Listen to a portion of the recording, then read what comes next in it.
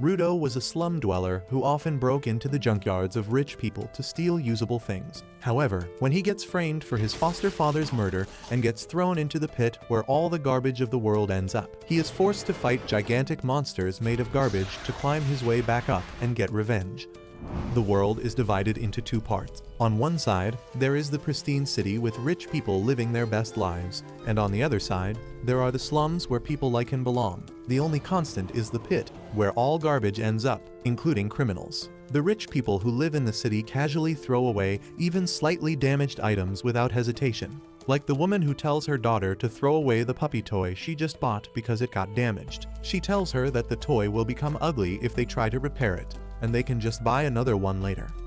The girl has no problem with that, and her mother throws the puppy along with other garbage into the small garbage vent that leads it straight to a truck in an underground tunnel that leads to a giant trash collection site. However, the young Rudo is inside the trash collection site too, eyeing the stuff the trucks are carrying.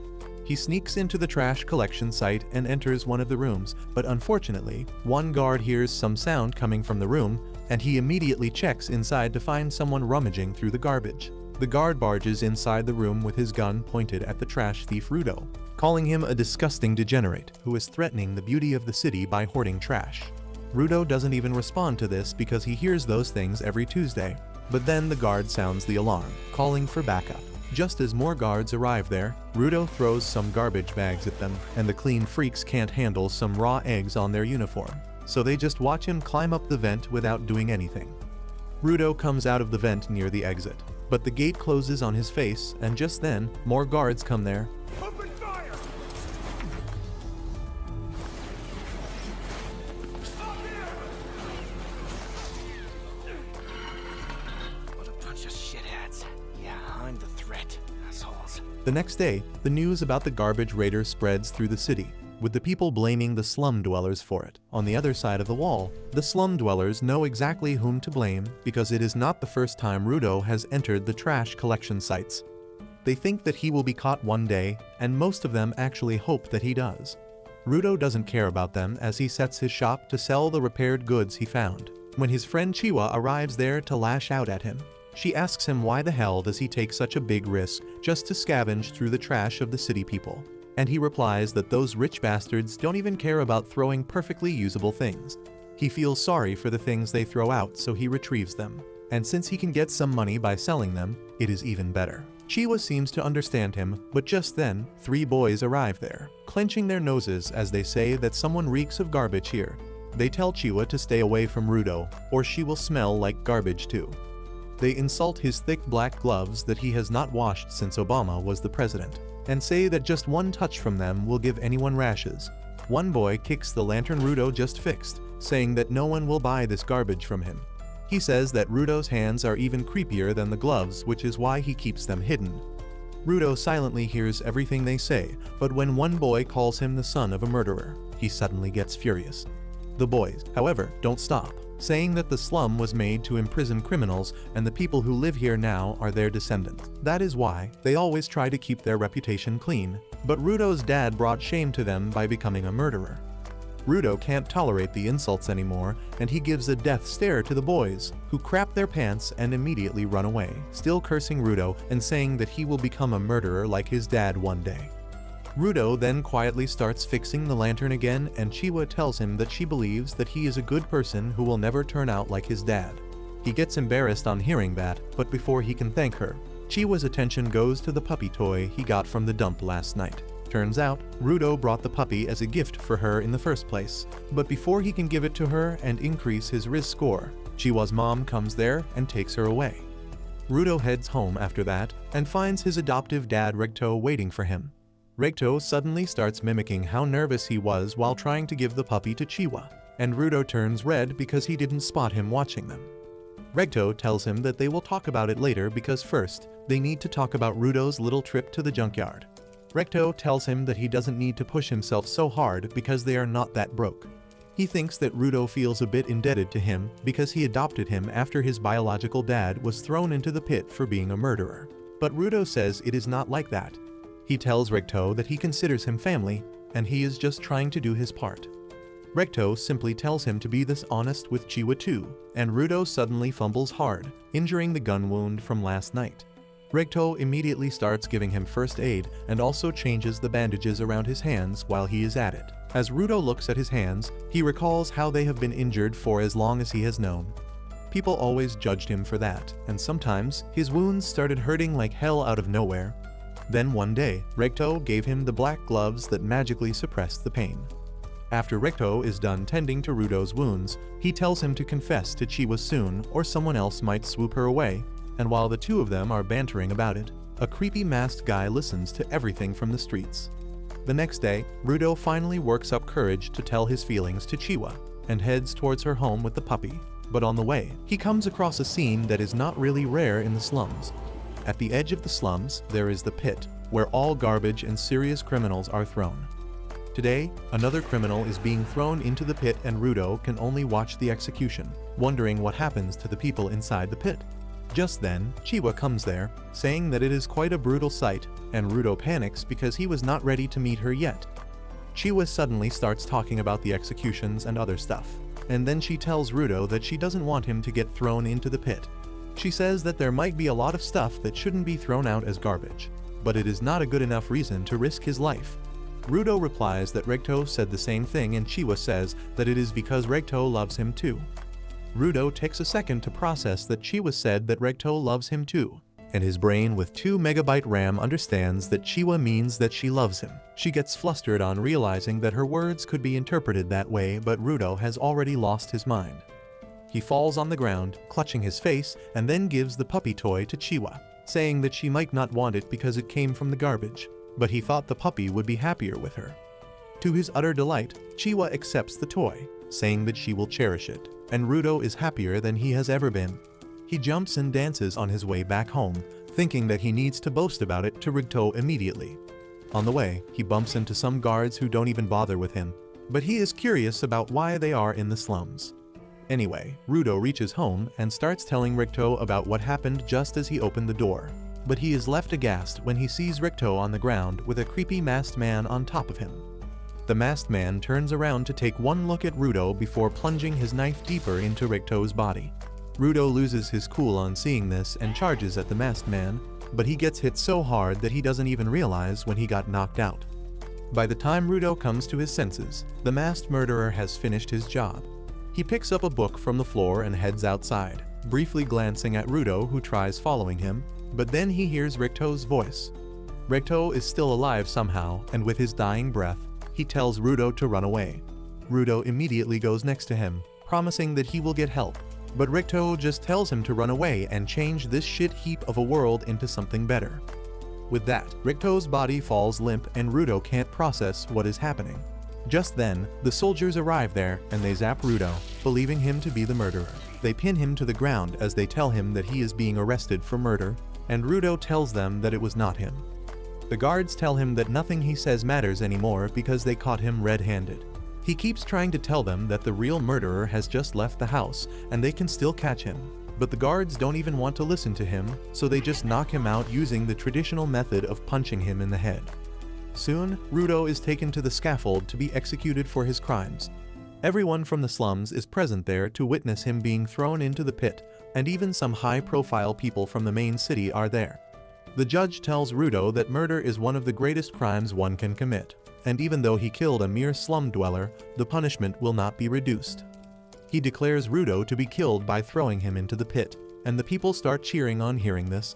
Rudo still can't believe this is happening to him, and he wishes for just one person to believe that he is not a murderer. His eyes scan through the crowd, and they stop at Chiwa. Rudo yells at her, saying that he did not kill Rudo. He asks her to find the culprit, but she just says that she trusted him, but he was not worthy of that. She says that he was a murderer's son in the end and drops the toy as she turns his back on him. Her betrayal hurts Rudo more than anything else, and he snaps at the people calling him human filth who deserves to be thrown into the pit. He says that they are the real filth here because they are just blobs of meat without a brain or a will. He swears that he will send them all to hell, when suddenly he notices that the murderer is among the crowd as well. However, he gets no chance to tell anyone about it as he is thrown off the edge. Rudo feels like he has been falling forever, and at one point, he loses consciousness. Luckily, all the garbage at the bottom of the pit breaks his landing, and when he wakes up, he is completely unharmed. He wonders what the hell is happening and how is he still alive, when the stench of the place suddenly hits him. Even the garbage thief is forced to block the smell, and then he notices the vast sea of garbage in front of him along with things that he doesn't recognize. Rudo wonders what the hell is this place when suddenly a giant shadow covers him. He turns around to see what is happening, and he can't believe his eyes when he sees a gigantic monster made out of garbage baring its fangs at him. Rudo's mind goes blank for a moment on seeing the monster, and he recalls how he always found it strange that everyone was so obsessed with sending garbage and human filth to the bottom of the pit. Yet no one ever cared about what actually happened to them below.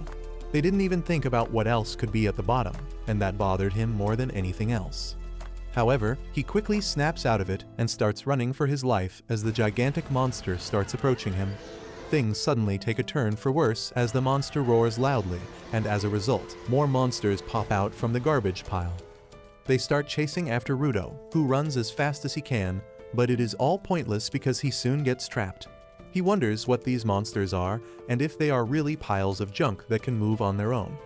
The monsters suddenly pounce on him, and he somehow dodges their attacks. He tries to run away but trips and falls right on top of a human skull, making him realize what his fate is going to be. Rudo curses at the bastards who threw him down to the hellish place, and just then, the heap of garbage he was standing on crumbles down. Rudo quickly finds himself at the bottom of a cliff that keeps him at a safe distance from the monsters, but there is another thing that is killing him. He realizes that the air of this place is literally poison, and if he breathes it for too long, his lungs will be torn apart. He covers his mouth and nose with his gloves, hoping to find a place to hide and recover. But then he suddenly realizes that a safe space might not even exist in this hell. He begins losing hope and suddenly pukes out blood, the sound of which attracts the monsters towards him again. Rudo falls on the ground, unable to move, and he almost accepts his fate when suddenly, Ricto's dying body pops up in his memories. A strange power suddenly surges through Rudo's hands, but he doesn't notice it. However, he feels his vision changing, and he starts seeing lights coming out from the garbage piles and from the iron pipe in front of him. Rudo crawls towards it, determined to stay alive because he has a reason to live. He grabs the iron pipe and gets up, declaring that he will return to the surface and get his revenge on the people who sent him here and on the bastard who killed his dad. Rage starts swelling up inside him, and the monsters sneak towards him using this chance. However, as one of them attacks him, Rudo simply hits it away with the iron pipe without even bothering to look at it. As a result of that attack, a can flies away and hits the umbrella of another resident of the pit, who is surprised that someone who can fight against the monsters has arrived here. Meanwhile, Rudo has gone batshit crazy while fighting the monsters. He doesn't care about the poisonous air or the blood flowing down his nose as he keeps jumping around. And even getting slammed into the huge rocks at great speed doesn't seem to do much damage to him. A monster crushes the rock he was stuck on, burying him in rubble, but Rudo gets out and pulls a pole along with him. He swings it with full strength, dealing great damage to the monster, but then suddenly, another monster emerges from right underneath him. Rudo somehow jumps away from its jaws, but then the results of breathing in the poisonous air finally hit him. He begins spewing blood again, and the monsters use this chance to creep up on him. Luckily, his mysterious power rises once again, giving him the strength and madness to stand in his position even as two monsters attack him at the same time. Rudo comes out of the collision safely and uses a metal sheet to cut the skull of the first monster. He then attacks the second monster, slashing it in half and causing it to explode. He takes a break after that, but then another gigantic monster begins walking towards him. The moment Rudo sees it, he decides to run away and regain his strength, but the monster stomps on the ground with its full strength, releasing a shockwave that blows him away. However, as Rudo opens his eyes, he is shocked to see a guy wearing a creepy mask standing on top of him. He wonders who is this guy and where did he come from, but the man suddenly lifts him up and kicks him ahead. Rudo coughs up some blood and is about to throw hands when the guy suddenly puts a gas mask on his face, allowing him to breathe again. Rudo is really confused now, and he asks the man if he is a local. He wants to know about this place and the monsters here, but the masked man just asks him to be silent. Obviously, someone with a single-digit IQ can't understand orders, and Rudo keeps asking him about this place loudly. The masked man once again whispers at him to shut up, but Rudo tells him to speak more clearly. He asks if they are underground, and the masked man finally snaps at this. He forgets his own advice and yells at Rudo, telling him that they are not underground but above the surface, and it is the fault of the people living at the top for turning this place into a hellhole. He then tells Rudo that the giant monsters made out of trash are attracted to sound, and thanks to him not shutting up, they have noticed him now. The masked man says that the trash beasts can't be defeated with ordinary weapons, so their best choice was to sneak away silently, but they can't do it anymore.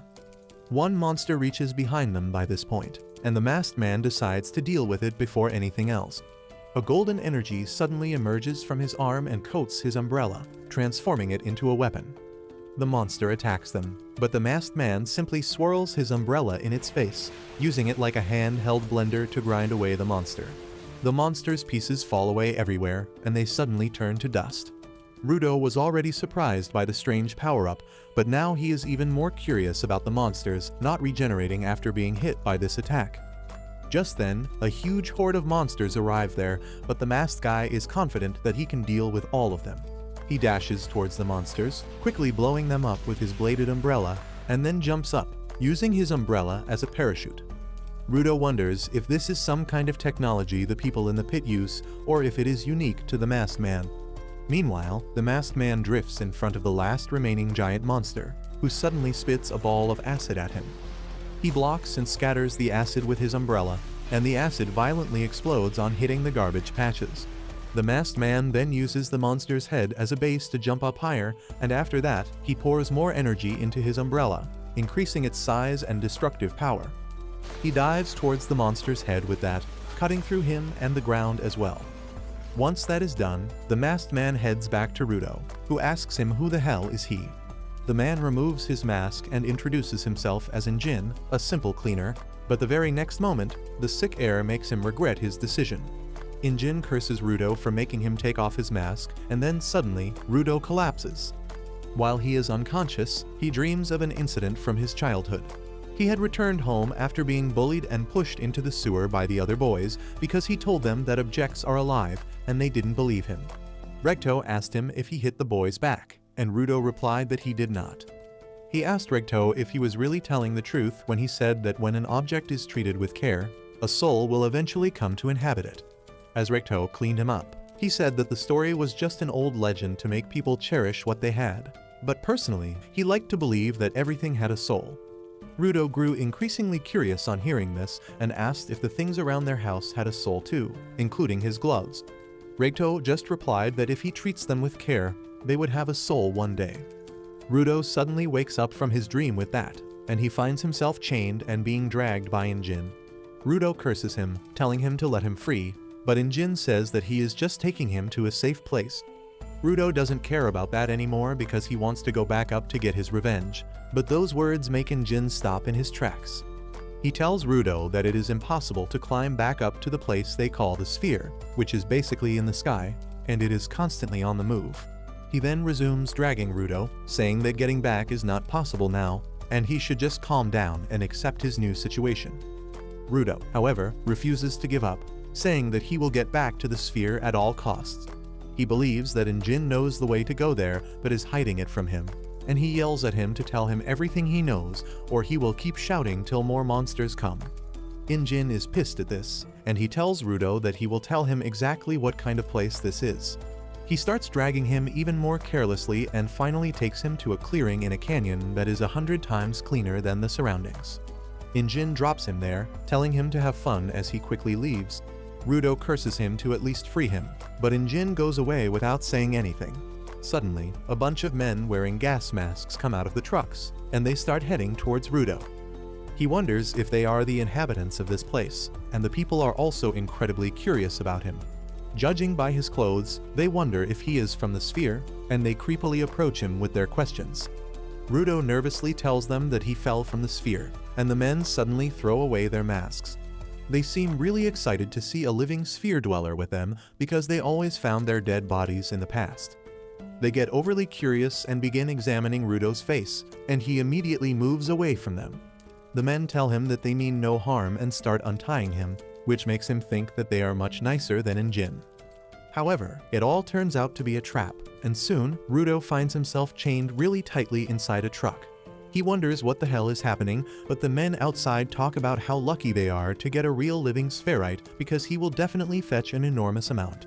They talk about how people pay crazy money for the body parts and clothes of the dead spherites, and finding a rare one will drive them crazy. The leader of the men then tells Rudo that the reason people are willing to pay such a huge amount of money for spherites is because they hate them. He curses the people living in the sphere who dumped all their waste on the planet until it piled up, poisoning the air and creating monsters. The people who died from the monsters or lost their homes because of the toxic air and land bear deep grudges against the spherites, and once they find a live one, they will go medieval on his. The leader then decides to feed Rudo something to welcome him to the surface, and that food is rotten meat and other spoiled things. He keeps mocking him throughout, saying that spherites like him don't even touch garbage, so he can't possibly digest food like this. However, as he tries to shove a piece of meat down Rudo's throat, the man makes the biggest mistake of his life. Rudo suddenly bites his fingers, tearing out the flesh from them and chewing it up along with the rotten stuff he ate earlier. He then starts eating the rotten food, saying that it is not trash because it is still perfectly edible. The man crap their pants because they have never seen a beast like this, but that is just the beginning. Rudo is mad at everyone for labeling things as trash and unworthy of being used, and he is no longer going to take it sitting down. His power manifests again, and he breaks free from his chains. He jumps outside and releases his energy onto the ground, lifting the objects around him. Injin watches everything from a distance, and he is really pleased to see that Rudo turned out to be a giver, a person who can give life to objects and draw out their power, just like him. Meanwhile, on the ground, Rudo thinks about Ricto's words that treating objects with care makes them alive, and they treat their humans with care too. He throws away his mask and grabs the chain used to tie him, infusing it with life and turning it into a weapon. The men rush towards him, but Rudo just hits the ground with his chain, forcing them to retreat. Their leader tells them to target the chain because a giver is useless without their object, and his men succeed in disarming Rudo quickly. However, to their utter shock and Injin's utter delight, Rudo picks up a tire and turns it into a weapon too, which is too rare even for powerful givers. He makes quick work of the men and then moves on to their leader, who keeps cursing him while crapping his pants. But just as Rudo is about to strike him, Injin comes there and stops him. Rudo suddenly snaps out of his frenzy, and his power dies down. The tire he was using suddenly turns to dust, and Rudo gets a nosebleed as he tries to figure out exactly what he did just now. Injin says that using his power so recklessly is bound to tire his body. He then apologizes for testing Rudo like this, but he wanted to make sure of his powers. He promises to tell him everything about this world and his powers, but in exchange, he wants Rudo to join the cleaners because they need people like him to fight the monsters. However, that is a bit too much for Rudo to process, and he says that he doesn't want to join them. As it turns out, Injin doesn't know what the word no means, and he takes Rudo to a clinic to get treated while calling his friend that he found a genius and recruited him into the cleaners. Rudo is shocked to hear that because he never agreed to join him. He says that he needs to go back to the sphere immediately, but the creepy doctor with eyes wider than the holes on a pool table tells him to stop talking. He screams at Rudo for going out into the no man's land, because the air there is literally poison. He calls him an idiot sandwich for getting kidnapped on top of that, and tells him to thank Injin who rescued him from 2 horrible fates in one day. Rudo curses Injin in his mind, and then the doctor, who turns out to be an old woman and gets offended when Rudo calls him an old man. Once she is done with the treatment, she kicks Rudo and Injin out. Outside, Rudo thanks Injin for paying for his treatment, and tells him that he just needs information on how to get back. He says that he doesn't have any time to become a cleaner or whatever is it that he calls himself. But Injin replies that he hoped that being kidnapped would teach him how spherites are treated down here. He tells Rudo that if anyone finds out that he is from the sphere, he will regret being born, and moreover, he cannot find any information for free here. Injin then leads him to a desolate dystopian city, but it is a lot better than the filthy world outside. He even treats Rudo to a burger, and he gulps it down without holding back because he puked out all the rotten meat he ate a while back. He used to think that the bottom of the pit would be filled with nothing but garbage. But there are cities here with people living in them. He notices a girl going inside the store and starts staring at her, but then Injin decides to give him a lesson about the surface. He says that garbage isn't the only thing that builds up here, as emotions also build up in the form of an energy called anima. The trash beasts are one of the ways in which anima manifests itself, and though they mostly stick to the garbage dumps, they sometimes attack the cities as well. He says that normal weapons can't hurt the trash beasts because their cores are made of anima, but Rudo's gloves can. Rudo is surprised to hear this, and Injin tells him that when an object is treated with care for a long time, anima gathers inside it as well, and they call such objects vital instruments. Vital instruments can destroy the cores of trash beasts, but not everyone can draw out the power inside of them. Injin says that people like them who can draw out that power are called givers, and their organization, the Cleaners, is full of givers who exterminate trash beasts. Rudo asks Injin if he promises to tell him how to return to the sphere if he joins the Cleaners, and he replies that he has no clue about that. Rudo lashes out at him for deceiving him, and Injin reminds that he never said that he knew how to send him back. However, he claims that his boss is really wise, and he might be able to help Rudo in his quest to return home. Rudo is pissed because now he needs to meet Injin's boss before making a decision, but then Injin asks him about the gloves. Rudo tells him that his dad gave them to him, and they are the only thing to remember him by. Injin now understands why he cares so much about the worn-out gloves, and he tells Rudo to treat them with care because they have a strong soul in them. Rudo gets emotional because everyone else always mocked him for his gloves, but then Injin gets a message and decides to meet a work friend. Rudo suddenly gets up and thanks him for everything, and in return, Injin throws a pouch of money at him, telling him to be careful how he spends it.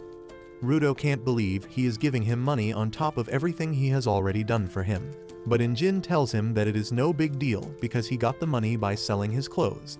That is how he was able to get him treated and fed, so he doesn't even need to thank him for it. Rudo goes ballistic on hearing this, but Injin tells him that he couldn't go around the city wearing clothes from the sphere anyway. He says that he is going to meet his trainer now, and tells him to wait here patiently. Rudo is really furious at him, but then he notices a cat taking his money and running away. He gives chase immediately but can't reach the cat. Luckily, he spots a crescent moon-shaped stick on the street, and immediately takes it with him, using it to stop the cat. Just as he manages to pin the cat down, the staff's owner comes there, and he is pissed at Rudo for trying to steal his precious staff. Rudo asks him what is precious about this stupid piece of wood, and the man gets even more angry at this. He quickly takes back his stick and then pushes Rudo away, telling him that he will pay for his crimes. Before that, the man starts getting freaky with his staff, and Rudo is utterly confused by that. Just then, he sees the symbol of Cleaners that was on Injin's umbrella, and realizes that the guy in front of him is also a cleaner. The guy activates the power of his staff and turns it into a weapon, attacking Rudo with it. However, he misses on purpose because Injin had already told him about Rudo. He then introduces himself as Zanka, the guy who will be in charge of his training on Injin's request. He says that he never thought he would have to teach a brat that he should not steal from others, and Rudo tells him that he was just borrowing the stick to get his money back. Zanka says that his father must have not raised him right, and Rudo gets really pissed because he can't tolerate anyone insulting Recto. However, as he thinks of Recto, he remembers that he once told him that if he wants someone to listen to him, he should take the first step back from a fight and try to understand how the other person feels. Following those words, Rudo thinks that Zanka has the right to be mad because took his treasure from him suddenly. He feels that he would be mad if someone took his gloves even by mistake and realizes that it was his fault. He apologizes to Zanka for it, and the man calms down equally fast as well. He tells Rudo that it is all good since he returned the staff, and he should have tried to react more calmly as well. Well, Rudo is completely bamboozled by the sudden change in his personality, and also because this is the first time he has managed to diffuse a stressful situation just by talking. He keeps thinking that Recto was right about more things than he thought, and then Zanka helps him back on his feet. He asks him about his vital instrument and what he can do with it. Rudo tells him that his vital instruments are probably his gloves, but he doesn't know about their ability yet. Zanka examines his gloves and remarks that they are really cool, but Rudo is still marveling at how different he seems now. He suddenly realizes that it must be because he is smiling now, and Recto always told him to smile if he wanted to make friends. Unfortunately, Rudo has never smiled before, and he would need a gym trainer to teach him how to use his face muscles properly. Even more unfortunately, he doesn't know that, and he makes his best effort to copy a human smile, but ends up giving the most horrifying expression Zanka has ever seen on a human face. He crashes out at Rudo again, asking what kind of face is he making. He asks him if he is mocking him with that face, and Rudo asks him why is he mad this time because this was the best smile he could give. Zanka tells him that even a blind guy could tell that it was not a smile, so Rudo decides to close his eyes and lips to make it appear more natural. He appears less creepy this time, but that is not enough to stop Zanka from being pissed. He thinks that Rudo is overconfident because Injin called him a genius, and now he is mocking him. He says that he can never achieve his goals if he keeps fooling around like this. But that was one line he should have not crossed. Rudo thinks about his goal to return to the sphere and change it as per Ricto's last wishes, and he tells Zanka that he is dead serious about them.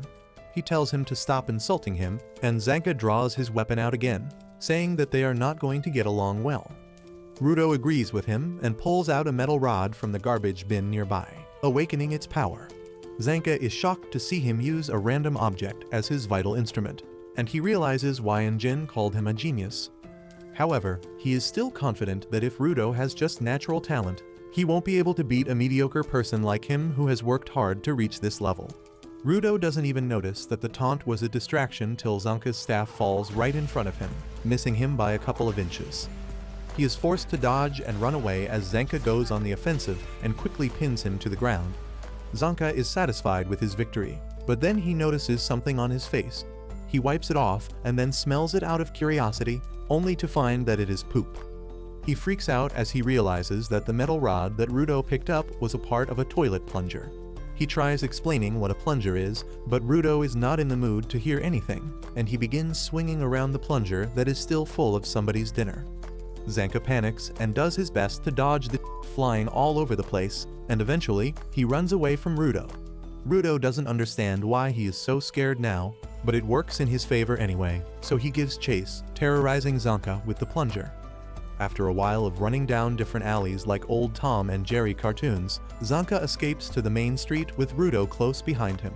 Suddenly, a cat trips Zanka, and he loses his balance, giving Rudo the chance to close the gap. He jumps up high, swinging the plunger with full strength at the petrified Zanka. He gets hit by a barrage of flying poop that knocks him out cold, and after a while, Injin arrives there to check up on them. He asks Rudo if he met his new teacher already, and he just points towards Zanka, who is lying on top of a garbage pile and spazzing out like crazy.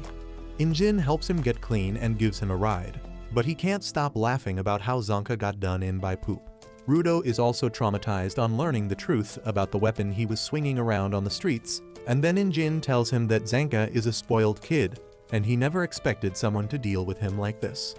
Rudo can only stare at the mortified Zanka when he notices a pair of boots in the back seat of the car. Injin then tells Rudo that their first may have not been the best, but Zanka is going to be his teacher from now on. He praises him, saying that he is the most skilled trainer when it comes to handling vital instruments. Apparently, Zanka values Injin's words a lot, and he starts giggling on hearing that. Just then, Injin calls out to the woman named Rio in the back of the car, asking when did she come here. She wakes up from her beauty nap and replies that she was curious about the new guy.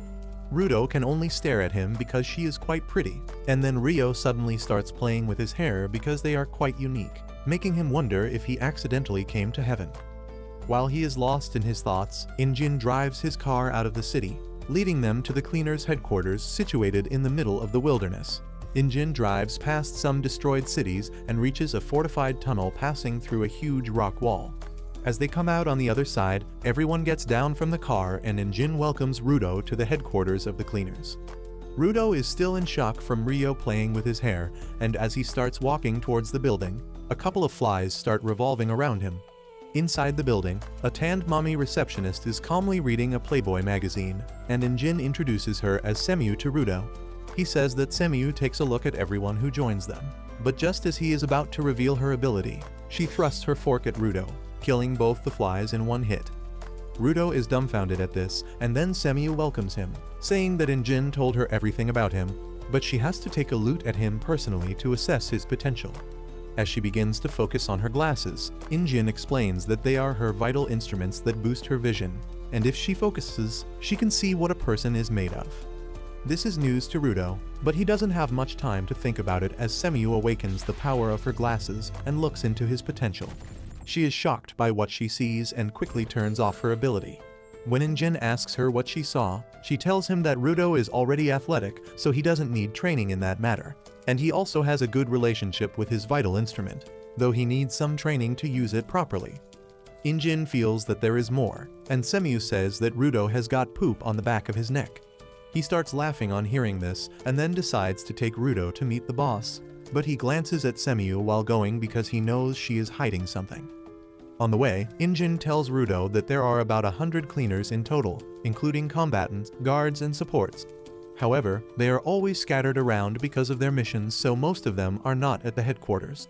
He tells Rudo that he should meet some of them and it won't take long, but just as he opens the door to the living room, he finds a bunch of cleaners there and immediately closes the door because they can always do the introductions later. They soon reach the boss's room, but before entering it, Injin tells Rudo to not start the conversation by asking how to get back to the sphere. He tells him that he needs to offer something in return for that information, and he should start by promising to work as a cleaner. He also tells him not to ask about the boss's vital instrument because no one knows what it is or what its power is. Rudo is now curious about the boss, but he finds the room empty.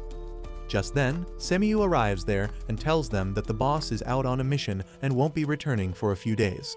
Rudo is confused by this, but Injin knows that is normal, and he tells him that he needs to wait a few days to meet the boss. Rudo is pissed at this and asks what is he supposed to do in the meantime, when Rio suddenly pops up there and tells him to come watch her work. She says that he can't become a cleaner until he gets approved by the boss, so the best he can do is tag along with her as a trainee, and that also works for her because she wants to know more about him. Rudo's brain stops working because he has never had this type of female attention in his life before, so he quietly follows her. They go to the strategy room where Semiyu explains that a small town situated near a polluted zone has asked for help because small trash beasts have been found nearby. Rudo is curious about the polluted zones and Semiyu learns that Injin didn't even explain the basics to him properly. She tells Rudo that the ground is divided into safe zones that support human life and the garbage-filled polluted zones where trash beasts live. The area Rudo landed was a no-man's land, which is an exceptionally dangerous polluted zone, and most people would die the moment they step foot there. She then gives Rudo a mask, telling him to wear it at all times when he goes to the polluted zones because without the mask, he could die because of the poisonous gases in less than 15 minutes. Later, Rudo joins Rio and her team on the mission, and she tells him to stay close to her at all times so he can learn the most. He still feels uneasy about that, but then he starts wondering how long was he in the no-man's zone and how much poison did he breathe in. His attention then goes to the garbage dump in front of them, and he wonders if the people in the sphere know that there are humans living at the bottom of the pit. However, neither of that matters, because the most important thing for Rudo is the garbage heap itself. To him, it is not just a garbage heap, but a treasure trove where he can find usable things and repair them without anyone scolding him for that. He then catches up with Rio and asks her who are the other guys with her. She replies that they are supporters, and though they don't have special powers like the combatants, they are really helpful in the missions. One of the supporters offers Rudo his hand for a handshake, and as he nervously takes it, the supporter squishes it with his full strength. Rio laughs at Rudo wriggles in pain, telling him that this guy has incredible grip strength and he can tear through a trash beast's outer shell with his bare hands. Rudo doesn't think he can handle this psycho bitch any longer, when one of the support alerts everyone that the trash beasts are coming. Rudo decides to watch it closely to learn as much as he can. Soon, a bunch of small goat-like trash beasts come out of the creepy trash forest, and Rudo panics, asking Rio how are they supposed to deal with these many enemies. She tells him to chill because they are just weak and slow trash beasts who can't even get past the wooden fence. Her words are proven true as the goat trash beasts attack the fence and fail to do any damage, but then suddenly, the second wave arrives there, and it has bigger and more ferocious trash beasts. They begin pushing the fence and breaking it, and Rudo panics, asking Rio what should they do now. She again tells Rudo that these beasts are just a little bit stronger than previous ones, and they are still perfectly fine for training a newbie. She says that they should just finish cleaning quickly and then return to the base to throw a party to welcome Rudo to the surface. He can't believe that she can be so laid back when she is constantly risking her life fighting the monsters, and Rio tells him that if he wants to survive on the ground, he needs to have a positive outlook towards the world. Rudo suddenly realizes that Jin is the same too, and he feels that this is what he has been lacking. He decides to be chill about everything as well when suddenly, a huge trash beast breaks through the barricading and even Rio panics on seeing it. Rudo turns to her for affirmation that everything is still good, but she tells him that this big beast is amazing because she has never seen anything so stylish. She says that it is not the best material to teach newbies, but she is going to have fun fighting it. She draws out her scissors, which are her vital instruments, and Rudo can only watch her dumbfounded. Rio then activates her scissors and throws them into the sky, where they become huge and even more sharp. She catches them with her leg and then dashes towards the horde of the monsters, chopping a bunch of them down with a kick from the scissors. Rudo can't even understand what is going on, and the support guy tells him that Rio's vital instrument is called the Ripper, and unlike normal people, she wields it with her feet. Rudo realizes that everyone uses their vital instruments in their own way, when the handshake guy tells him to be more careful about his surroundings. Rudo notices it too late that a level 2 trash beast is about to attack him, but luckily, the supporter stops it with his bare hands, before crushing its head and throwing it to Rio, who simply cuts it with her scissors. She tells the supporters to send some more trash beasts towards her, and they obey, yeeting those heavy monsters at her like they don't weigh anything. By the time Rudo processes all this and learns that this is how the cleaners fight, Rio has cleaned up all the small fries and only the boss monster is left now. The supporters decide to disable any small trash beasts that can interfere in her fight and scatter, but then Rudo notices that one of the disabled beasts is awake, and it trips a supporter. It then jumps on him, and the man can't get out of its way in time. Luckily, Rudo arrives there to his rescue, and says that he will prove his worth here so that he can get the information he wants quickly. He turns the iron pipe in his hands into a weapon, and it transforms into a spiked barricade. Rudo is confused by this, but then he realizes that he forgot how to use his power because he has been doing it instinctively all this time. He doesn't understand how to deal with the situation, and the trash beast starts pushing down on him. Luckily, Rio arrives there just then and makes quick work of the trash beast, telling Rudo that he did a good thing by following his instinct to save others. The other supporter comes there too and thanks her before asking if she defeated the big one. Rio says that she cut it in 2 halves, but somehow it is still standing.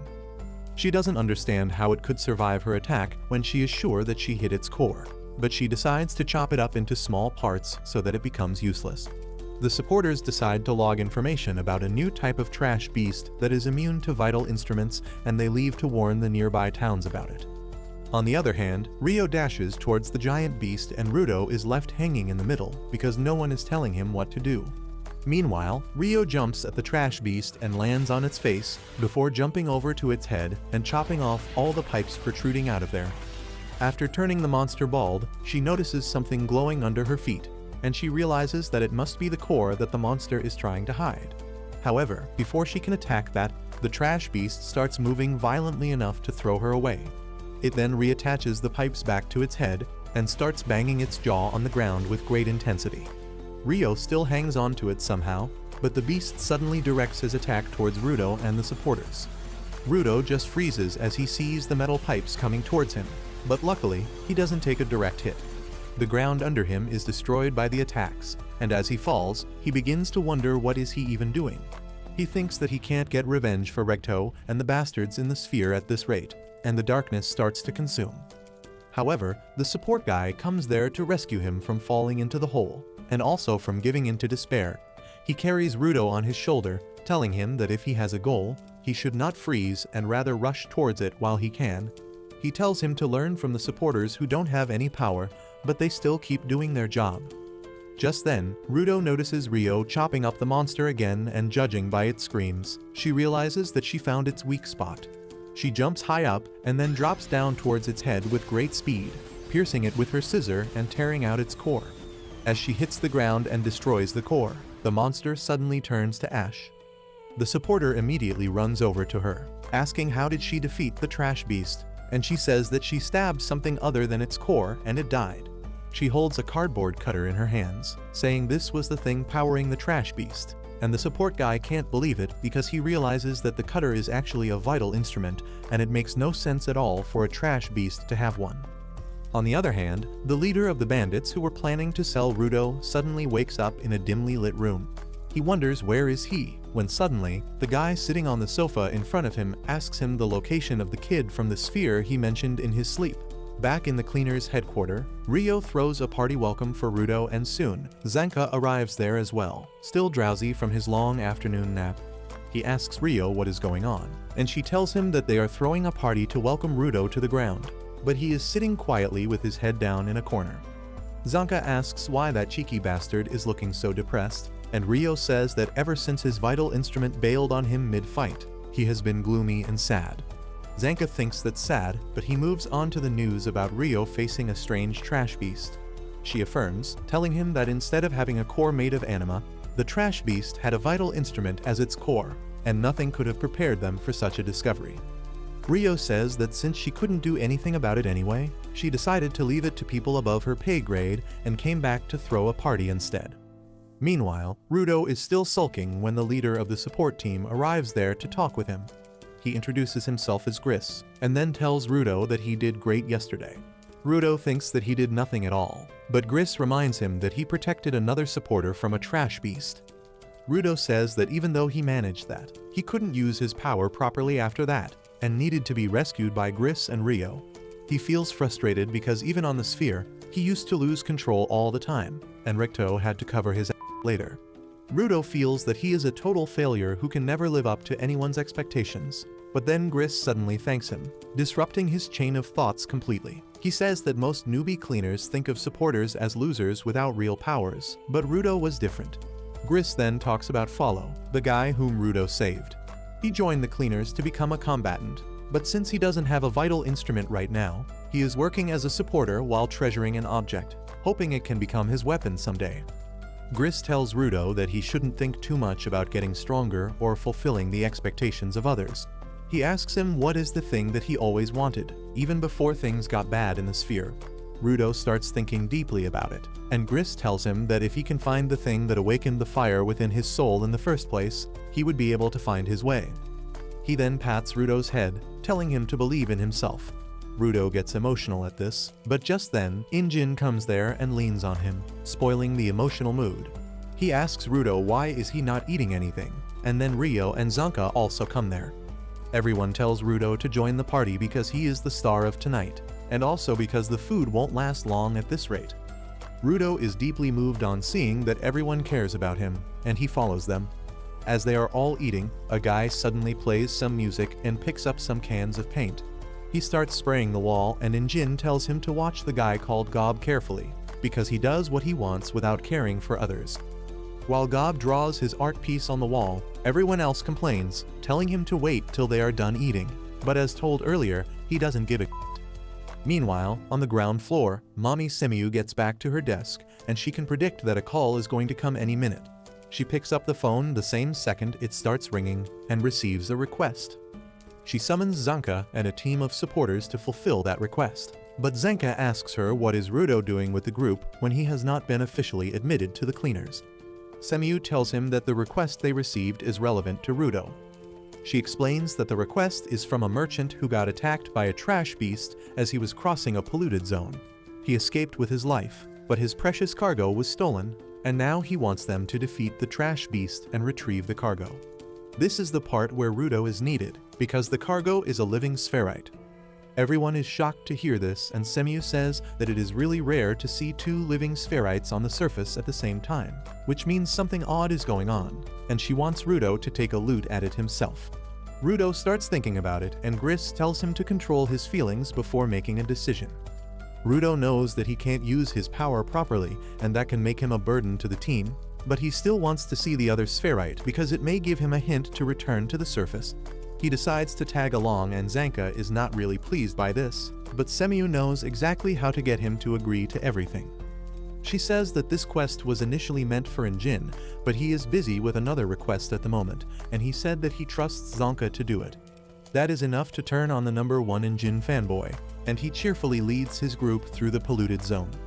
On the way, Rudo asks Gris if he doesn't carry a weapon, and he replies that he has a knife, but he trusts his hands more than that. One of the supporters tells Rudo that Gris actually has a talisman he prays a lot to, and he gets embarrassed that his secret is out. Eventually, he decides to show the talisman to Rudo, saying that it is nothing special, but it gives him something to attach himself to.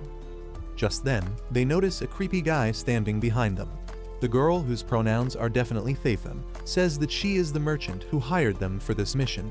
Rudo suddenly starts asking her questions about the spherite, and the merchant replies that she was transporting her luggage when she accidentally ran into an unconscious spherite. She was worried about them, so she carried them away, but then the trash beast attacked them and kidnapped the spherite. Rudo confronts the merchant if she plans to sell the spherite, and she denies that allegation, telling him that she doesn't want to do that and she is just really curious about spherites. Zanka feels like this story is a pile of garbage like the one they are heading to. Trash beasts are known to attack humans on sight, and they don't go out of their way to kidnap one. He thinks that something is suspicious, but decides to deal with it when the time arrives. The merchant then leads them to the building where the trash beast ran after kidnapping the spherite. Zanka tells everyone to be on guard because the trash beast can attack them from any direction. But as they enter the building, they find it empty aside from a person at the other end. The merchant says that it is the spherite and begins pushing Rudo towards them, and the other cleaners also get pushed along. Once they reach close enough, Rudo realizes that it is not a person but a doll dressed like a spherite. But it is too late as the merchant jumps backwards, telling them to hurry up. The next moment, the ground under Rudo's feet turns into mud, and the entire group falls down to the lower floor. They wonder what just happened, and the merchant asks them if they are all right. They tell her that they are fine and ask what is this place and where is the spherite. The merchant laughs creepily and points at Rudo, saying that he is the spherite before suddenly turning into mud and melting. Just then, they hear two voices calling out to the spherite giver, and then a pair of purple lights start approaching them from the darkness. Zanka understands everything now, especially because of the purple electric lights. He knows that the people who set them up are called the Raiders, and they don't even bother to hide that they plan to steal Rudo from the cleaners. Rudo is confused about these new group of weirdos, and Gris tells him that they are bandits of this world. But what makes them dangerous is the fact that they are all givers as well. He immediately commands his team to find an escape route, while he and Folo are going to protect Rudo. He asks Zanka to handle the two raiders on his own, and though reluctant, he knows there is no other option. The supporters run in the opposite direction with that, and Gris tells Rudo to follow them. Rudo says that he could deal with a bunch of bandits himself, but Gris warns him not to underestimate the raiders, especially when they don't know about their abilities. On the other hand, Zanka taunts the raiders, saying that he always knew they would come after Rudo, but he never thought they would sniff him out so soon. He asks if they plan to sell him, because a living spherite could get them enough money to retire in luxury. The raiders laugh, saying that they don't plan to sell Rudo. Instead, they are really curious about the sphere, and talking to a spherite is the best source of knowledge. They want to know a lot of things, especially how he crossed the barrier without dying. Zanka is also curious about the barrier thing now, but he decides to deal with the raiders quickly. He says that since they set up this whole thing, he doesn't need to worry about a trash beast. The female raider replies that he still has to worry about the mud dolls she can create at will, and Zanka says that he can deal with weak opponents like these with his eyes closed. He suddenly activates his staff and begins destroying the mud dolls, but the male raider hides among the dummies and attacks him from behind. Zanka is barely able to react to his attack in time and gets slammed into a pillar. The man once again retreats inside a mud doll, and the female raider tells Zanka that because cleaners only fight with trash beasts, they have no idea how to deal with humans. She tells him that this will be the last game of Find the Real One he will ever play in his life, and he gets ready to fight with everything he has. He keeps taking down the mud dolls, but the male raider is able to land consequent hits on his back. Zanka is cornered now, and as he tries to dash towards the female raider to defeat her, his feet slip in the mud puddle she had created in advance. She tells him that he is the only combatant in the group who can fight against her, and once he is down, the rest of the group will be defenseless. She says that he will be defeated soon, but then Zanka suddenly yells at her, telling her to start a podcast if she wants to yap so much. He says that earlier, he thought she was controlling the mud puppets using her shovel, and the guy was using his vital instrument to deal damage. However, after watching the battle for a bit, He has realized that his first assumption was wrong. He says that the man is just punching him, and his vital instrument seems to be his snowshoes that let him walk easily on stable ground. He says that now it makes sense why he can move so easily even though the ground is covered with mud, and he taunts the two raiders, calling them a match made in heaven. This suddenly triggers the woman, and she tells him to shut up, which obviously he does not. He says that he might not have experience of fighting people, but he knows his vital instrument much better than them. He says that is why he can do things they cannot, and the girl suddenly attacks him.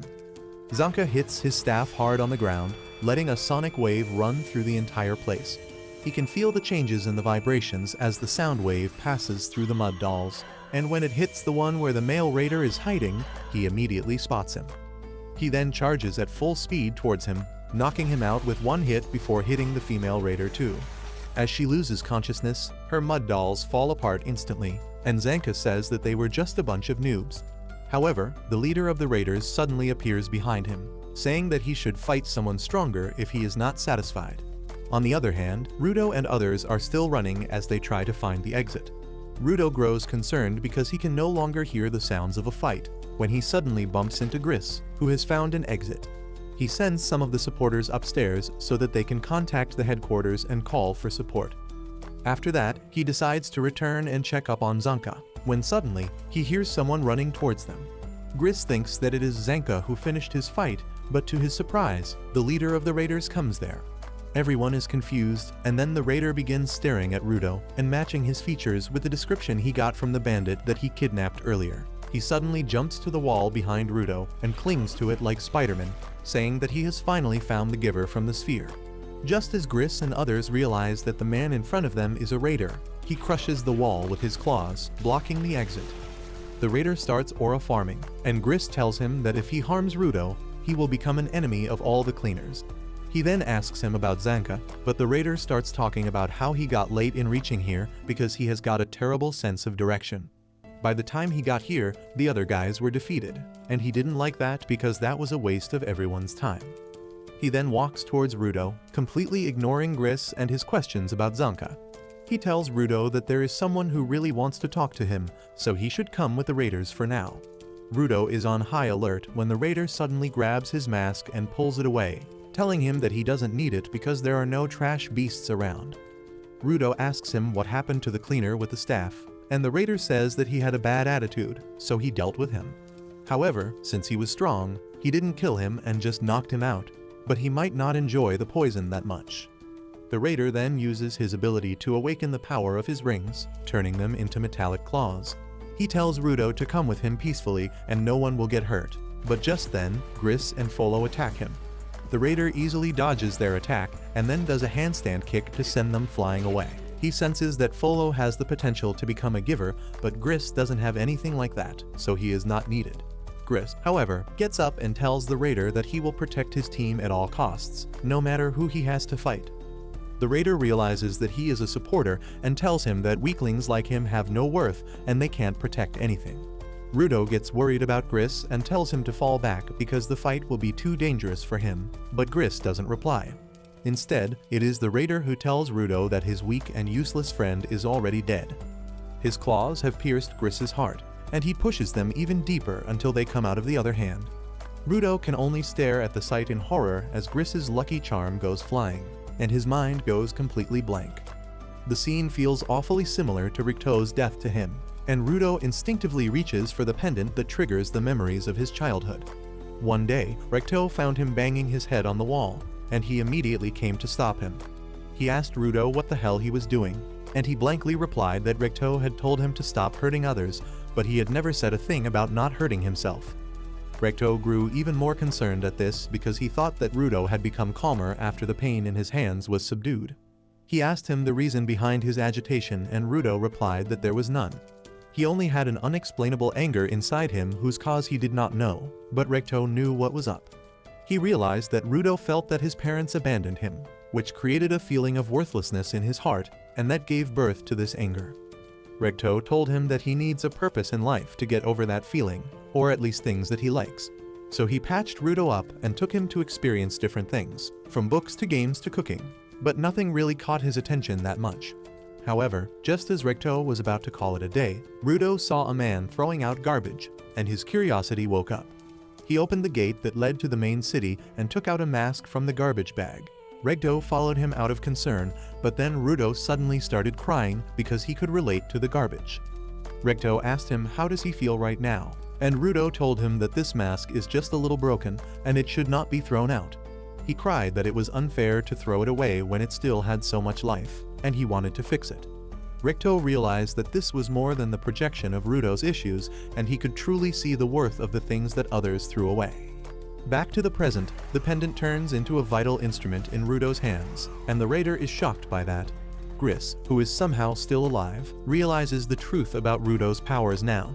He says that Rudo doesn't turn things into vital instruments, but he brings out their unused potential to life. With that, Rudo awakens the potential of the pendant, turning it into a creepy sentient weapon. The raider is truly amazed by that, and he starts drooling as he asks Rudo what does his vital instrument do.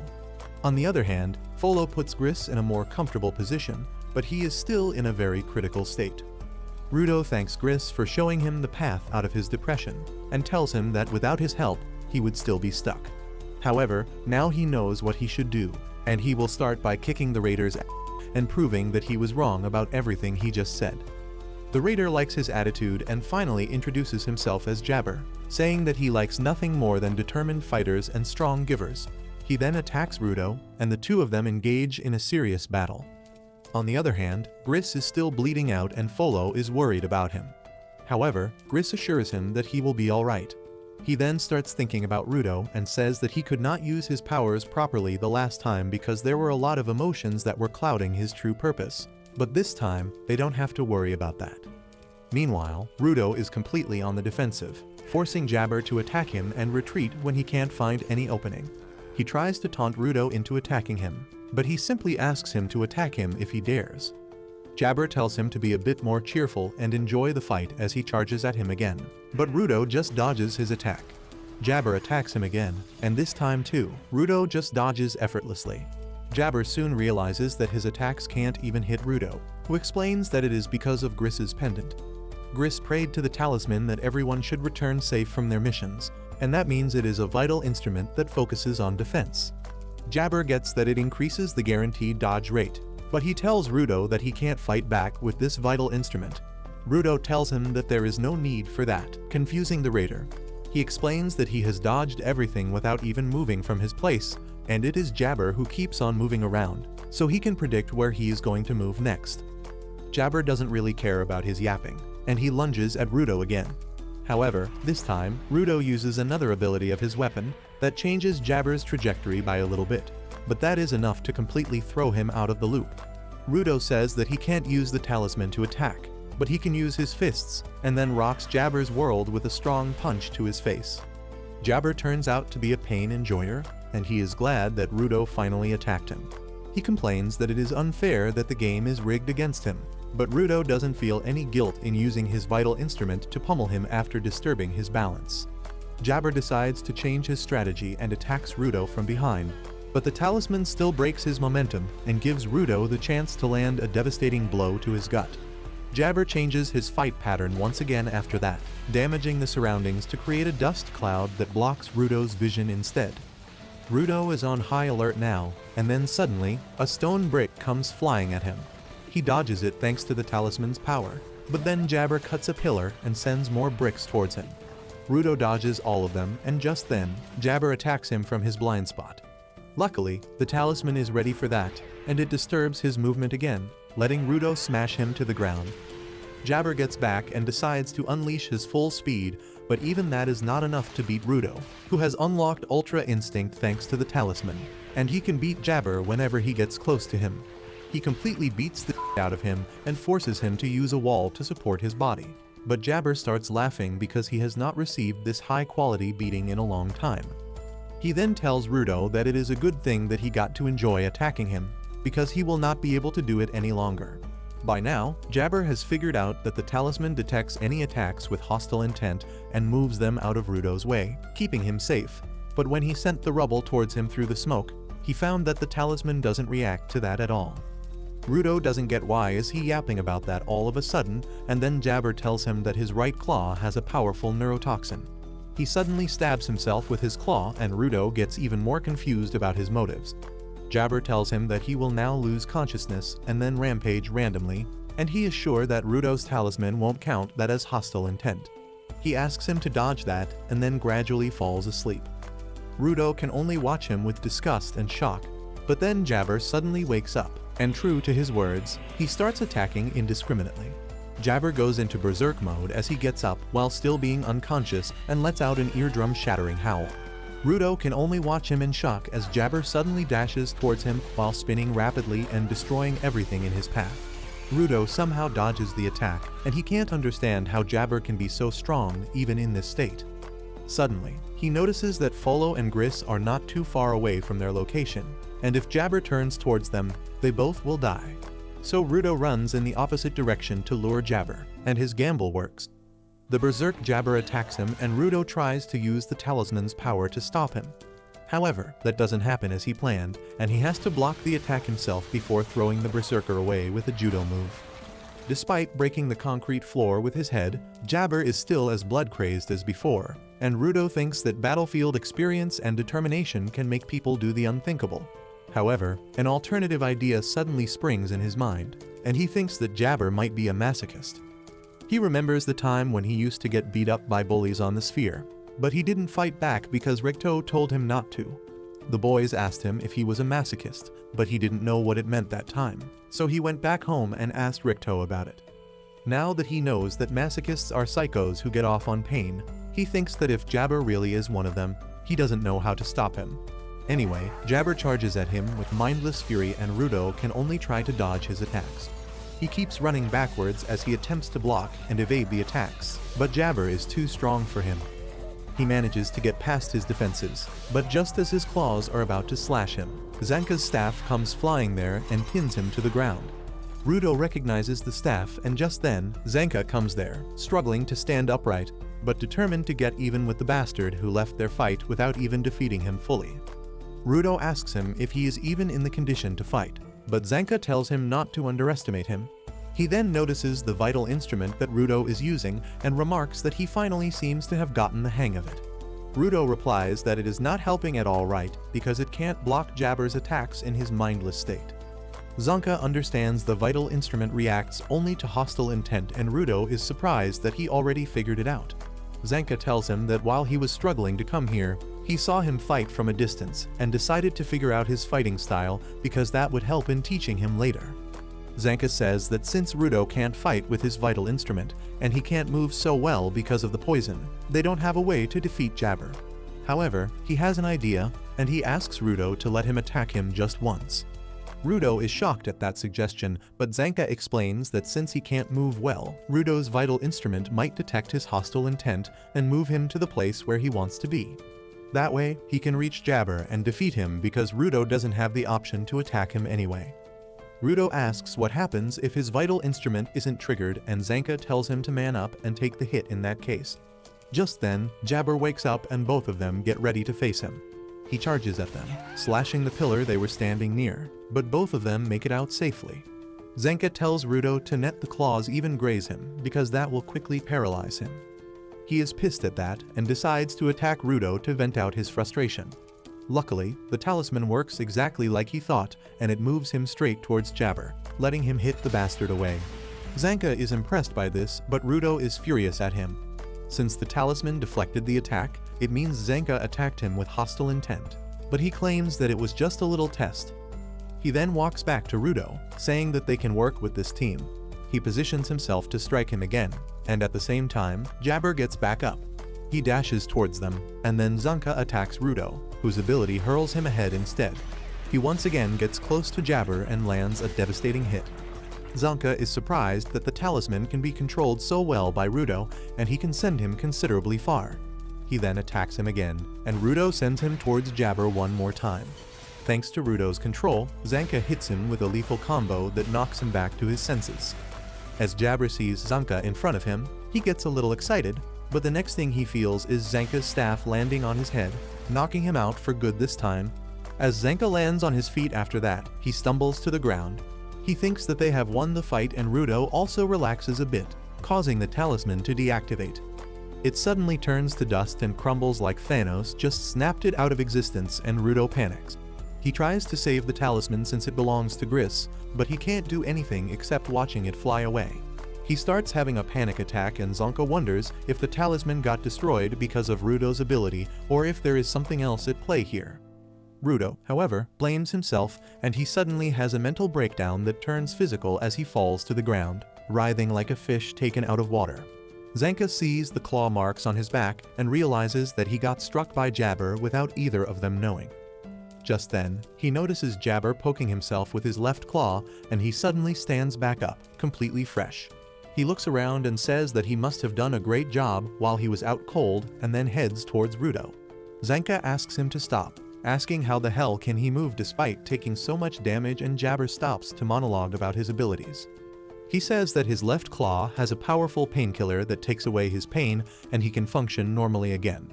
He then says that his right claw's poison will probably work on Zanka for 30 minutes, so he decides to give him another dose to make sure he doesn't get in his way. Zanka is helpless as Jabber stabs him, leaving him struggling on the ground. He then heads over to Rudo, who is still spasming, and picks him up to take him to their base. Zanka can't even yell at him to stop this time, and he can only watch Rudo being taken away silently. Meanwhile, Jabber is glad that he completed his mission, and he doesn't even care about his two teammates that are lying knocked out in the building. Rudo is still conscious even though he can't move, and he blames himself for putting everyone's life in danger. Just then, Jabber leaps out of the hole in the floor that his teammate made, but instead of being inside a building, he finds that he is outside. He thinks that it shouldn't be possible because he clearly remembered the map. But just then, he sees Rio there, waiting for him. Injin is with her too, and Jabber finds that out when he gets hit in the guts with his umbrella and hits a wall with tremendous force. He somehow stays awake despite that and notices that Injin has other scary-looking cleaners with him. Turns out, the supporters who escaped earlier called for backup, and Injin and others were close enough to respond in time. One supporter is worried that Gris and others might be dead, but Injin assures her that they are strong and won't die so easily. He asks her to take a team and rescue them, and in the meantime Jabber begins screaming that they look really strong and he is in no condition to fight them. Just the thought of how helpless he is turns him on, and Injin is shocked to learn that Rudo has been fighting this freak masochist this entire time. Rio remarks that he looks better than she expected, and the other cleaners pity him, saying that he looks a lot worse than they thought. The big guy gets angry and says that it is unforgivable that someone tried to harm one of their teammates, but the other guy tells him to shut up because he is annoying. After that, Injin tells Jabber that they are going to take him into custody and interrogate him. He asks him if he really thought that he could mess with the cleaners and then crawl back to whatever hole he came from. Jabber gets even more excited on hearing this and asks if they are going to lock him away in a prison for life where he has to come up with a plan to break free by himself. He gets up, saying that he knows he is going to lose, but he has got orders to bring back Rudo, and he is not going to return to his face as a failure even if he dies in the process. He awakens his weapons again, but just as he is about to charge ahead, someone hugs him from behind and tells him to stop. Jabber recognizes the lowly as one of his teammates and tells her to leave him alone because he still has a mission to complete. She tells him that the time is up, and they can't do anything because the cleaners are here. Jabber is still adamant about finishing his mission, so the girl tells him that the boss had a very big smile on his face. Jabber suddenly stops at this, and the girl tightens her grip around him to keep him in check.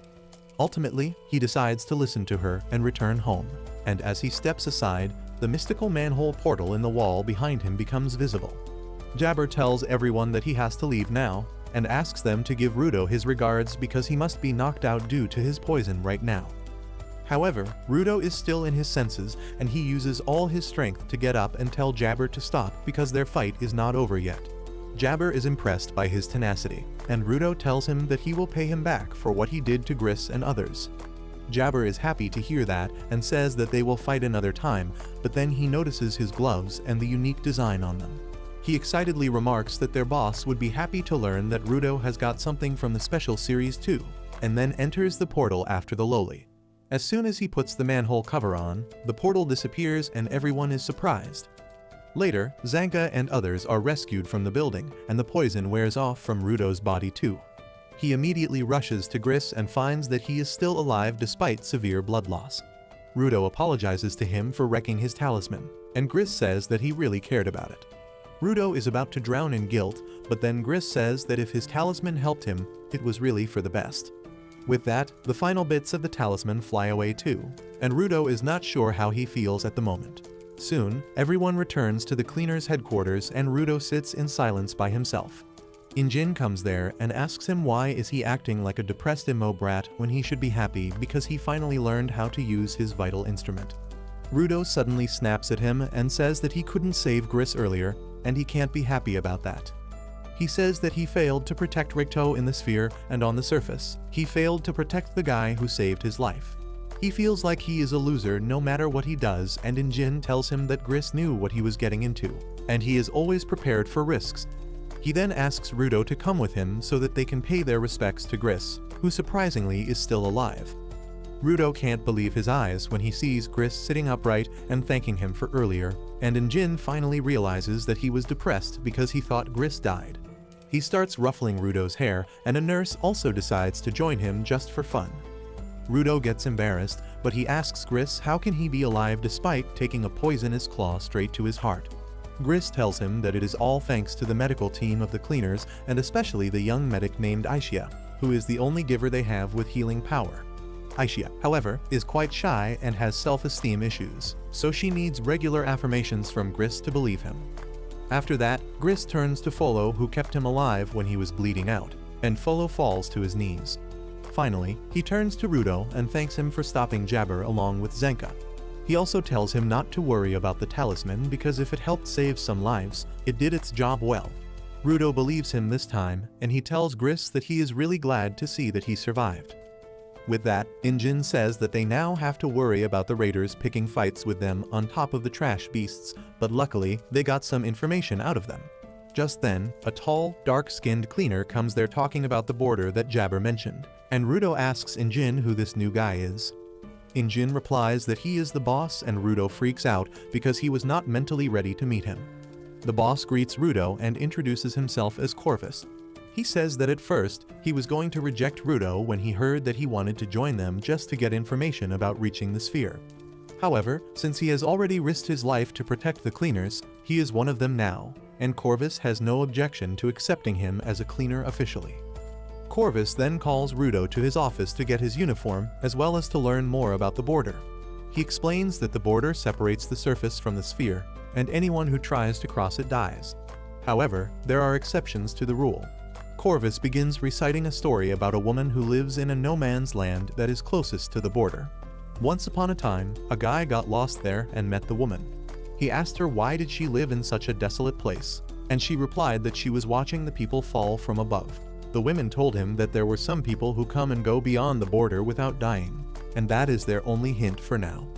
Rudo realizes that if he finds one of the people that the woman saw cross the border, he might go back home.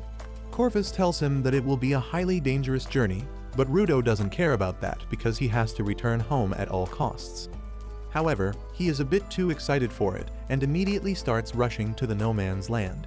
Folo tries to stop him, but he hasn't got enough power to stop Rudo. Luckily, Injin arrives there and gets Rudo to stop, telling him that he can't go to the no man's land with such half-assed prep. He says that it is a good thing that Rudo can use his abilities on command now, but they still don't know about his limits and weaknesses. Rudo asks him to come with him in that case, but Injin refuses because he is not crazy enough to go solo into no man's land again. Rudo knows that is cap because Injin was actually going solo when he found him. Anyway, Injin tells him that there will come a time when they will go to the dangerous territory, but right now, they should focus on training Rudo, researching about the trash beasts, and also finding more information about the raiders. Speaking of the raiders, Rudo asks Injin how thieves like them can be givers. Injin replies that being a good person and treating objects with care are not the same thing. The people who can take good care of their objects and awaken their powers become givers even if they are human scum. He adds that there are people who hate givers of all kinds, because from a normie point of view, anyone who is overly attached to just one object will look weird. After that, Injin tells Rudo to get some rest today because he has had a lot of non-stop action recently. Rudo obeys his command and tries to rest in his room, but with ADHD filling up 90% of his pea-sized brain, he can't even relax. He begins wondering if he should sneak out and go to find something valuable in the garbage, when suddenly, Rio slams open his door because she doesn't plan to let him rest. She decides to give Rudo a tour of their headquarters, and he says that this place has a lot more things than the sphere. Rio gets curious about the sphere and asks him what he did up there. Rudo tells her his usual schedule of picking garbage and getting scolded, and then Rio asks about the food in the sphere. Rudo replies that there were things like bread and soup, but when she asks him about sweets, he gets sulky because only the rich people can afford sweets. Rio tells him that they have sweets here and Rudo can't believe it until he sees them. He feels like he has found the one piece as he sees a plate full of sweets, and Injin warns him that sweets are more addictive than drugs, so he should be careful when eating them. He then explains that because of pollution on the surface, they can't grow much crops, but there is a group called Vianders that collect givers who specialize in cooking. They are the ones who make and sell these sweets, and sweets are not exactly rare on the surface because of them. Well, Rudo takes a bite with trembling hands, and the moment he tastes sweets for the first time, he feels like he has received enlightenment. He begins devouring the sweets like a madman, and Injin thinks that they have a budding sugar addict among them. Just then, a creepy dude with a pacifier in his mouth comes there and starts staring at him, and Rudo wonders if he is after the sweets as well. He doesn't want to share anything, but he still forces himself to pass a candy to the weirdo, who just snatches it out of his hand and gives him attitude. Rudo doesn't really bother that much with him and keeps eating sweets till he has a weird reaction and turns into a balloon that freaks Zanka out. Anyway, once Rudo has digested the sweets and turned to normal, it is time for his training to begin, but he can't draw out the power of the knife he is holding. Rio and Injin laugh at him, asking if he forgot how to access his power after being high on sweets, but Zanka is thinking rationally instead. He feels that since Rudo likes repairing broken items, he needs some kind of broken object to trigger their power. He immediately gathers some stuff from the local garbage patch and asks Rudo if something here feels right to him. Rudo immediately picks up a broken triangle thing and uses his power to turn it into a weapon of some sort. Everyone is impressed with Zanka's deduction, and he is flattered when Injin praises him.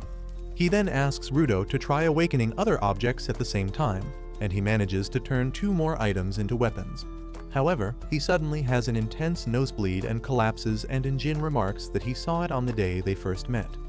He says that maybe the quality of his gloves is so intense that his body can't keep up. Rudo asks him what is quality, and Injin explains that the longer an object is cared for, the stronger it becomes and the higher its quality. High-quality objects are more powerful, but they are also more draining. Zanka agrees, and he thinks that if Rudo has cared for his gloves since he was a kid, they are bound to be high quality. However, he also wonders if it has something to do with the series that Jabber mentioned. Meanwhile, Rudo wonders why the weapons he activates turn into dust at the end. He says that the objects right now are completely fine, and wonders if there is a time limit. However, Rio has another theory. She suggests that the objects might vanish because they have fulfilled their purpose. She says that Rudo's power is to repair and bring out the full potential of things other people have tossed aside. By doing that, he gives the objects a chance to fulfill their purpose, and once they are done, they vanish. Zanka also agrees with the idea, saying that Gris's talisman vanished only after the battle ended and Rudo felt safe. Injin also likes this theory, and he tells Rudo that he did not destroy the talisman or any other items that he used. Instead, he wants Rudo to think of it as giving the discarded and broken objects one last chance to go out in a blaze of glory. Rudo finally realizes that his power is not about breaking things, but about giving them their chance to shine.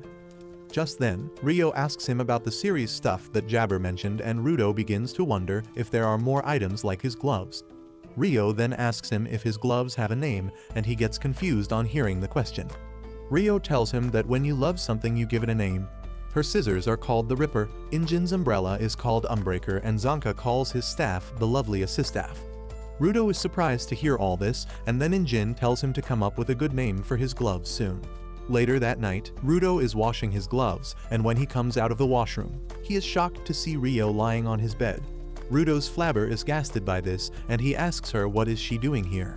Rio replies that her room is just upstairs, so she could hear him groaning and moaning. She got worried about him and used the windows to enter his room. Rudo understands the situation now, and Rio asks if he was in pain because of the wounds on his hands that look really terrible. He immediately hides his hands from her and tells her that they hurt a lot less when he wears his gloves, but he has got to wash them every once in a while. Rio asks him what are the wounds from because they look even worse than a burn. Rudo says that she needs to ask his asshole parents about that, and Rio understands what he means. She says that parents give them a lot of things, with trauma being the topmost thing on the list. The next day, Injin takes Rudo to see the boss, who says that since there is some time to get his full face ready, Injin should finish the rest of the prep. Rudo is confused by this, and Injin tells him that full face refers to the mask that all cleaners are ordered to wear when they enter no man's land. He takes out his mask to show to Rudo and then says that they have an artist among them who makes these masks. But he is a weirdo with extreme ADHD, so he can't work if anyone even mentions the deadline before him. Right now, he is working on Rudo's mask, and it seems he will take time. Corvus says that in the meantime, they will finish up the prep by casting a spell on Rudo. This confuses him even further, so the receptionist mommy explains that there are a lot of uncertainties in the garbage zones, and to make sure the cleaners are lucky enough to avoid them, they have another artist draw a protective spell on them. The boss has given him to paint anything he wants, so he sometimes paints around the headquarters. But lately, he seems to be busy in another city. Injin says that he is going to the canvas town to find the painter, and he is taking an entire team with him. The team includes Zanka and Rio, as well as Gris and Folo along with some people from Injin's crew. He introduces them all one by one to Rudo, saying that usually they take 5 supporters with them. But since no man's land is more dangerous, they are going to take only 3 elite supporters and increase the number of givers instead. Just then, the big guy named Delman comes there and Rudo is intimidated by his size. Delman suddenly starts screaming in Rudo's face, saying that he has heard his life story, and he feels pissed that the people in the sphere discriminate between humans. He claims to like passionate people like him and tries to recruit him into his group. But just then, his partner Tamsi comes there and stops him. He says that since Injin has already recruited Rudo into his faction, they shouldn't try to steal him. Just then, Injin joins the fray and asks Delman to give one of his trademark passionate speeches. As Delman grits his teeth, Zanka plugs his ears right in time before the giant begins a speech about how they will never give up despite the challenges they face. His passion is contagious, and after being confused for a minute, even Rudo joins the other screaming people. However, once they get in the car to reach Canvas Town, everyone becomes silent. Soon, their destination comes into view, and Rudo is mesmerized to see it because it looks like an art project even from a distance. Once they reach the city gate, Rudo notices that all the walls have graffiti over them, but he is more curious about the dome-like structure. Tamsi tells him that most cities have some sort of dome to protect them from the litter that falls from the space, because that is enough to kill people. Rudo feels bad about that, but Tamsi tells him not to feel guilty because it is the fault of the people who throw the garbage. At the same time, 2 men at the gate are trying to enter the city, but they find that they can't enter the gate even though it is wide open. They keep hitting an invisible wall, but then Injin and his group pass through the gate normally. The 2 guys are surprised by this, as is Rudo, but Injin tells him to just walk through the gate because if he doesn't have any evil intentions in his mind, the gate won't stop him. Rudo immediately enters the gate, realizing that the 2 guys who are getting stuck are some kind of thugs. Anyway, once they enter the city, Rudo finds even more graffiti and empty paint cans spread everywhere. Injin tells him that a lot of people on the ground like to paint, but most people don't respect their art. There are rumors that Canvas Town was created so that artists could paint anywhere they wanted. Rudo asks if they are here to look at these paintings, and Injin tells him that they are here to find the giver who can cast protective spells on anything using his art. Rudo is confused by that, so Injin gives him an example. He says that if the giver wants to protect a wall from one attack, he can channel his emotions into his vital instrument and then convert them into magic by drawing on the wall. He then says that the 2 people outside couldn't enter the city because the giver painted a spell that forbids people who plan nasty things from entering the city. Rudo says that his powers seem really crazy, and Injin remarks that his vital instrument is quite rare. He tries to explain that the giver actually inherited the vital instrument from someone when a running kid bumps into him and falls on the ground. He tries to help the kid up, but he starts crying and then runs away. Injin is left stunned by this, and Rio starts teasing him about making the kid cry. Just then, the city mayor also arrives there and Injin is glad to see him. He says that they are here to see their friend Gob because they have a job for him. He asks where he is working right now, but the mayor tells him with a heavy heart that Gob died this morning. The mayor then takes everyone to Gob's house, saying that he died of body pollution. He was not satisfied with painting in the city, and he went to the polluted zones to paint as well. The mayor is sure that Gob often forgot his mask when he was painting, and as a result, the deadly air destroyed his body from the inside. Injin is devastated by this news, and as he pays his respect to his dead friend, Rudo remembers that he once saw Gob painting a wall in the headquarters. Injin talked very highly about him back then, saying that he was a guy who is never distracted from what he wants to do. Rudo is rattled as he tries to process Gob's death, but Tamsi asks him not to be too shaken up because a lot of people on the surface die because of body pollution. The mayor says that Gob had already decided his successor before dying, and it is the kid named Rimlin that Injin bumped into earlier. He talks about how the spellcasters are chosen by the former wielder of the brush, and they immediately turn into givers on receiving the brush. However, he feels that the responsibility is too much for the young Rimlin, because the spellcaster is like the representative of their city.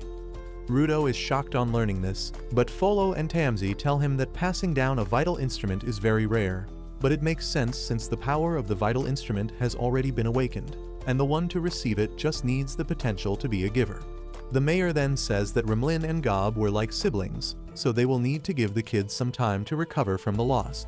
He tells Injin that he and his cleaner friends will be delayed because of that, but Injin tells him that they don't need to rush anything in such a delicate situation. The mayor suddenly starts crying, saying that Gob painted with too much joy in his heart, and he can't believe he is dead. Injin understands his feelings very well because he used to be in awe whenever he saw Gob painting with a big smile on his face.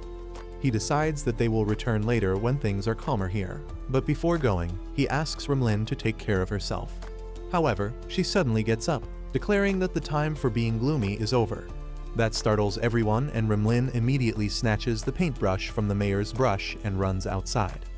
Everyone follows her and they find her on a rooftop with cans of paint. She says that even though she is sad that Gob is dead, she knows that he can't enjoy his afterlife if he sees everyone crying after him. That is why she wants to send him off in the way he would like best, and that is by celebrating life and art. She immediately activates the brush, enlarging it in size, and draws a magic circle on the ground that mutates the paint cans into firework launchers. As the paint cans shoot out colorful fireworks in the sky, everyone in the city gets inspired and they rush to make art. Rimlin is happy to see that because that is what Gob would have wanted, and Rudo watches her filled with awe. Soon after that, Rimlin paints her latest artwork on Rudo's face, and she is really proud of it. She has done clown makeup on him and Rudo is not really happy about it, but Rimlin can't stop laughing as she looks at his face. While Rudo lashes out at her, Injin talks with the mayor, saying that now they know the exact criteria the spellcasters used to choose their successor. The mayor affirms, saying that Rimlin is as whimsy as Gob was. Injin asks him how many spellcasters have been there in total, and the mayor replies that Rimlin is probably the sixth one, because spellcasters leave their history behind only through their art. Meanwhile, Rimlin introduces herself to Rudo and asks what does he want her to draw and where. She begins talking about her power and how it doesn't work well if she doesn't get permission to draw at a place. Injin recalls that it was also the case with Gob, and he asks the mayor if all the spellcasters inherit the same power. The mayor replies that they get similar powers, but sometimes there are differences. Injin thinks that the vital instrument gives them the same powers, and the difference arises because of the difference in the personality of the spellcaster, but Rimlin tells him that he is wrong. She believes that their powers turn out to be similar because they are all a bunch of whack jobs who like to play on the battlefield. She says that they draw balloons and flowers in tense battle scenes because they like the message of freedom and power in their artwork. She believes that this is the deciding factor whenever a spellcaster chooses their successor, but Injin doesn't get most of what she said. He concludes that spellcasters have the same power because they think in the same manner, but Rimlin disagrees with that too. She says that they have different ways of thinking, and they draw different things as well, which further confuses Injin. He tries to understand what exactly Rimlin wants to say, but the mayor stops him, telling him that he will only lose his mind if he tries to debate with an artist or a flat earther. Anyway, Rudo tells Rimlin that he wants her to draw something on his back that protects him from one serious hit. Rimlin gets ready for the job and immediately turns her brush into a tattoo gun to make her artwork permanent. The mayor and Injin are shocked by this because initially they thought that Rimlin just found a tattoo gun lying around somewhere, but it turns out that she can turn the brush into any tool that fulfills her needs at the moment. In the end, they stop her from tattooing the spell on Rudo's body, but Rimlin says that if she just draws with water-based paint, it will wash off after the first time Rudo showers. However, she quickly comes up with another idea that is as mischievous as a tattoo and asks for Rudo's permission to cast a spell on his body without telling him what tool she will use. Anyway, Rimlin draws a spell not only on Rudo but on everyone else in the group, and with that, they decide to head back to their mission. Rimlin is really exhausted after casting spells on 9 people at once, but she still comes along with them to the gate. At the gate, Injin and others spot the 2 losers from earlier, and they get pissed when they see the brush in Rimlin's hand. They ask the mayor how could he let a brat like her inherit the position of the spellcaster, and say that they were more suited to become the next spellcaster instead. One of them boasts about how he won a famous art competition to prove his worth, and he can become a better spellcaster than some snot-nosed kid. The mayor suddenly starts shouting at them and immediately shuts them up. He tells them that posers like them only care about fame and they don't even understand what it means to be a spellcaster. He tells them to run away immediately because no one in Canvas City wants to see their ugly faces. The thugs quickly accept defeat in front of the angry mayor and head back dejected. Injin remarks that the mayor is as scary as ever when he is angry and tells him to stay away from the gate because that is not good for his blood pressure. With that, everyone gets in the car, and Rudo thanks Rimlin for drawing on him. She laughs smugly and tells him that she will come to play around in the headquarters soon too. Injin drives them away with that, and Rudo figures out that they are going back to the HQ. Injin affirms, but he tells Rudo that before they reach their base to get his face mask, he is in for a treat. Rudo doesn't get what he is talking about until he is in a warehouse full of wonderful trash. He starts drooling as he sees fully intact devices in the building, and Injin tells him to take his time picking the things that appeal to him because there is no trash beast nearby.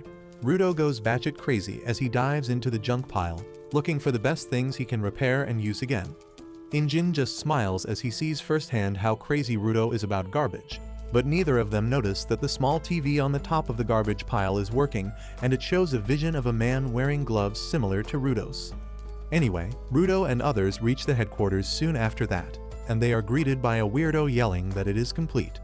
Rudo doesn't even know who this guy is or what is the thing he is talking about, and before anyone can explain anything to him, the receptionist mommy says that she heard about Gob's passing. However, before she can even express her condolences, the crazy guy cuts her off and tells Rudo that his mask is done. At this point, Injin introduces the guy named August to Rudo, saying that he handles their gear, and because he is an artist, he also has a few screws loose. August then begins praising his latest artwork, saying that it is really perfect. He talks about how he didn't even meet Rudo before, but he got his measurement when he was asleep, and then he learned all about his personality from Injin and others. Rudo is shocked to hear that August entered his room and got his face measured, and the crazy bastard says that he was lucky that Rudo didn't lock his room. Rio also remarks that Rudo doesn't even sleep much, so it is already a rare achievement for August to find him asleep. Just then, the timid nurse from before rushes towards August and tells him to be quiet because he is embarrassing her in front of everyone. He doesn't even take his younger sister seriously, and Rudo can't believe how these 2 completely different weirdos can be siblings. Anyway, they get ready to leave for their mission with that, and once they get out of the building, Injin tells Rudo to take off his choker for a minute. Rudo does as he is told, and then suddenly, all the members of the group pierce and cut their fingers to draw a little blood and mark the choker with it. Rudo is confused by this weird devilish ritual, but Injin tells him that their chokers are a communication device that let them talk to other cleaners who have shared blood with them. Rudo asks if this is the reason why everyone on the ground wears chokers, and Rio affirms, saying that it works as a telephone. She says that exchanging blood gives ride or die vibes, so she really likes the idea, and Rudo puts the choker back on. He wonders what kind of technology does it use, and then thinks that maybe it is another power of the givers. Just as he comes out of his thoughts, he finds everyone staring at him menacingly, telling him that they will need to draw his blood as well, and Rudo is terrified. With the blood exchanging ritual complete, the group finally gets in the car and heads to the no man's land to find the woman who knows about the barrier. Rudo has brought along a lot of garbage he found in the dump site earlier, and Injin tells him that most of it won't even be used because they will have to walk in the no man's land, and he can't carry everything. However, Rudo claims that this is all backup and they never know what tool can help them. Soon after that, they reach the red desert named Penta, which is one of the 5 no man's lands in this world. Tamsi is the first one to climb down into the red sand, and as he examines it, he finds that it is not sand but rust. Just then, he spots a trash beast moving towards them at great speed, and the other members of the group also notice it. Injin decides to let Rudo take care of the trash beast as his first hunt after joining the cleaners. Rudo immediately slides down the sandy slopes with his new face mask on. The fight begins and the female supporter begins taking down notes about the trash beasts they face. Rio decides to fight 3 scorpion-type trash beasts all at once, chopping them with her giant scissors. One body part of the scorpion rolls away, hitting another trash beast in the distance, who thinks that Zanka did it because he is standing in front of it. The trash beast attacks him and pushes him back, and Zanka just focuses on dodging till he finds the perfect chance to counter. He then attacks the monster's jaw with his staff and unleashes its true ability to shoot spikes in front of it, piercing the monster's head and killing it on the spot. However, he cannot relax yet as more monsters surround him, but just as he is about to fight them, Injin dives towards him with his special move that takes down all the trash beasts except one. Rudo decides to face it himself, and he charges ahead towards the monster, pulling out a keyboard to fight it. His power awakens the hidden potential of the keyboard, and far away from him, the woman in the desert notices it. Back on the battlefield, Rudo becomes the keyboard warrior all Twitter activists think they are. He can only type like my 90-year-old grandma, but as soon as he hits enter, the keys begin floating and go high in the air before hitting the scorpion trash beast like bullets, writing the word asshole on its back before it turns to ash. All the monsters are defeated with that, and Injin begins examining the trash hiding under the red sands. Meanwhile, Gris begins scolding the other supporter for taking notes when everyone else was fighting. He tells her that it could be dangerous if her full attention is not on staying alive, but the girl tells him that she would forget everything if she waited for the battle to end. Meanwhile, Rudo is trying to clean the sand and dirt from his mask when he sees a glimpse of a woman in the dust clouds. However, before he can even take a step towards her, Delman and Tamsi find him. Rudo falls to the ground as he is startled by Delman's loud voice, who tells him that he couldn't see his first fight because of all the sand.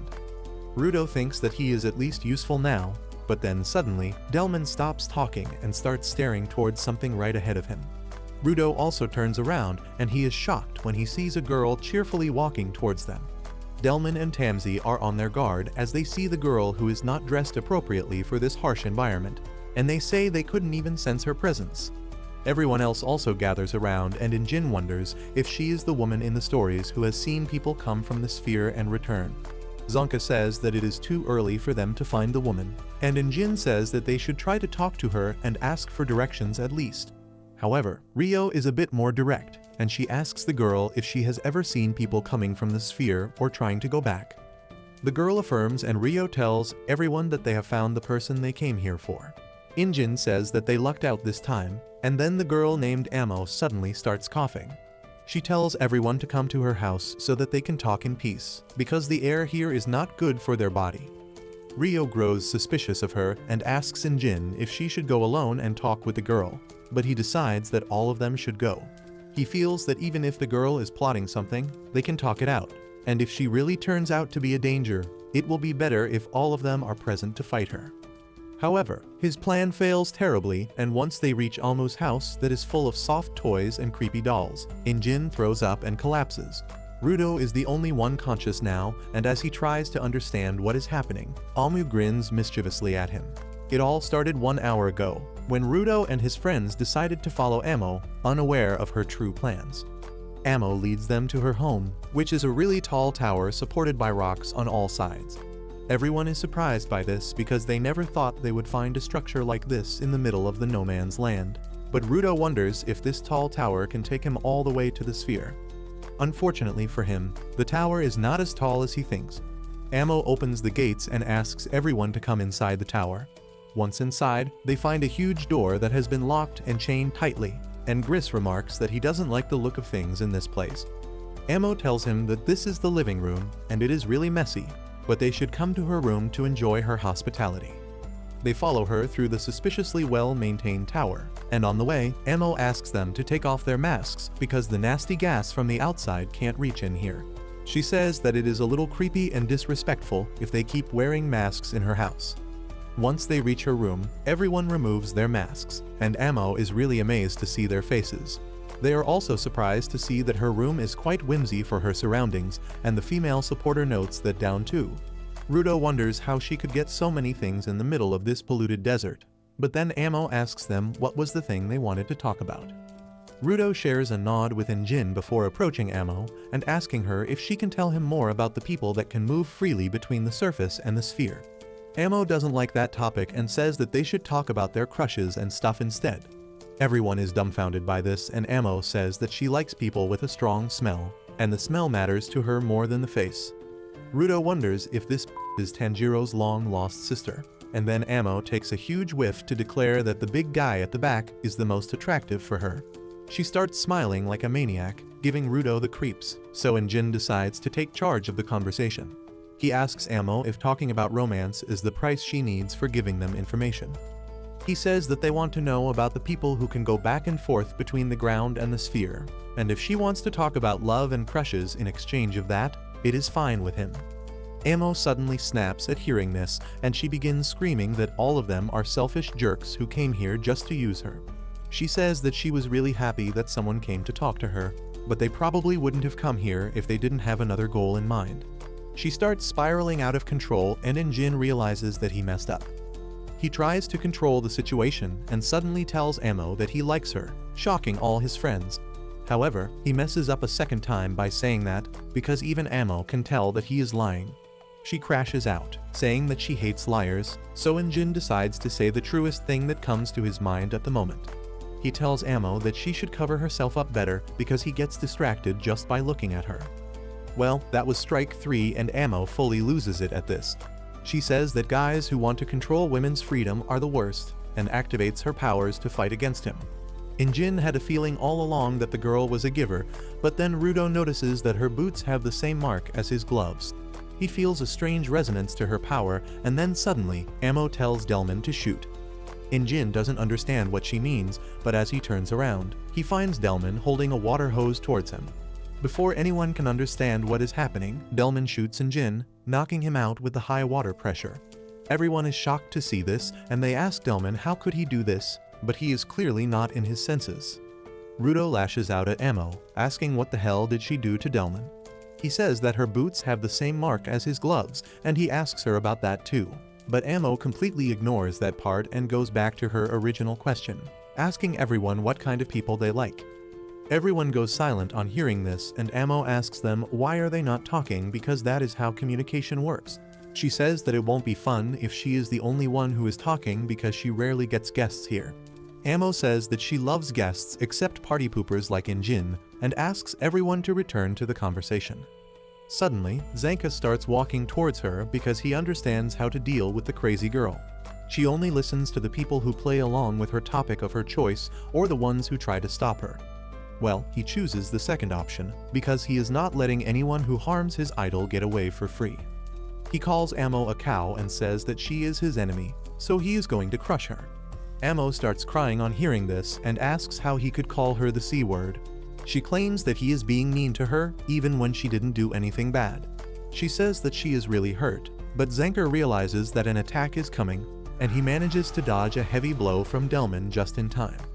Zanka is certain that Delman is being controlled like a puppet by Amo, but turns out, her control runs deeper than that.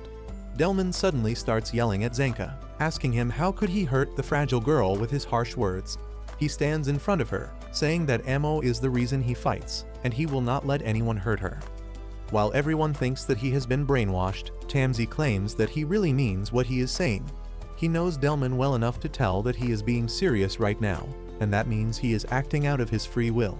No one understands how that is possible, but then Amo tells them that the big guy has been her fan for ages.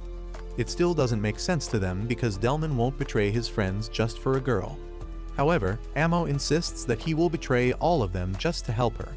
On her command, Delman activates his vital instrument, which is a water hose, and he grows bigger and stronger alongside the hose. As everyone gets ready to fight Delman, Rudo blames himself for starting a fight no matter where he goes. Suddenly, he starts hearing voices telling him that he is right, and the tainted blood of a criminal will only cause problems no matter where he goes. As Rudo starts spiraling into negative thoughts and self-hatred, he hears Amo's voice, saying that there is another one of her fans here.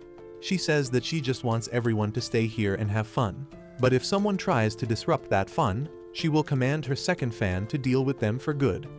Meanwhile, Rudo returns back to his nightmare, and this time, the guards from the sphere are there to capture him.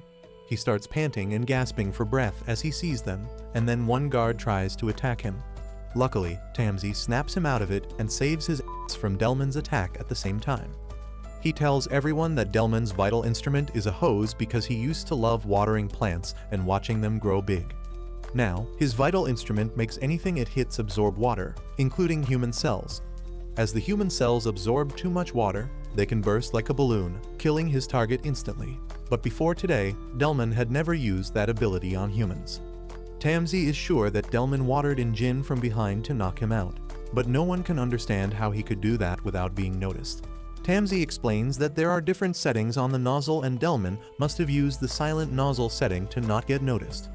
Rio tells the boys that they are talking too much when they have bigger problems to deal with. She says that someone needs to help Delman chill out because he will defeat them all otherwise, and she volunteers for the job. She walks towards the big guy as everyone tells her that she is being too reckless. However, Rio believes Amo's words that there is another one of her fans there, and that is why she can't trust any of the men. However, as she turns around to stare at them, Zanka tells her to look ahead. She turns around just in time to see Delman shoot a high-pressure water stream at her that blows a hole in the wall. Luckily, Rio managed to dodge the attack in time, and Amo laughs at her for not being able to trust her friends now. She says that none of this would have happened if everyone listened to her and just talked about their romantic interests. She tells them that they still have the chance to indulge in romantic gossip, and Tansy thinks that she is one crazy. He then turns to Rudo and tells him to get up, but he is shuddering because his hallucinations are getting even stronger. He now sees Tansy and Zanka as the police officers from the sphere and wonders how did he reach there. Everyone is confused by this, but then they notice a strange scent in the air. Rudo also notices it too, and the world of illusions around him begins to change once again. He hears Amo's voice, telling him that while most people only think about the things they saw and heard when they talk about memories, she thinks about smells. Her appearance suddenly starts changing as she tells Rudo that if he is not going to talk about his romantic interest with her, she will make him relive his memories. Amo turns into Chiwa, the girl from Sphere whom Rudo liked, and the scenery changes to the cliff where he last met with her. He can't believe what is happening, and then the fake Chiwa pulls out the toy he gifted her. She says that she will cherish it forever, but Rudo gets angry at this because she discarded the toy while he watched. As he lives out his trauma in 4K, Tansy finally realizes that Amo makes people see something that turns them into her allies. Amo replies that she doesn't show anything to anyone. Rather, she uses her boots to create a smell that makes them think of the happy times, and once the people get lost in their memories, they always protect her. She suddenly realizes that she spoke too much, and then Tansy and Zanka put their masks back on, saying that if they just block the smell, they will be fine.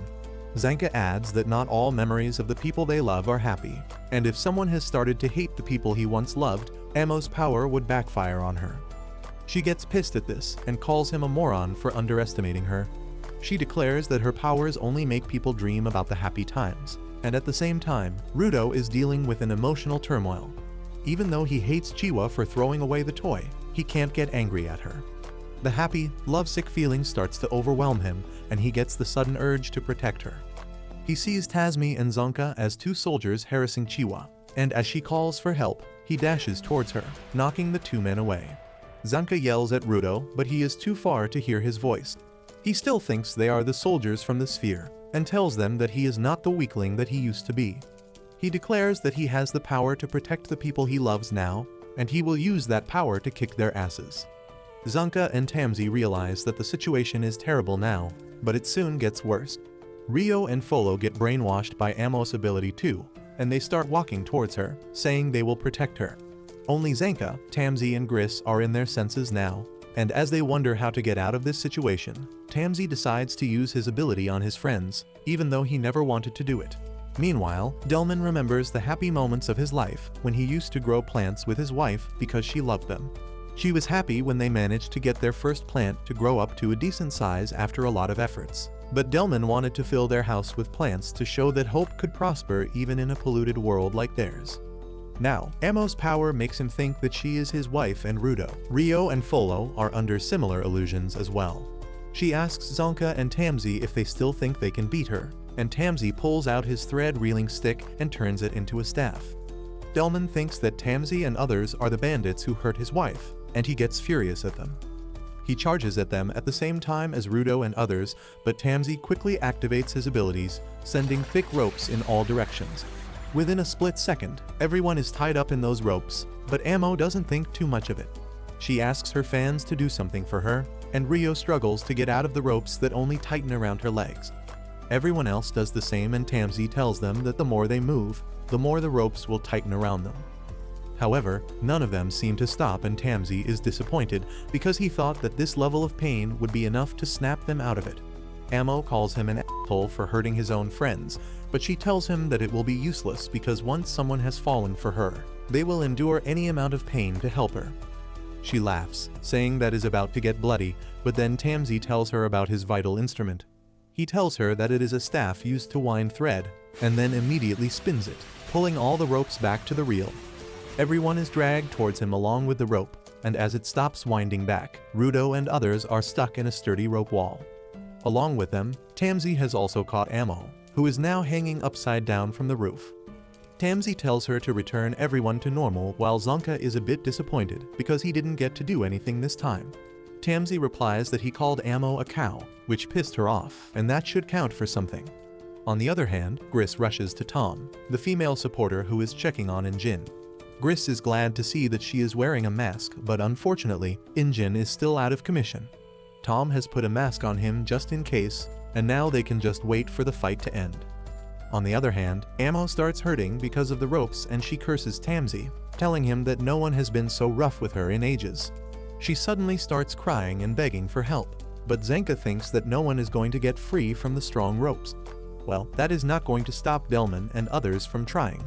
They put all their strength into breaking free from the ropes, even as the ropes start cutting into their arms.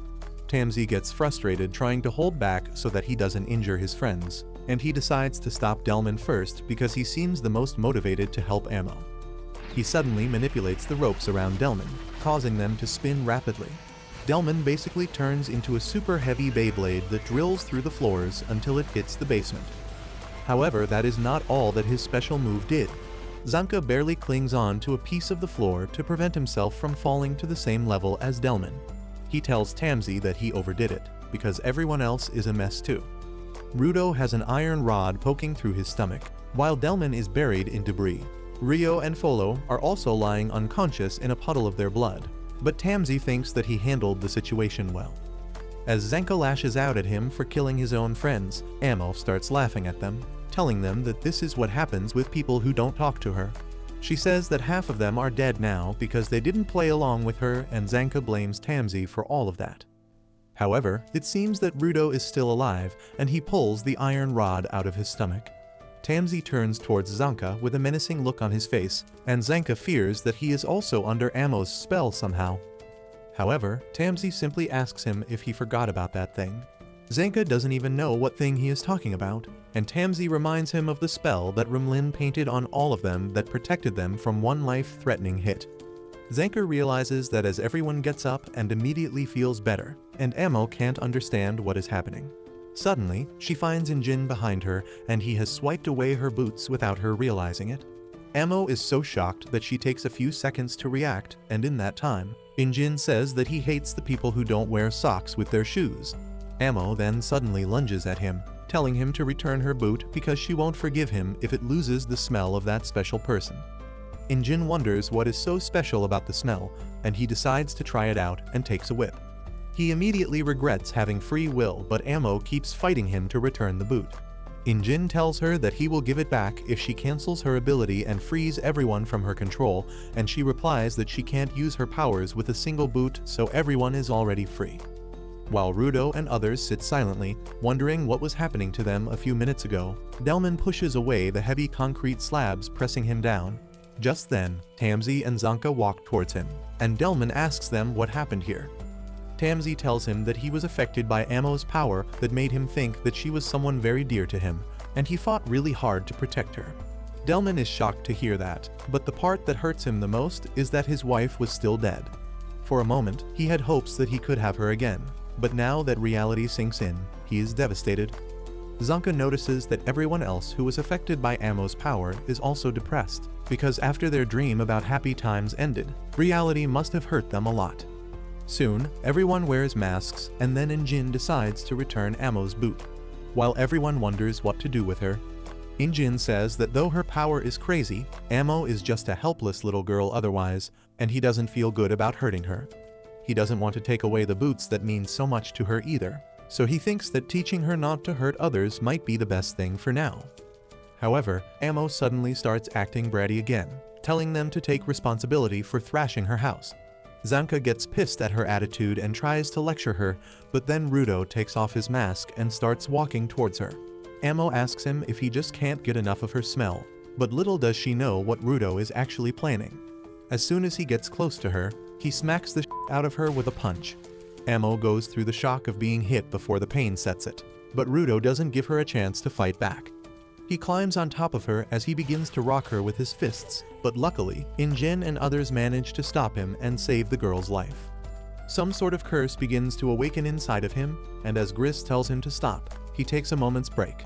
Gris tells him that they don't need to go that far because they already know how to cancel Amo's ability, and on top of that, she is a girl.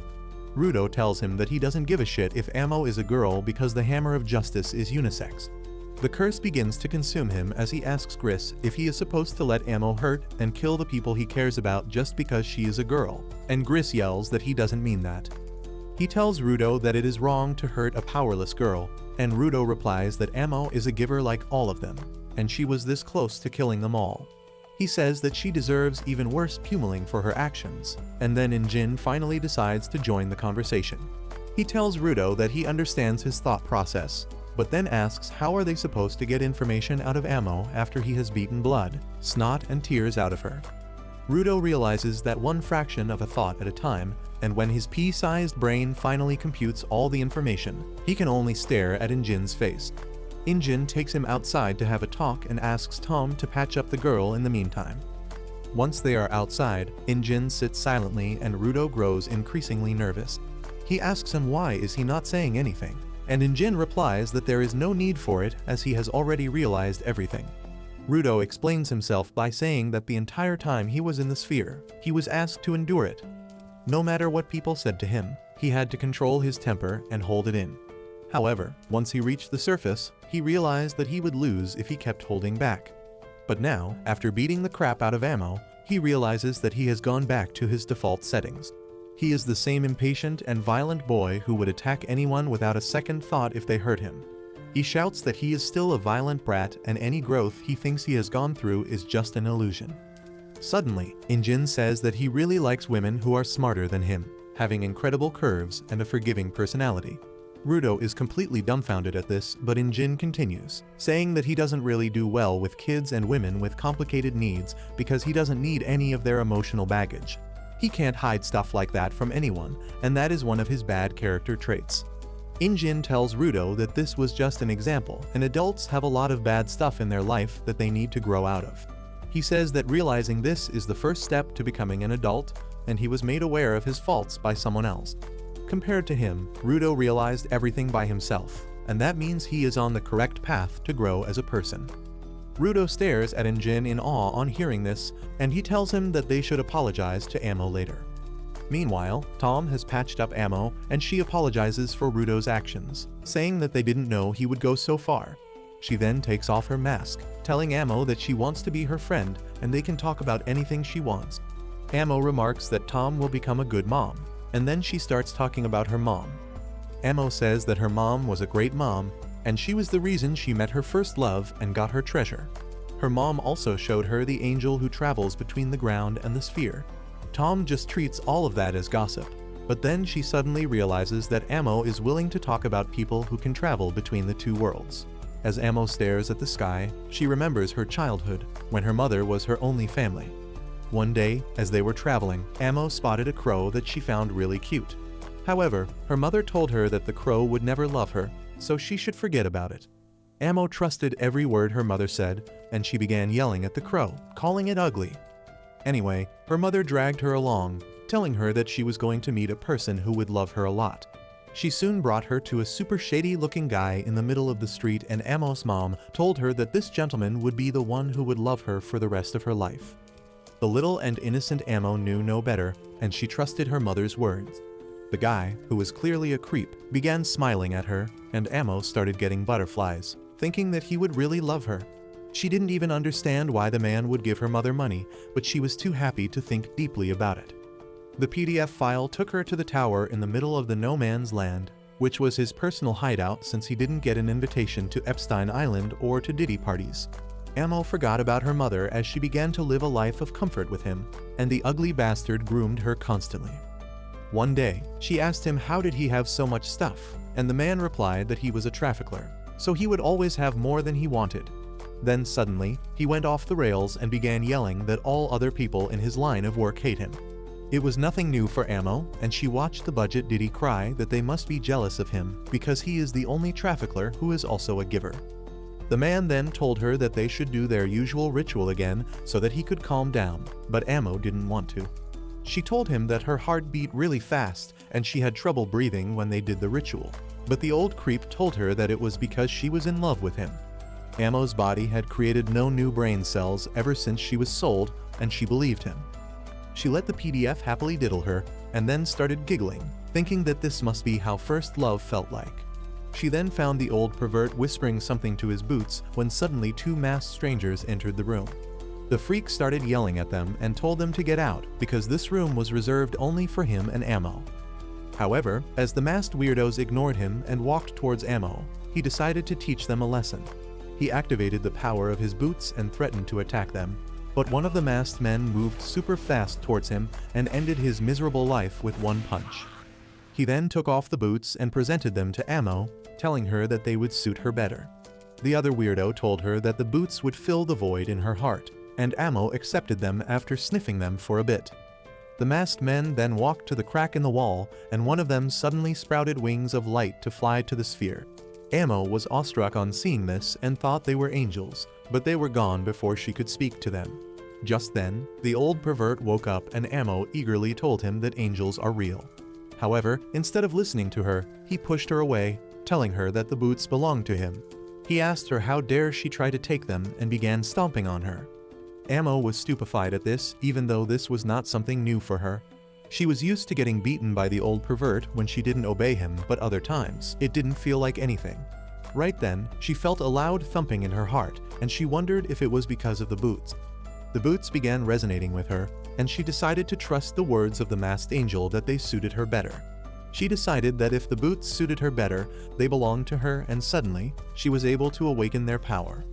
Amo's flashback is interrupted when Rudo suddenly comes back inside and he is about to apologize to her for earlier, when Folo stops him because they have just reached the important part of the story. Amo continues her story, talking about how the old PDF was shocked to see his vital instruments respond to her because they are supposed to only respond to their owner. Amo replied that maybe the boots never really belonged to him. She didn't know much about vital instruments, but she believed the angels who told her that the boots suited her better. She told the old creep that she felt really happy holding the boots, and it was like they were something that she had been missing all this time. She politely asked him if she could have the boots, and the old man started to have a breakdown. He tried pulling the boots away, telling Amo that it was not nice to take things that belonged to others, but she pulled them back, reminding him that he was a trafficker, which is a fancy term for a thief. She told him that she asked nicely so she should have the boots, but the creep kept pulling hard, telling her to stop being so adamant. Amo begged him not to take the boots away from her, promising that she would never ask for anything again, but he refused to listen to her. He started calling her a pain in the ass and ordered her to give up, but that was when Amo snapped. She began yelling at the pervert and told him to give the boots to her already. Their argument suddenly turned into a fight with Amo biting the old man with all her strength. He managed to overpower her and take the boots away, but in the struggle, Amo accidentally pushed him out of the broken wall. She watched in silence as the creep became a distant red dot on the bottom of the tower, and then suddenly, years of brainwashing began ravaging her brain. As she sat down, she wondered why was she living with this old man, and why did her mother send her with him. The thought that she was sold to the old pervert sprang into her mind, but she didn't believe it. Instead, she gave in to her delulu and thought that her mother sent her here to be loved. She said that the old man was a good first love, and she would never forget him, but she would not stay hung up on him either. After that, Amo awakened her power and trapped many people that came to the desert. Several months later, she saw the angel again, but this time there was only one guy. With that, Amo's story comes to an end, and everyone is left aghast on learning the truth. They wonder if the angel was a giver with the ability to create wings, or if she was simply hallucinating because she is clearly not in the right state of mind. Amo keeps drawing something on the ground while everyone comes up with theories. They decide to believe her for now and ask where did the angel land when he came back. Amo replies that he landed beyond the horizon, but Injin is not satisfied with that. He asks her when the angel came back, and she tells him that it was around a month ago. That is the only piece of information Injin finds relevant because Rudo also came to the surface 1 month ago. Rudo walks towards Amo to apologize now, but as he sees what she is drawing, he suddenly stops. Amo has been sketching the mask of the angel, and it is the same guy that killed Regto. Rudo smirks on seeing this as he realizes that the man he is looking for is on the ground, and now he can accomplish all his missions at once. He doesn't care how strong the other guy is or if his partner is with him, because once he finds him, he is going to beat him senseless and then ask him why he killed Regto. Next, he is going to learn how to return to the sphere and set things right, making the murderer apologize before Regto's grave. As he keeps smiling creepily, Amo suddenly calls out to him. She hits him with a talk no jutsu, saying that he is also just like her. Rudo is taken aback at that, and Amo asks if he became a human after receiving his gloves too. She says that people like them who have lost something need a lot to fill up the hole in their heart, and their special items seem to be enough for that. Amo claims that she regained her human emotions only after she received the boots, but those emotions made her realize a lot of horrible things. She starts crying as she says that now she knows what the old creep was doing to her, and how she was all alone the entire time. She just wanted someone to be with someone who needed her, but she could not gather courage to leave this place. So she waited for others to come to her and become friends with her. But since she is all messed up inside, she screwed everything. She knows that Rudo came here to apologize to her, but she tells him that there is no need for that because they are the same. She then moves one step ahead, saying that every person is the same in this world and they use their hands only when they have to beat someone, which is why the world never becomes a better place. Somehow, all this high-level philosophical stuff gets processed by Rudo's caveman brain, and he sits down before Amo, stretching a hand of friendship. He says that they should both learn how to hold out their hands to each other so that they can form meaningful connections. He says that he is not good at it either, but they can learn it together. Amo is moved by his gesture and tells him that he is doing it right now. She takes his hand, and soon after that, Rudo and others get ready to leave. Amo decides to stay at the tower for the tower being, and Rudo asks if she is sure that she doesn't want to come with them. Amo replies that she still has some things to work out here, but now she has a choker that connects her to Rudo and others. She asks him to come back sometime to talk to her, and Rudo promises that he will return someday. With that, everyone waves goodbye to her and goes on their way. In the car, Injin says that they didn't learn anything about the border, but they should consider their mission a success. They found about the angels who can cross the border, and they also saw another vital instrument with the same symbol as Rudo's gloves. Rio remembers the raider talking about the series they were from, and wonders if there are more things with the same symbol. On the other hand, Rudo keeps thinking about the angels and how angry he was when he learned that his father's murderer was here. He was mad enough to hit Amo for showing her a dream of the past, and he almost lost his mind thinking about revenge later. However, Amo's talk no jutsu seems to have softened his heart a bit, and he isn't feeling like violence right now. Meanwhile, Amo is also happy that she finally made some friends, and she wants to have a sleepover the next time Rudo and others come here. However, just as she enters her room, she finds that someone is already there. She freaks out and asks who is it, but the next moment, the stranger attacks her and takes her boots, leaving her screaming and begging to return them. The attacker turns out to be the raider Jabbar, who came here on his boss's orders because it is time for the raiders to make their move. On the other hand, Injin is driving everyone back to their base while the radio plays loudly. Injin talks over the radio's voice, asking everyone why they think he is the one always driving them. They are all too exhausted and sleepy to even hear his question, and he says that it is because he is the only one who can keep them all awake during long drives. He says that Gris is the worst one among them, because he drives so smoothly that everyone falls asleep. With that, he drives the car off a rocky ramp, jerking everyone awake instantly. Rio suddenly starts whining because of the rope marks around her thighs. Rudo stares at her injuries and says that Rumlin's spell doesn't cure other injuries, except for the one that threatens their life. Zenka says that most of those injuries are because of Tamsi, who has already apologized many times, and he is ready to apologize one more time. Injin tells everyone to forget about it because this is the risk they take whenever they step foot in no man's land. He says that they should get a proper medical checkup as soon as they find a doctor, and just then, he spots a city next to them. He immediately drives to the city, and as Rudo sees the neon lights everywhere, he realizes that it is the city where Injin brought him to get treatment. Rudo can't process that he has to face the bald hag doctor again, who treats a patient's headache by tying a bandage around his arm. The patient curses her and says he will never return again.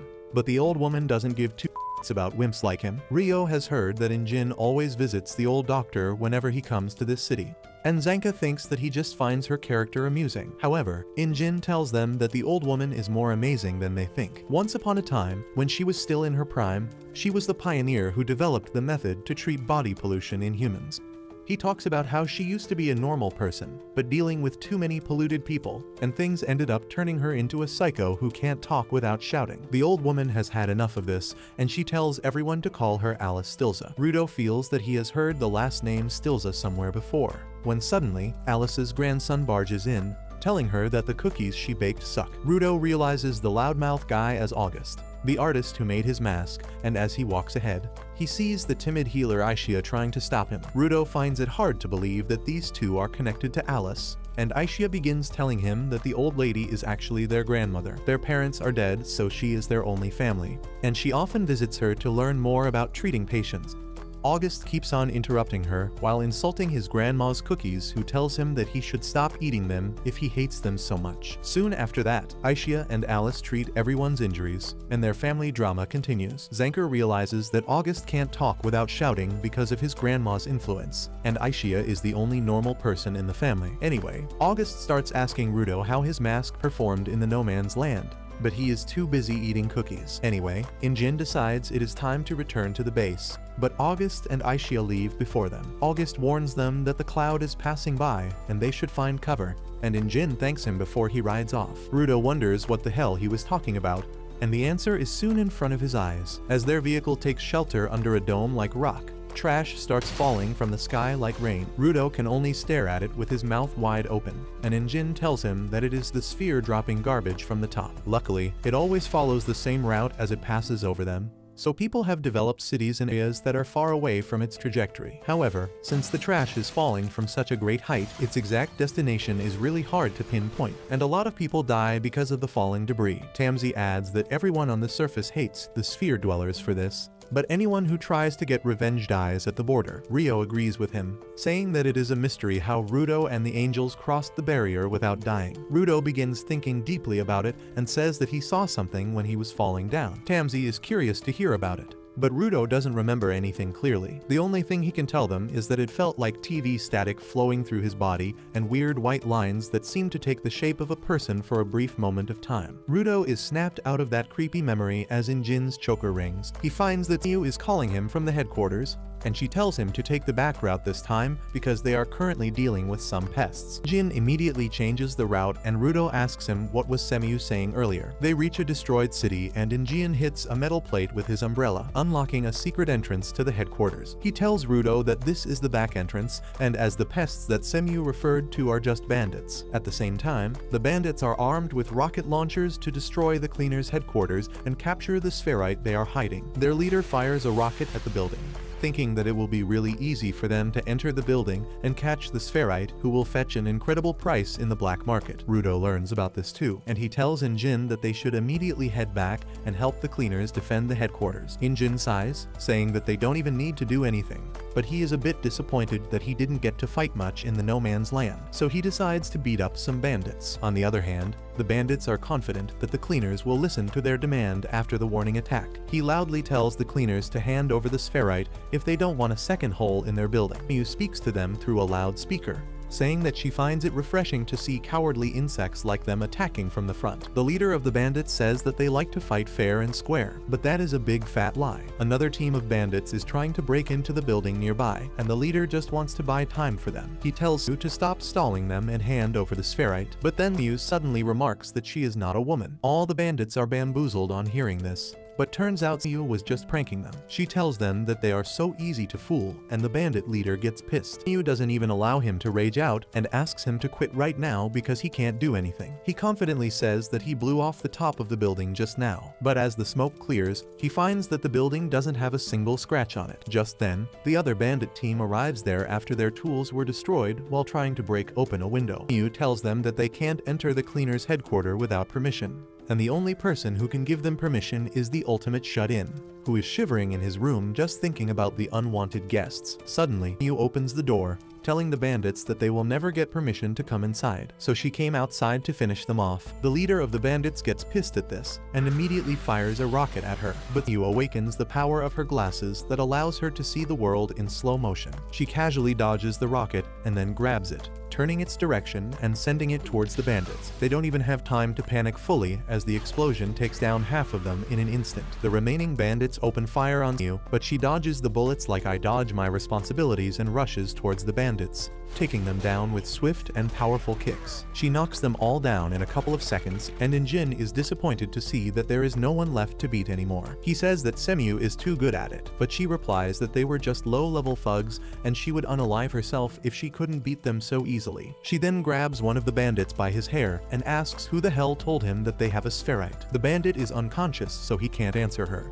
but both Semyu and Injin know that the raiders are behind them, and they are probably planning something big to get their hands on Rudo. Anyway, soon after that, Jin takes his team to a restaurant to eat, and Rudo asks him why do they keep partying after every mission. He says that their base was just attacked, and they should be more cautious, but no one listens to him. They tell him to shut up and enjoy the food, because low-level bandits are never going to be any danger to their headquarters. Jin says that this was not the first time they attacked their base and failed, and Rudo asks if Semyu always defeats them. Injin affirms, saying that they need some really crazy abilities to get past Semyu, and Rudo asks why is someone as strong as her just a receptionist. Jin replies that Semyu's power is in her glasses, and that allows her to see things that other people can't. However, that is useless while fighting trash beasts, and more than that, Semyu always wanted a desk job. Rudo now understands that just being a giver doesn't make one a fighter, and Rio explains that it depends on the personality of the giver and how they treat their vital instrument. Those who care about using their items to the fullest become combat-type givers, while those who want to keep them in perfect shape forever become defense-type givers. Rudo is curious now,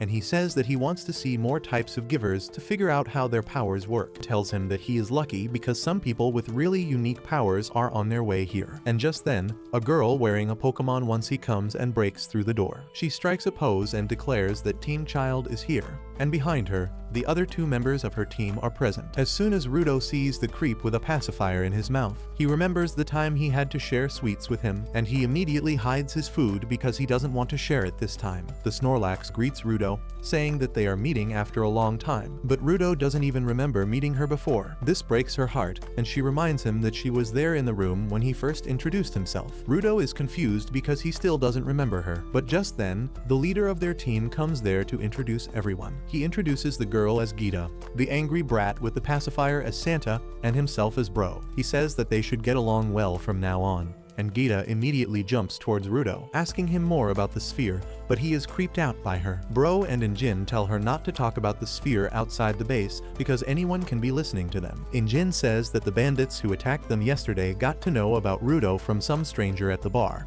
who handed them the information without asking for anything in return. He is pretty sure that the raiders were behind it, and they wanted to get information about the defense of the cleaner's base without taking any risk. While the adults are discussing this, Gita chases after Rudo because she has no concept of personal space. He somehow manages to shake her off and sits on an empty table to rant out about how careless everyone is when they just got attacked. The hooded guy sitting next to him takes interest in his story and asks if someone is targeting him. Rudo casually reveals that some bandits attacked attacked him, but the man remarks that he must be talking about the raiders. He warns Rudo that raiders are really dangerous, and he should be really careful when dealing with them, because they have recently gotten a new leader, and he will do anything to achieve his goals. The man then suddenly remarks that the raiders are looking for things like the boots in his hands. As Rudo looks at the symbol on the boots, he immediately recognizes them as Ammo's boots. But before he can even alert his friends, the man grabs his throat, revealing that he is the leader of the raiders. As soon as Rudo's brain finishes processing what just happened,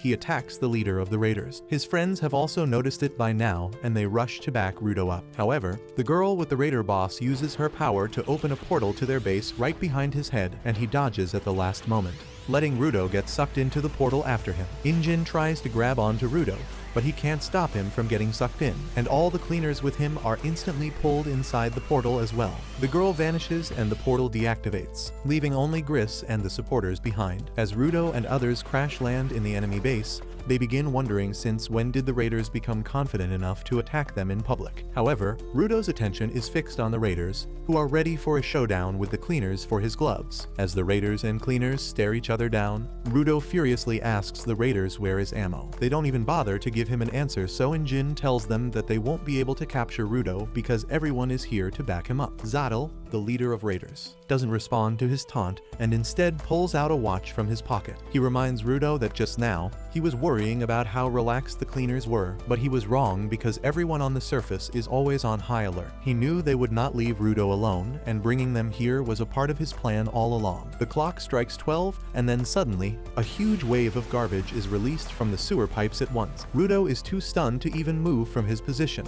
but a hang grabs his collar and pulls him away right before the garbage hits them. The cleaners are swept away by the massive junk wave helplessly, and Zenka keeps resisting the flow as others are sent sliding down a tunnel. He somehow latches to the roof of the tunnel when he sees Injin sitting on his umbrella and casually surfing the trash wave. Zanka is astonished to see how he can be so nonchalant in this situation, and Injin tells him that the more he fights the waves, the more he will be pushed around. He tells him to hold on to something and go with the flow, because he can save most energy that way. Zanka takes his advice seriously and tries to follow him. But soon, the tunnel splits into two. Injin goes to the right and Zanka tries to give him company, but he ends up being pushed to the left side where everyone else is. Meanwhile, Rudo is still at the starting point because the one who pulled him away from the trash wave was Zottel. He throws Rudo to the ground once the trash wave has passed, and Rudo is in shock at what just happened. He asks Zottel where the hell did he send his friends to, but the raider boss tells him that the question is not important. The cleaners tagged along of their own will, and now they are responsible for whatever happens to them. However, he doesn't plan to give them a chance to return here and spoil his fun. So he commands the sewer cap girl to create portals leading to the cleaners. She obeys his command, creating 4 portals in the air, and the raiders jump inside them. The crazy claw guy Jabber is among them as well, and he tells Rudo that it is a shame they won't be able to fight this time, but he should have fun playing with their boss. Once everyone is gone, Zottel asks Rudo if he is angry just because they stole Ammo's boots, or if there is a greater reason behind his rage. He reveals that he wanted to meet Rudo to make good use of his rage, because together, they can take down the sphere. Rudo stares blankly at Zottel, but then a vision pops up in his mind. He sees buildings and people on fire as the sphere crashes to the ground, and Zottel remarks that he saw the same thing too. He says that even though he has never seen the sphere and doesn't know much about it, the vision showed him exactly what Rudo wanted. The vision was not how they would bring down the sphere, but what would happen to their target when they do so. Rudo sees another vision, and this time, it is a pile of dead bodies of his enemies. He immediately snaps out of it and yells at Zottel, telling him to answer his question first. He asks what happened to Ammo and other cleaners, but Zottel replies that he already gave the answer in his own way, and now Rudo should answer his question. He claims that he hates waste, and that is why he doesn't want to waste any words either. Rudo is at a complete loss now because he doesn't know how to deal with this nut job. He feels that dealing with Ammo was difficult because she would not listen to anything they said. But Zottel is on a completely different level because his words seem like a chain around him. He checks his stock of junk and wonders if it will be enough to fight Zottel, but the raider boss sees through his plans. He decides to disarm Rudo using words and asks the reason he joined the cleaners in the first place. Rudo replies that he joined them to find a way to return to the sphere, and Zottel immediately tells him that it is not possible. He says that reaching the sphere is not a part of the cleaners' job profile, and they are only helping him because he is more useful to them than he thinks. Rudo starts getting nervous now, and Zottel asks him if he is satisfied with this fake friendship he has with the cleaners. Meanwhile, everyone everyone else has been separated by the trash wave. Rio finds herself in a strange place with garbage in her mouth and inside her clothes. As she finishes cleaning up, she starts looking for her friends, when suddenly, a raider pops out of a portal behind her. She immediately starts dissing Rio, calling her a scared lost kitten searching for her friends. But Rio is not bothered by that at all. Instead, she is amused to see that after dragging them all to their base, the raiders are trying to fight them one-on-one. At the same time, the other cleaners also come across their opponents, with Zanka finding that he is up for a rematch with Jabber. As soon as he sees his arch-enemy, Zanka immediately forgets about reuniting with his friends or finding Rudo, and awakens his staff. Jabber does the same, and the two of them go at each other with killing intent. As they exchange blows, Jabber suddenly gets distracted by the sound of bubbles in a dirty liquid nearby, and he heads towards it to try it out. He touches the back of his palm against a bubble, and the acidic liquid immediately burns it. He starts jumping around because of the pain, and Zanka wonders if he has lost the only functional brain cell he had. But then suddenly, Jabber's left claw becomes coated by the same acidic liquid. Zanka is shocked to see this, and Jabber explains that his right claw's neurotoxin ability cannot be changed, but he can replicate any type of poison he experiences in his left claw. The acid dripping from his claws begins melting the ground as well,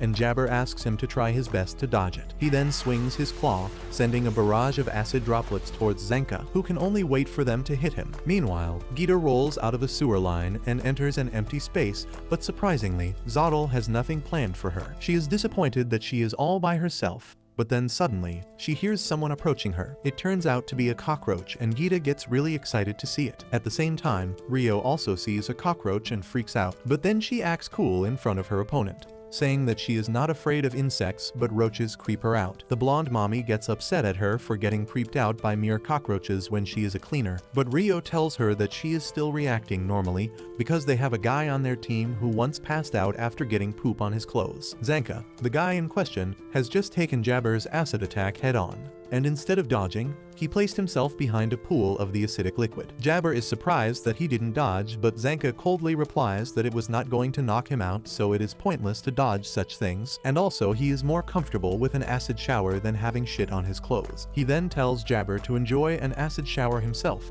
as he overturns the ground and flings the entire acid pool on him, and the crazy odd dude just stares at it with a smile on his face. Meanwhile, Jin is stuck with a kid who is not even interested in fighting. He hides behind a closet while Injin keeps nagging at him to come out and talk because he is getting bored. The boy gets impressed with Injin's ability to yap continuously, but he still doesn't go out of his way to talk to him. Bro and Santa are also stuck with an old dude who doesn't attack them, and just casually sits at a high spot, telling them that they are underground and no reinforcements will come for them. Rio also finds it out after realizing that she can't contact anyone with her choker. The blonde baddie smiles on hearing this, and then awakens her comb's power, brushing her hair as she reveals that the first instruction that gave them was to defeat as many cleaners as they can if anyone aside from Rudo comes here. She then introduces herself as Nord and declares that she is going to offer Rio to Zottel as her offering. Rio pulls her scissors as well and tells Nord that she doesn't like fighting people. The blonde mommy tells her to get over it, or she may never see her friends again. Rio takes her advice and awakens her scissors,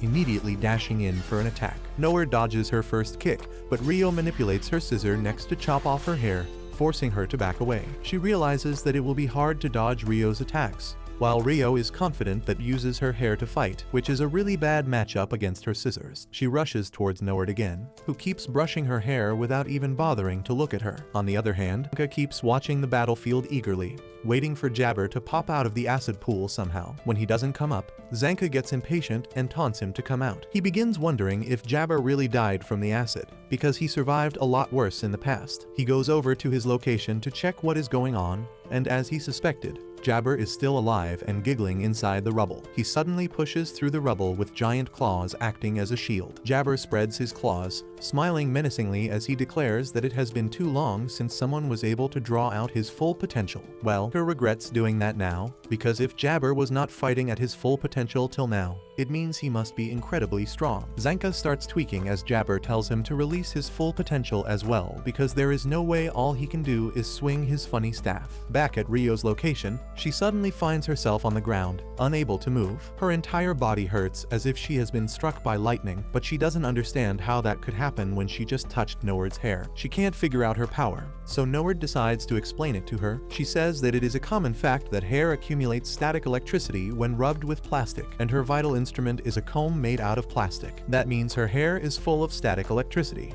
and Rio's metal scissor is a terrible matchup against her. Rio somehow gets back on her feet, but she has no idea how to fight against Noward now. Meanwhile, the manhole cover user creates portals in a safe location to confirm if all the cleaners are busy. He takes note of how the raiders and cleaners are interacting with each other.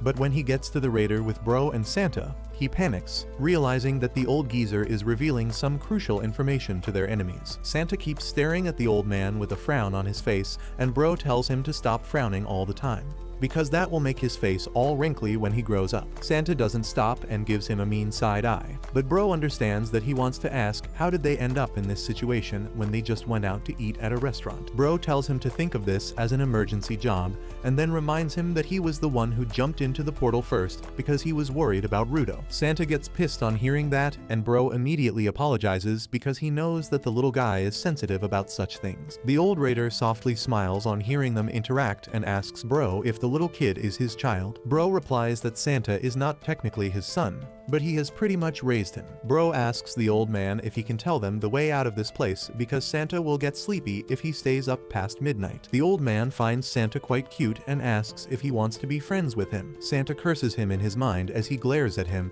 but the old man doesn't really mind it because he thinks his brattiness is cute. He begins asking Bro more questions about Santa, like how old he is and when does his birthday fall. Bro has no problem revealing those details, and he chats with the old man who seems too friendly for a raider. Bro asks him about his backstory and why he doesn't seem hostile even though he is a raider. The old man introduces himself as Bundus and says that he is here on Zadil's order, but he has some goals of his own. Bro asks if they can skip the fighting part in case he achieves his goals, and Bundus replies that he needs to beat them to achieve one of those goals. Bro is nervous now, and then suddenly, Santa points at a weird metallic finger-like creature crawling on the ground. The artificial creature begins moving towards Bundus, who suddenly reveals that one of the things he wants is information. He activates his power, and the furnace on his shoulder suddenly awakens, releasing more of the tiny finger bugs. He tells Bro that if he gives him the desired information, he will tell him what will happen to the cleaners when they lose. Bro and Santa are completely unnerved by this, and Bundus pitches in his first question,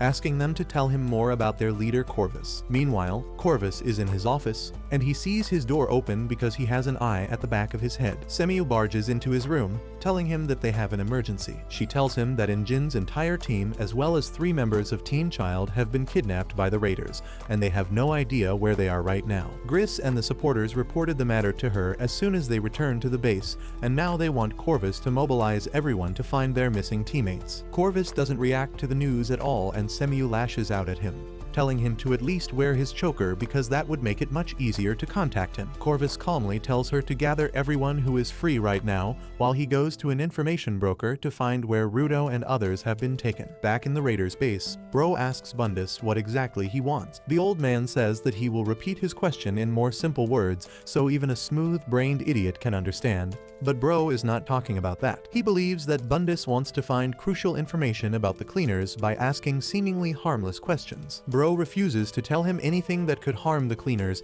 but Bundus assures him that it is not his intention to share the information with the other raiders. He promises that he is asking these questions out of pure curiosity and they wouldn't help the raiders in harming the cleaners. He pops a little finger creature into his furnace as he tells Bro that he just wants to exchange information with him, but he will not force him to do that. He is ready to just sit back and pass time until Bro either answers his question or fights him.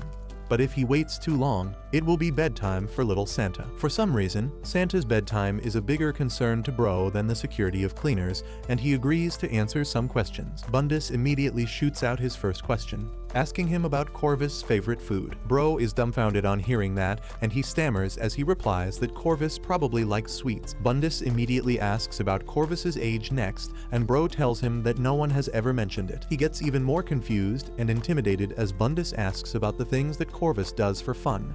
But then the questions start becoming more serious. He starts asking Bro about how long Corvus has been with the cleaners and if anyone has ever seen him use his vital instrument. Bro controls the urge to answer his questions that seem really ordinary to him. But just then, he notices that Santa is starting to get restless. He panics because he doesn't want Santa to get any more restless because that would not be good for him growing up. Bro feels like he is being crushed between Bundus and Santa, and he decides to pacify the kid first. Luckily, Bundus decides that he has asked enough questions, and he gives Bro the information he would like. He says that if the cleaners lose, they are going to feed them to a trash beast. He reveals that the raiders have managed to raise some trash beasts, and Bro can't believe he would tell them something so critical in exchange for completely irrelevant information. However, Bundus doesn't think the information is irrelevant. He now knows that despite being a mysterious figure, Corvus loves sweets, which makes him seem like any other human. On top of that, he has figured out that Corvus keeps secrets from everyone,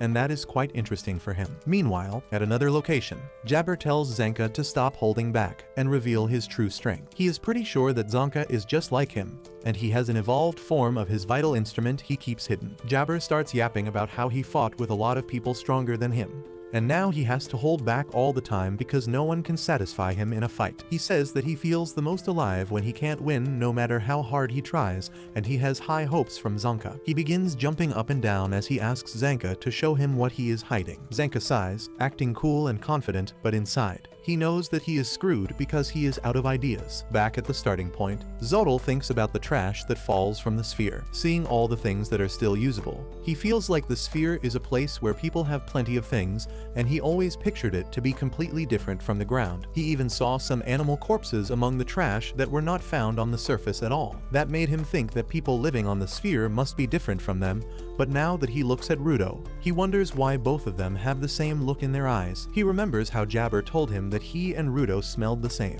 And even though Zodal knows that he has a few screws loose, he trusts in his instincts. He got interested in Rudo ever since and wanted to meet him in person. Rudo gets over his anxiety attack and tells Zodal to stop spouting shit out of his mouth. He tells him that if he wanted him to join his half-baked plan to destroy the sphere, he didn't have to kidnap him. Rudo says that he would have agreed to help him without all this unnecessary drama if he had just come and talked to him like a normal person. He declares that he is furious at the assholes living in the sphere and wants to punish them all, and Zodal didn't have to drag the cleaners into it. However, Zodal begins telling him about a cult on the ground that worships trash falling from the sphere as a heavenly blessing. They worship it even as the trash falls on them and crushes them. Those weirdos try to make other people follow their cult as well, and Zodal says that they may seem strange to outsiders, but for people like them, it is common sense. He picks up a cockroach as he says that when something becomes common sense to people in a society, no one even dares to think of fighting it. That reminds Rudo of the sphere where people don't even question when someone is being thrown into the pit. He starts shaking as he thinks about that, and Zodal tells him that sometimes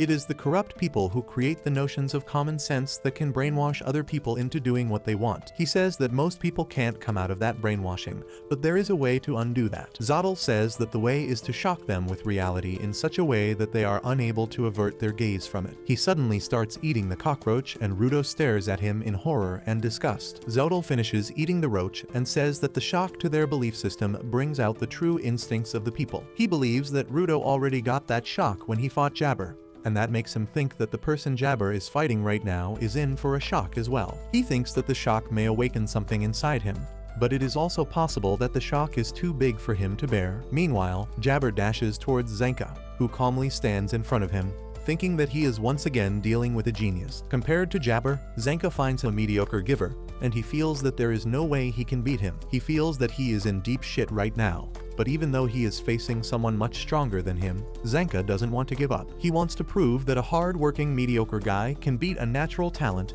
and he takes his stance to clash with Jabber. The powerful attack pushes him back, and Zanka starts running back to evade him. Jabber follows him and almost hits him with a couple of attacks, but Zanka puts all his focus on dodging them. Jabber hits the ground and sends big pieces of rocks flying towards him, and while Zanka is defending against them, Jabber comes from the side with his giant claws. Zanka dodges them, but he can barely see the attacks coming through the thick dust cloud. Jabber attacks him from behind, and Zanka is pushed out of the dust cloud only to find an undodgeable attack coming towards him. Jabber spins around like a Beyblade and pushes Zanka back a bit. However, Zanka thinks he has studied his motions now, and he is ready to counterattack. He charges ahead and swings his staff towards his enemy at full strength, but Jabber suddenly cancels his attack and jumps up. Zanka realizes that he is caught off guard and Jabber lands a solid drop kick on his stomach, sending him dragging on the ground. He follows up immediately after that, pinning Zanka against the ground and leaving him no place to go. He tries to deal the finishing blow, but Zanka bites his claws and somehow stops him from making contact with his skin. He grabs his staff, remembering his childhood friend, and her memory gives him the motivation to never give up. Zanka hits Jabber with his full might, breaking his ribs and loosening his grip. He then punches him away before gearing up for a long-winded attack. Jabber can only dodge Zanka's attack while dealing with his broken ribs, but Zanka doesn't give him a moment's break to catch his breath. He keeps on attacking him ruthlessly, pushing him into a corner. Jabber begins enjoying it, and says that he always knew Zanka was holding back too. Zanka tells him to shut up because he doesn't do things like hiding his true power. He spots a puddle of acid behind Jabber and tries to kick him into it. However, Jabber notices it and dodges the attack at the last moment. Zanka was ready for this, and he swings around using his staff that is firmly grounded and kicks Jabber towards the acid pool anyway. Jabber sees an opportunity and slashes Zanka's leg with his left claw even as he is falling. Zanka falls to the ground while writhing in pain, and Jabber tells him that in his all-out mode, his left claw holds the 3 most recent poisons. That means it was not just the acidic poison, but also a numbing poison and a poison that makes people hysteric. Zanka tries to stay conscious even as he feels his leg burning, but Jabber is not happy with his reaction. He thinks that he should be screaming in pain and crying, and to punish Zanka for that, he stabs him with his right claw. Zanka suddenly falls unconscious, and the flame surrounding his staff slowly dies out too. Zanka's thoughts drift to his past as he loses consciousness. He was the son of the prestigious Nijiku clan, who were elites in an organization called the Hell Guard. Zanka's dad told him to act honorably and courageously like his elder siblings who joined the Hell Guards as per their family tradition. From a very early age, his dad drilled into his mind that they were the ruling class of the surface, and it was their responsibility to make sure everyone stayed in line. Zanka joined the Hell Guard Academy that rigorously trained many candidates to become the protectors of peace on the surface. However, they did not protect the surface from external dangers, but believed that givers were the main threat to the peace of the surface. While other students spent their times gossiping about how stuck up their teachers were, Zanka gracefully and efficiently focused on his studies. The other students found that he acted like he was above them in all aspects, and they felt it was true because he always stayed at the top of the class. They were jealous of him because of his achievements, but Zanka paid their idle gossip no mind. However, as soon as he reached the classroom,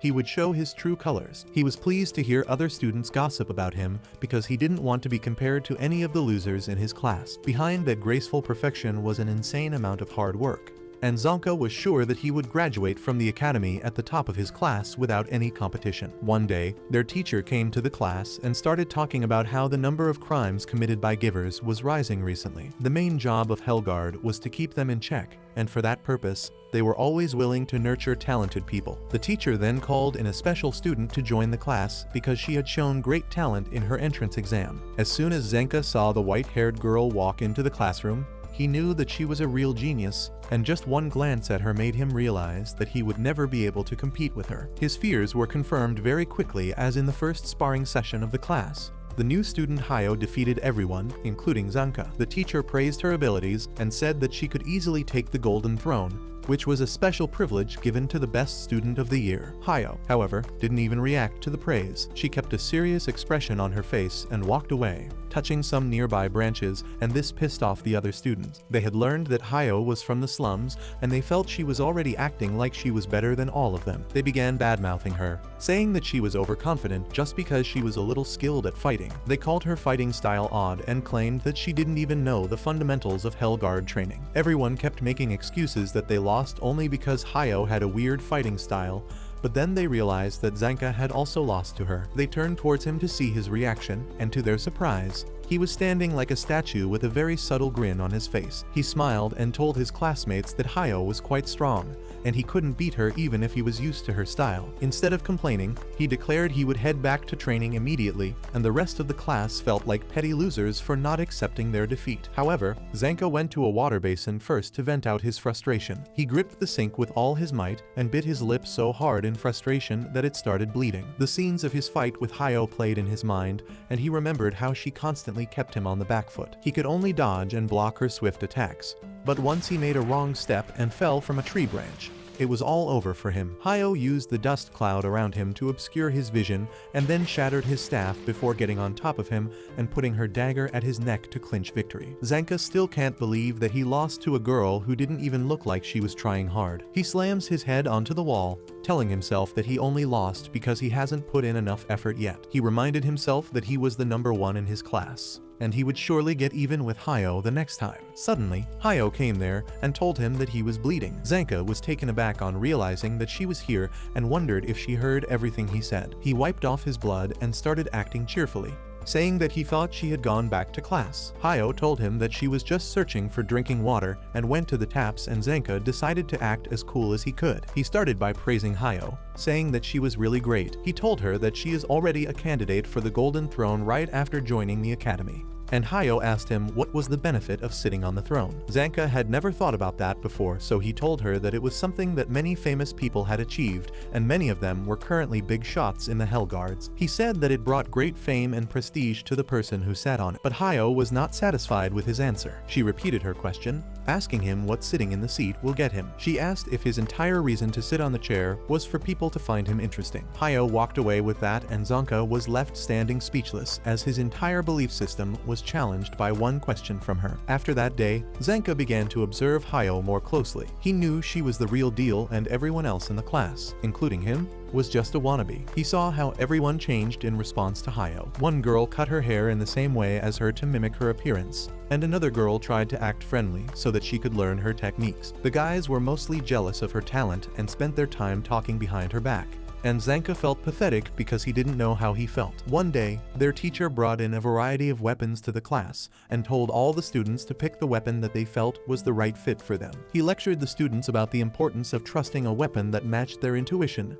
but Zanka let another factor govern his decision-making. He saw a Y-shaped wooden staff and felt that he was the same because even though he was also a fake like the rest of the students in the class, he had the delusion that he was in a different league. He picked the crappy wooden staff, and 3 days later, he met Jin, who had disguised himself as a monk to pass through the city that hated givers. He sat next to a well, talking to Zanka, who was hiding inside the well ever since he picked the weapon because he wanted to crawl into the darkest hole he could find at the moment. He doesn't see a way to get out of the hole now, even though he has been stuck inside for the past 3 days without food or water. Jin was shocked to hear this, but since it seemed to him that Zanka didn't really want to climb out of the hole, he decided to eat snacks while telling him how good they tasted. Zanka's negative thoughts started to pour out of nowhere, and he told Jin that everyone else picked the weapon that looked the strongest to them. He thought that Hayo would do the same, so in a bid to be seen as unique, he picked the weakest looking thing. Zanka was delulu from reading too many comics that told him that the weakest looking items turn out to be the strongest weapon.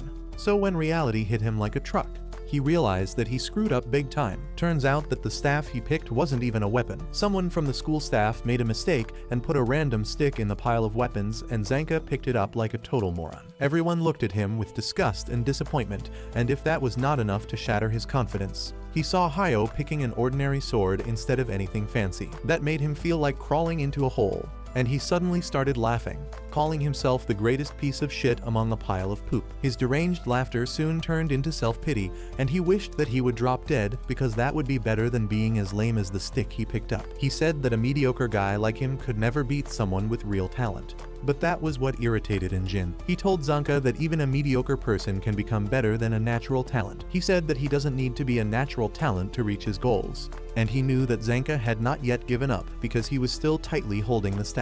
Jin said that anyone else would have called the stick garbage and tossed it away, but Zanka was still carrying it, which meant he wanted to become stronger. Jin's words opened Zanka's eyes, and then he walked away, telling the whiny boy that he will return to the city again in the future, and he hopes to see his hard work overtaking geniuses. That was what motivated Zanka to climb out of the well that day. And in the present, the same words from Jin motivate him to get back to his senses despite the poison flowing inside his body. He slams his fist on the ground as he struggles to get on his feet, and Jabber is happy that the fight is still not over. Zanka summons his staff into his hand and stands up, fueled just by his desire to prove that a mediocre guy like him can overtake those who are naturally talented. He is bleeding profusely, but he refuses to die till he has proven his point. Zanka lets out a battle cry as he charges towards Jabber. But unfortunately, this is all a dream. He is under the effect of a hallucinating poison in Jabber's claw, And in reality, his body is twitching while he babbles that he will overtake natural talents. Jabber has fun seeing him like that,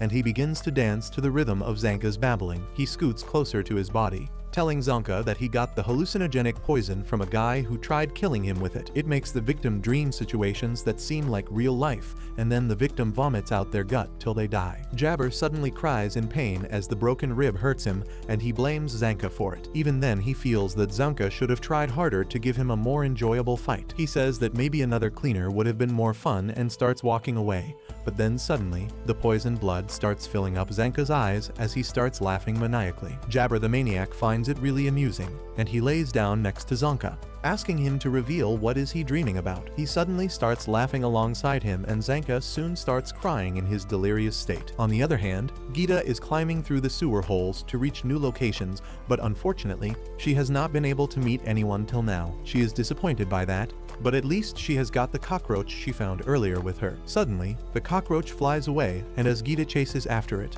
she comes face to face with an incredibly bizarre scene. There is a gigantic glowing egg wrapped with thick branches, and there are severed hands nailed to their weapons stabbing the egg. Gita is mortified at this sight, and at the same time, Jabber is dragging Zanka to offer him up to the trash beast. Jabber prances around while dragging Zanka on the ground, thinking about the awesome reward he will get from the boss. However, as he is jumping high in joy, a bullet shot from a dark cave pierces his leg. He falls on the ground and turns towards the cave and begins yelling towards the person who shot him without a warning. On the other side, Injin hears the gunshot too, and he grows curious about it. His opponent, however, starts freaking out at this, thinking that the other raiders must have finished their fights already. He gets nervous, thinking that if he doesn't do anything now, he will be the last one to finish. He doesn't want to be last, but if he needs to finish his fight, he has got to start it, and that thought makes him even more nervous. He starts sweating and twitching as he says that he doesn't know how to start a fight. Injin grows concerned about the boy, who nervously introduces himself as Oros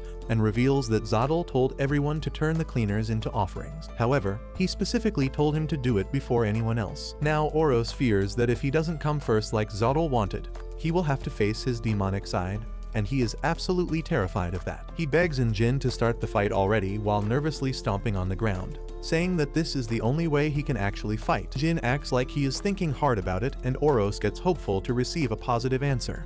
But Injin was just trolling him, and he refuses to attack the boy first. Meanwhile, a little while ago, Rio had finally regained enough control over her body after the lightning attack from Noward stunned her. The human Pikachu walks towards her and then yeets her hair ahead, and Rio barely manages to use her scissors as a fan to push the hair away. She builds some distance between them and notices that Noward's hair has run out of charge after the previous attack. However, she has enough time to recharge her hair by running her plastic comb through them. Meanwhile, Rio recalls something she noticed while dodging the attack earlier, and she believes it can give her the edge in the battle. She immediately runs away, and Noward furiously chases after her. But once she turns around the corner, Rio is nowhere to be seen. This makes Noward pissed, and she starts cursing Rio, telling her to come out if she is a warrior too. She suddenly hears a sound behind her and runs in that direction, still yelling curses at Rio. She grows frustrated and lets out all the charge stored in her hair at once. Rio was waiting for this moment, and as soon as she sees Noward has run out of her static electricity, she jumps from the rooftop, aiming to chop off her hair. Surprisingly, Noward manages to dodge the sneak attack by a thin margin, and Rio is not ready for her counter. Noward kicks her and then hits her with her elbow, making her cough blood. She then proudly declares that she won't let anyone cut her hair twice, and reveals that after years of training, she can move her hair just like her other body parts with perfect control. Rio stops coughing blood and says that she has never met anyone more proud of their hair than her. Noward takes that as a compliment, and then admits that her theory about her hair running out of static electricity with time is correct. She says that she can cancel her Pikachu mode at will too, and her limit is not more than 2 minutes. Rio gets up after hearing this and says that she earlier thought Noward was weak to wind-based attacks. However, now that she knows her true weakness, she just needs to wait for the perfect chance to strike. Noward just laughs at her optimism, saying that she became a warrior to cover for her weakness. She then charges ahead at Rio, pushing her back with her swift punches and kicks. Rio is curious about her fighting style and asks her about her backstory. Noward replies that she comes from a tribe of women warriors called Cilia, and Rio replies that she has never heard that name. Noword tells her that it is to be expected because their village was destroyed a long time ago. She then suddenly lunges towards Rio and hits her with a discounted Kamehameha.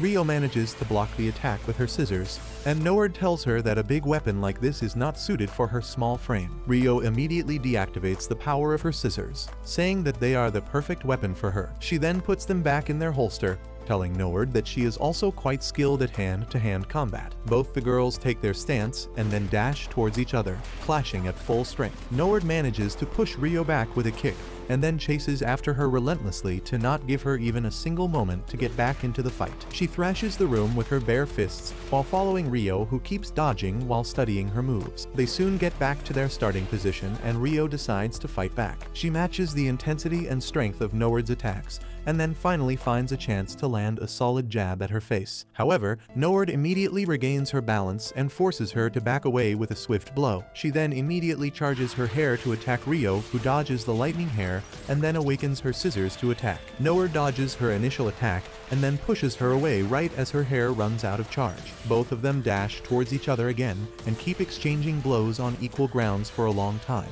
But ultimately, Noword gets the upper hand. She deals severe damage to Rio, making her cough blood constantly. She is confident that the battle is over now because Rio's scissors are out of her reach right now. Rio realizes that she is at a disadvantage as well, but then asks Noword if anyone can hear a cry for help from this place. Noword replies that she can scream as much as she wants, but no one will hear her. Rio sighs on hearing this, and Noword tells her that once the fight is over, she will be offered up as a sacrifice along with her friends. Rio calmly listens to her and then pulls out a Glock, shooting Noword twice before she can even process what is even happening. She falls on the ground, breathing and panicking as Rio points her gun at her head.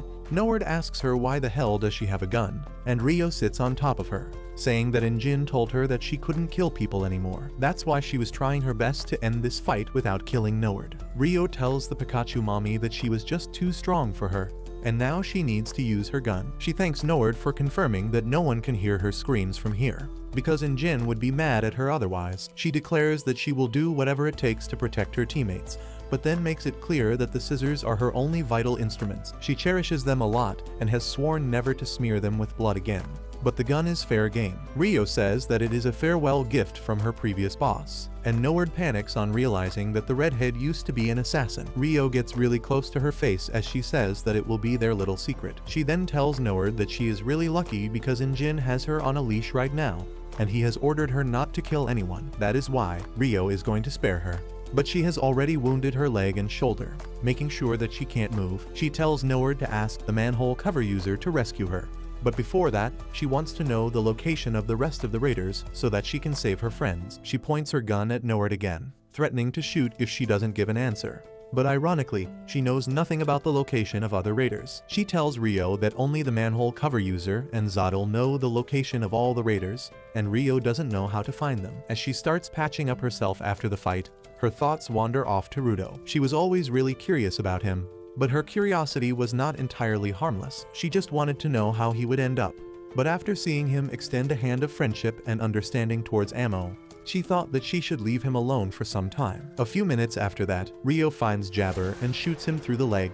But she is not done with that. She unloads the entire magazine on the crazy bastard until he is bleeding out on the ground. Rio feels that he is too stubborn to die with just this, so she won't get in trouble for shooting him multiple times, and then turns her attention towards Zanka. She finds that he is still alive even though he is in a terrible condition right now, so she decides to take him back to the safe zone and get him patched up. Meanwhile, Rudo is still stuck with Zotl without any progress. When the manhole cover user appears next to him to give him updates, he reveals that Jabber won his fight while Noword lost hers. Oros is still delaying the fight while Bundus is talking to the father and son duo to get information about the leader of the cleaners. Rudo panics on hearing this and asks them what are they doing to the cleaners, but Zotl doesn't plan to give him any answers. He declares that they should get moving, and the manhole girl vanishes before appearing right under Rudo's feet. She drags him into one of her portals and Rudo crash lands right in front of the giant egg. He starts cursing Zotl for handling him so roughly without even telling him why he brought him here. Zotl appears in the room just a second after this and asks Rudo if he can't do anything without cursing and whining. He repeats his offer of taking down the sphere together and tells Rudo to think hard about it. He asks if he needs to bring a picture book and crayons to explain things properly to his peanut-sized brain, and that offends Rudo. He declares that he hates annoying jerks like him the most, and Zotl wishes that someone smarter had dropped down from the sphere instead of Rudo. While the two of them are launching insults on each other, Gita is hiding behind a rock nearby, terrified of everything. Zotl then remarks that despite Rudo being the one most desperate to reach the sphere, he probably didn't contribute anything to the ongoing mission to find clues about that. He decides to show what he has found out on his own in the meantime, and takes Ammo's boots to the monster egg. He slams the boots against the eggs, and suddenly, a bunch of spikes come out of it, stabbing the boots. As the egg starts to absorb the energy of the boots, Zotl says they are from the Watchmen series, just like Rudo's gloves and his coat. Rudo is shocked to hear this, but then Zotl reveals that he was trying to create his own entries into the Watchmen series in the past. Rudo stares in horror as the thick veiny branches covering the giant egg open up and stick to the walls of the cave, revealing the egg fully. Zotl then tells Rudo that entries in the Watchmen series have existed for a much longer period compared to any other vital instrument, and they have an incredible amount of power. He believes that the person who turned those items into vital instruments must have had a godly amount of anima, because no matter how hard he tried, he could not create an item of the Watchmen series. However, his experiments were not a total failure because he managed to create something else. Zotl recalls the day when he found a rare necklace in a pile of trash. He poured all his anima, or emotional energy, into the necklace, hoping that it would become an item of the Watchmen series. But nothing happened. Disappointed, he threw the necklace into trash and started walking away, when the impatient cawing of crows nearby forced him to look back. He found dark energy releasing from the garbage pile, and then the necklace began floating in air before suddenly erupting into a pillar of light. That day, he accidentally created a trash beast powered by a vital instrument, and it was much stronger than normal trash beasts. Zotl tells Rudo that he must have also faced one of them before, and he recalls the fearsome trash beast that was really hard to kill. Zotl continues his monologue, saying that the trash beast he is working on right now is really special,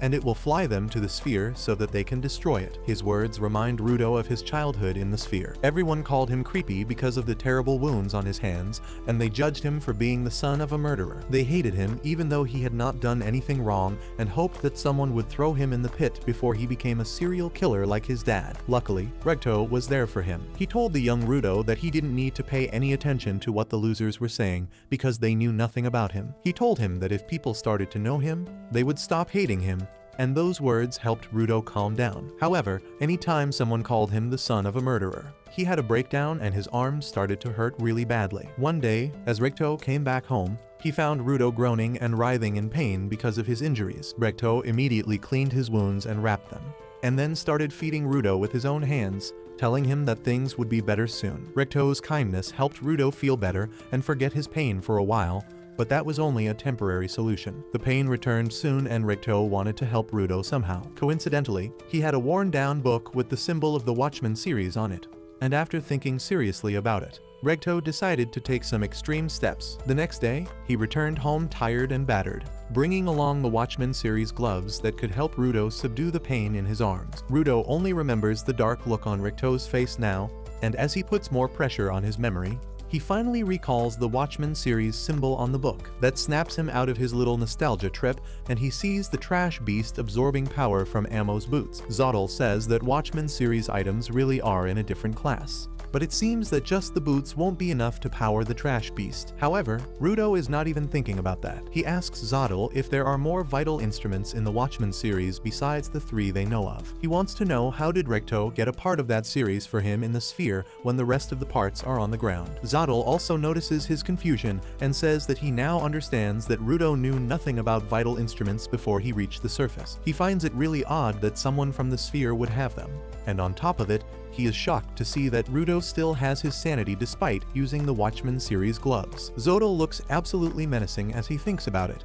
which freaks out Rudo. He asks what the hell is the Watchmen series, and Zotl tells him that all the items in the series were originally used by just one person. He asks Rudo if he has noticed the infinite power his gloves hold, and then tells him to think about the person who created not just the gloves, but all other items in the series. He wonders what kind of life that person lived to create something so powerful. Rudo has no answer to that, and then Zotl adds that if someone whose needs are satisfied wears the items from the Watchmen series, that person slowly goes mad. Rudo replies that he has not gone mad despite wearing the gloves for years, and Zotl believes him. He says that people like him use the Watchmen series in the normal way, and they feel that they have lost some part of their humanity along the way. This reminds Rudo of his troubled childhood, and he starts feeling bad about himself when Zottel tells him there is no need for that because losing their humanity allows them to use the overwhelming power of the Watchmen series. Zottel releases his anima, saying that he has always wondered what would happen if a powerful giver would wear all parts of the Watchmen series.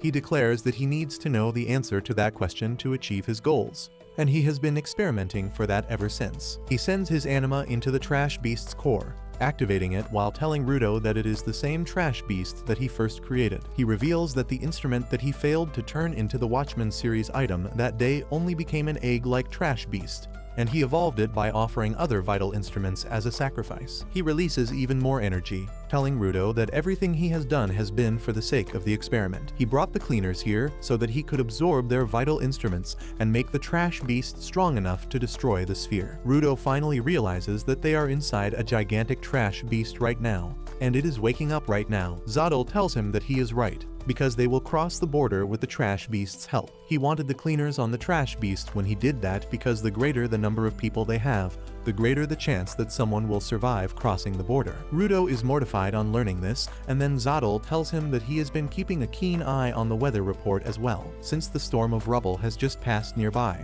It means that the sphere is right on top of them, making this the perfect timing for his plan. However, there is something that Zottel had not considered in his plan, and that is Gita, who was hiding in fear the entire time, but the moment she heard the word Trash Beast, all her fear vanished. She suddenly comes out of hiding and rushes towards the Trash Beast's core, eager to fight a monster because that is what she does best. On the other hand, Injin is with Oros when the ground around them starts shaking. Injin wonders what the hell is happening, but Oros panics, hoping that Zottel waits for a bit more, because he has not even started his fight yet. Injin asks Oros if his boss is really making this place shake, and he affirms, thinking that Zottel is doing this on purpose to hurry him up. However, the shaking stops quickly and Injin decides to walk away. Oros panics on seeing this and asks where he is going when they are supposed to fight. Injin replies that it doesn't seem they will get to fight, so he will search for his team instead. Oros freaks out at this and follows Injin, telling him to just attack him once and then they can fight. Injin is having a really hard time controlling his laughter right now as he messes with Oros, who reveals that he is a loser who can't do anything unless someone is there to order him around. He begs Injin to help him just this once,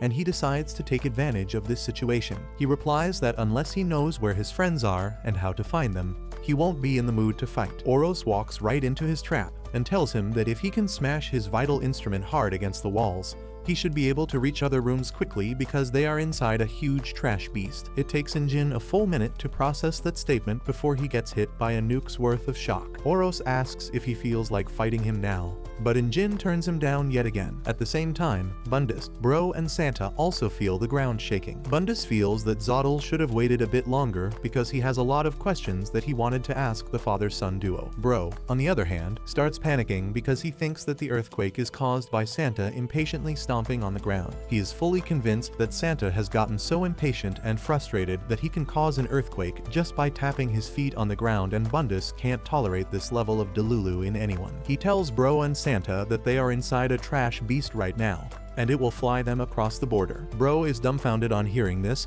but before he can say anything, Santa gets into business mode. At the same time, Injin also tells the nervous Oros that even though he gave him nice information, he can't fight him, because as a cleaner, his first priority is to get rid of a Trash Beast the moment they find it. The other cleaners say the same thing to their opponents, and they get ready to do what they do best. Meanwhile, a trash storm is raging outside, and the Trash Beast suddenly awakens, ready to take off the moment it gets instructions. Inside, Bro and Santa awaken their powers, and Bundus is shocked because he was not expecting them to fight. Instead of replying to him, they activate their vital instruments, which is Bro's bandana and Santa's pacifier. Bundus suddenly realizes that the thought of fighting a Trash Beast got the cleaners excited, and he doesn't have any problem with it either. Bro tells Bundus that he is a good talker, and he kept them fooled about their location the entire time. He truly believed that they were underground because no one could expect a Trash Beast of this size. However, that also raises questions in his mind. He asks Bundus how they are fine without their masks, because he has heard that the bigger a Trash Beast is, the more toxic it is. Bundus replies that this Trash Beast is quite special, but he doesn't know the real answer himself. He suddenly gets up from his place, saying that since it has come to this, he needs to do his job properly. He claims that he doesn't want to stop their fun question and answer session, but since the cleaners have decided to fight, he will fight them with his full strength. Bro is also ready to face him with all his might, and he suddenly whips out his bandana and tries Santa with it. Bundus is confused about their weird battle tactic, and then Bro yeets Santa towards the walls with his full strength. Bundus is shocked to see this and wonders if Santa is going to break through the wall. But he is in for a great shock. Santa travels towards the wall at full speed, but the moment he punches it, he loses all momentum and does 0 damage. Instead, he starts punching the wall gently while slowly floating down. Bundus is really disappointed by this, and he tells Bro that he should stop his kid already because his efforts are meaningless. In response, Bro ties Bundus with his bandana, telling him that as a responsible parent, he will never stop his child from working hard, especially when he is about to achieve great results. Bundus thinks that he is just talking crap when he suddenly hears loud sounds coming from behind him. He turns around to see cracks in the wall at the spots that Santa punched. The cracks grow in size as they get closer to the ground, and Santa's final punch leaves a devastating crack on the wall, while also absorbing energy from it. Bundus is confused and speechless by this, and then Bro tells him that Santa's ability is a bit unique. The more he hits something, the more energy he steals from it, and the stronger he becomes. Bundus is awestruck on seeing this, and Bro looks proud as Santa launches a punch strong enough to break through the wall with ease. Bundus stares at the hole in the wall with a dumbfounded expression, but Bro is not satisfied with the result. He realizes that the trash beast they are inside is incredibly huge, and Santa's last punch was not nearly strong enough to reach its outer walls. However, there is also a silver lining, as the monster is really big and Santa can punch it a lot more times, which will make him even stronger. Bundus suddenly starts laughing at this and tells Santa that he is really amazing, but he will stop his growth right here. He activates the power of his vital instrument, and tiny metal parts start coming out of the furnace on his shoulder. The parts fuse together to form metal hands that gain sentience through Bundus' power. He suddenly jumps high in the air and uses his metal hands to make him spin rapidly, coming out of Bro's bandana. As he lands on the ground, Bundus says that Bro and Santa want to destroy the trash beast and return home, while he wants to stop them to claim a reward from their boss. And now the story is getting interesting. The three of them stand and stare at each other when suddenly, the ground under them starts to rumble. They fail to understand what is happening,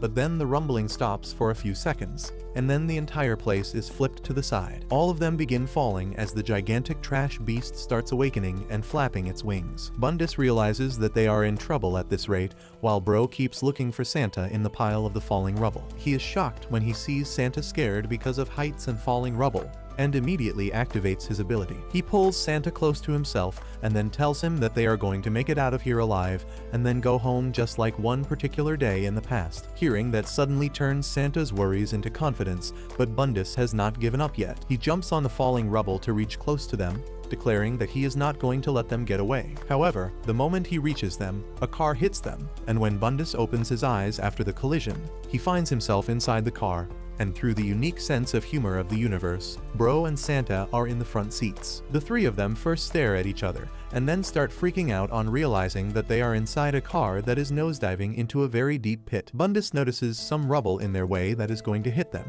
and he tells Bro to dodge it. Bro also loses his remaining brain cells because of the tense situation and tries to steer the car in free fall. The only thing he can do is change the direction of the wheels, and then the car hits some rubble like Bundus feared. Luckily, that turns out to be a blessing in disguise, because that collision sends the car towards the walls of the cave, giving the wheels something to stand on. As the car skids down the walls of the cave without any control, Bundus becomes an absolute dumbass and asks Bro to stop it even though they are in free fall. Bro becomes even more stupid and tries to apply brakes, but obviously the car can't stop. The two men then decide to put their entire focus on dodging the obstacles in front of them as they play hill climb racing in real life. Bundus decides to mansplain to a fellow man and tells Bro that he sucks at driving. He asks him to let him drive the car and uses his mechanical hands to take control of the steering wheel. As the two of them struggle over who gets to be driver, the car goes out of control. Santa gets knocked out by all the stress and starts drifting away, causing Bro to panic. Bundus uses his metal hands to grab him and tells Bro to focus on driving the car, but unfortunately, the steering wheel was uprooted during their little power struggle earlier, and now the car is just a box with wheels. It begins getting away from the surface and bumps into heavy rubble in the way, causing it to change directions rapidly. Bundus realizes that they need to do something about the rubble, so he sends his metal arms out of the windows and enlarges them to punch away all the debris in their way. He then spots a huge sewer pipe in the distance and asks Bro to take them there. Bro thinks there is no chance for that, but luckily, he spots a telephone pole stuck in the ground just then. He grabs it with his bandana and uses his power to swing the car around, directing it straight towards the drain pipe. Everyone is relieved that they are going to be safe now. But coincidentally, Injin was seeking shelter in the same pipe, and his flabber is gasted when he sees a car flying straight towards him. Bro, Santa, and Bundus start panting and wheezing the moment the car stops, and once Injin has processed everything, he lashes out at his friends, asking why were they on a road trip with a raider. He points his umbrella at Bundus, who tells him to keep it aside because it is not polite to point things at someone. He then notices Oros lying on the ground and asks him what the hell is he doing there. He is confused about how has Oros not defeated his enemy yet, and Injin is shocked because Bundus said that with such plain confidence as if it was a universally acknowledged truth. Oros is on the verge of crying as he tells Bundus that Injin refused to attack him. He says that he cooperated with him and even told him that they were inside a trash beast, but he still ignored him and rushed to find his friends. At this point, Oros is straight up begging Injin to fight him, who still refuses because he doesn't feel like fighting. Suddenly, Bro tells Injin that they can't waste any time here because the giant trash beast is flying towards the sphere and people die when they cross the border. The first thing Injin remembers on hearing this is that Rudo wanted to cross the border and reach the sphere. He feels a little happy for him, but then his brain catches up with the rest of the information, and he freaks out, asking how can this giant thing fly. Bro replies that he has no idea and says they need to find the other cleaners quickly and get out of this place. Suddenly, Santa's choker starts ringing because Semu finally managed to contact him. Jin picks up the call and tells Semu how happy he is to hear her voice, but she tells him to cut the small talk and give him the details. Jin tells her everything about how they were kidnapped by the raiders,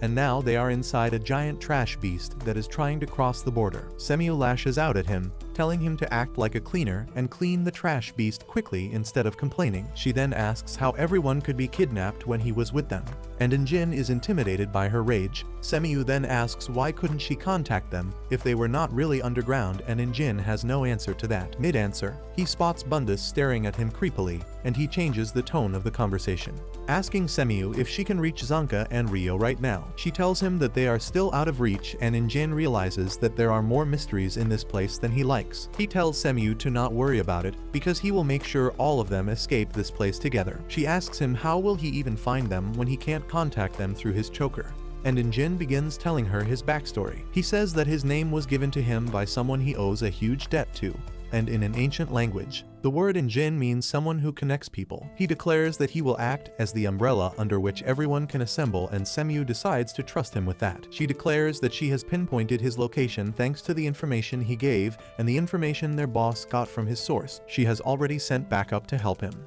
and that includes Tamsi and his team, the healer girl, and even Gris and other elite supporters. Meanwhile, near the monster core, Zotl calmly finds a place to stand, even as the trash beast's movements made the place flip on its side. While Rudo barely hangs on to a rock, Zotl tells Rudo that the trash storm comes every 6 years and today is the day it will pass right over them. He says that the trash beast has the ability to ride the strong winds of the trash storm and cross the barrier, and he just altered its posture a bit to make it easier. Zotl then tells Rudo that he doesn't want to turn him into an offering to the trash beast because he has too much valuable information about the sphere. He once again asks Rudo to join hands with him, because he is the one who can get him to the sphere fastest and help him get his revenge. Zotl asks him what can the cleaners even offer him, and instead of thinking of an answer, Rudo stares at Gita, lying unconscious far below him. Zotl tells him that the cleaners only want to fight the trash beasts, and if he stays with them, his goal of returning to the sphere will be sidelined. He calls them trash and asks him to discard that trash because that stands between him and his ambition. Rudo thinks hard about it and then tells Zotl that he gave his gloves the name 3R. He says that the leader of the cleaners told him that in the past,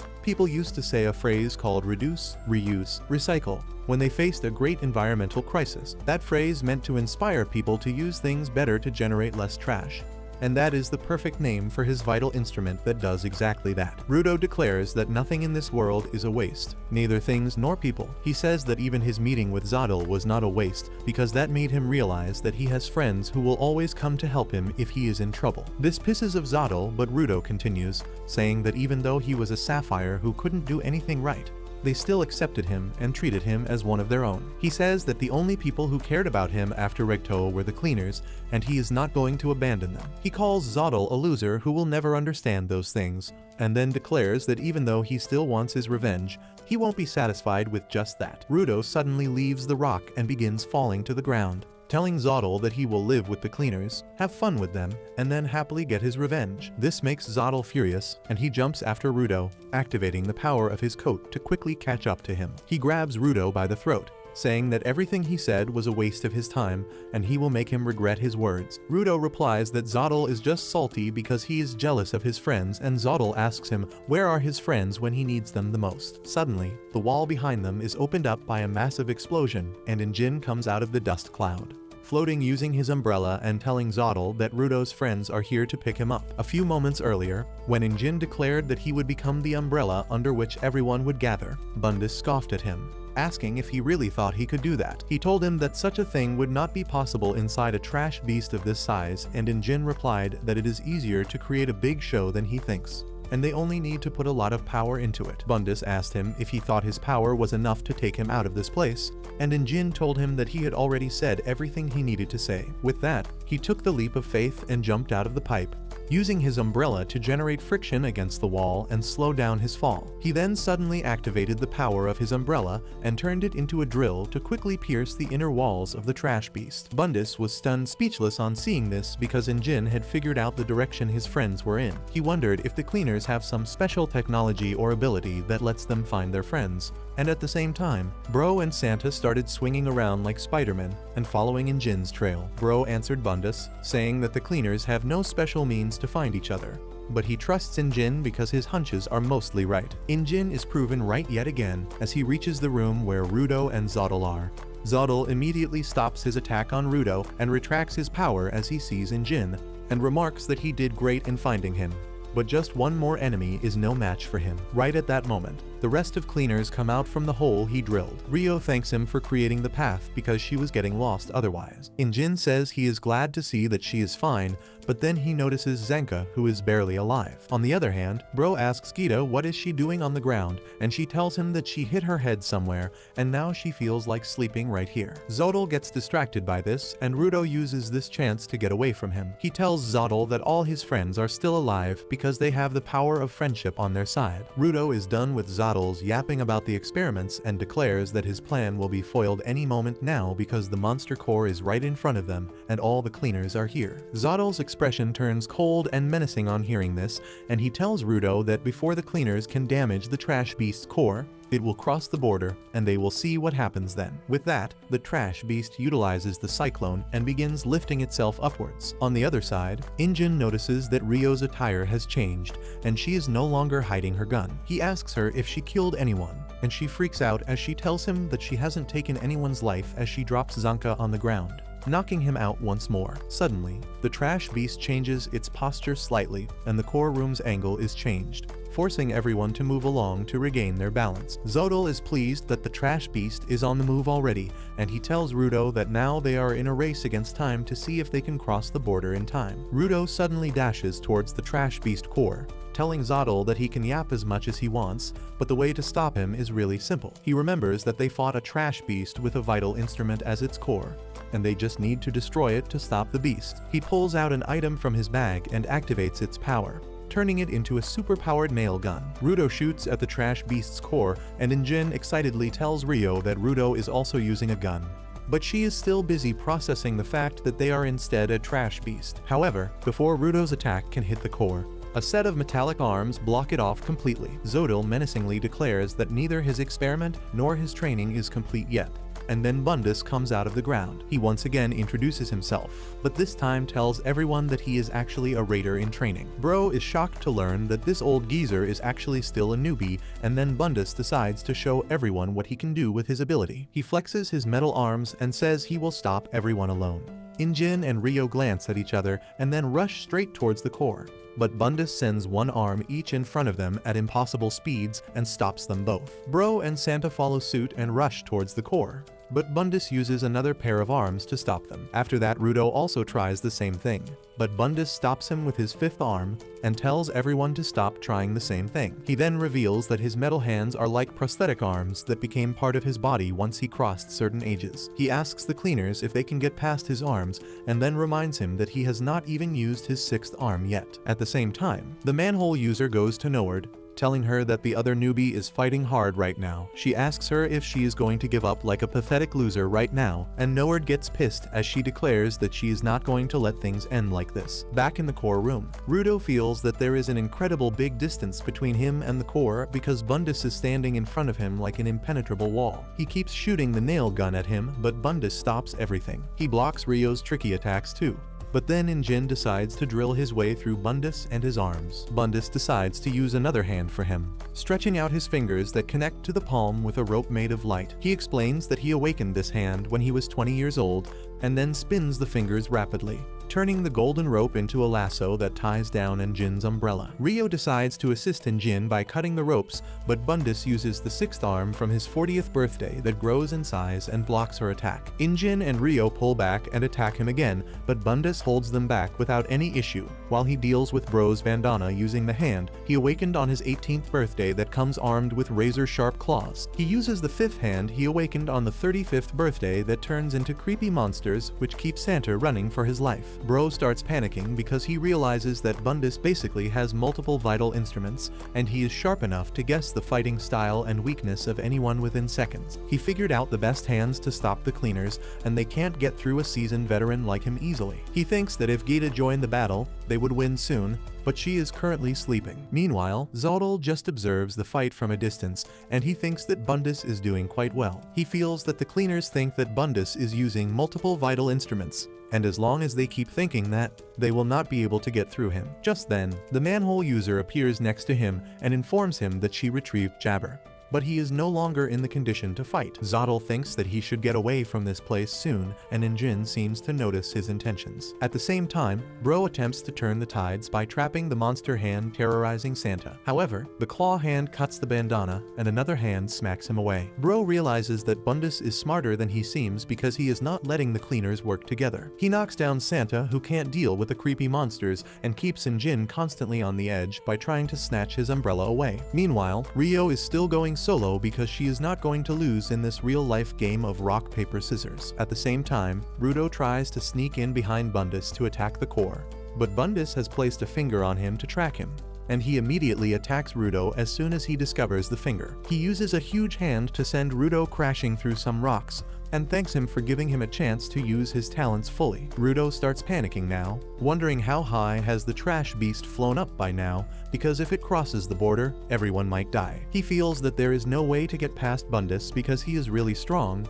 but then he looks at his gloves and realizes that there is no need to give up yet. He thinks that Rigto passed on these gloves to him, and he has cared for them as much as Bundus has cared for his vital instrument. He is sure that his gloves won't lose to anyone else's vital instrument in that matter. He decides to find the power he has not been able to access yet, and a pillar of dark red energy starts emanating from his body. Everyone stares at him in shock and awe, and Rudo pushes his limits to become even stronger. The red light becomes even brighter, and Rudo finds himself floating over a rainbow bridge, and a river of trash is flowing before him. He realizes that he can become much stronger, and then suddenly, the power of the gloves consume him. When the light fades down, the nail gun in his hand has transformed into a badass cannon, and Rio wonders if he swapped the item midway. Injin tells her Rudo is still using the nail gun, but this time, he is using his full power. She doesn't understand how that is possible, so Injin explains that Rudo can use the power of his gloves, 3R, to create 3 vital instruments at the same time. In doing that, he divides the power he gets from 3R into each item.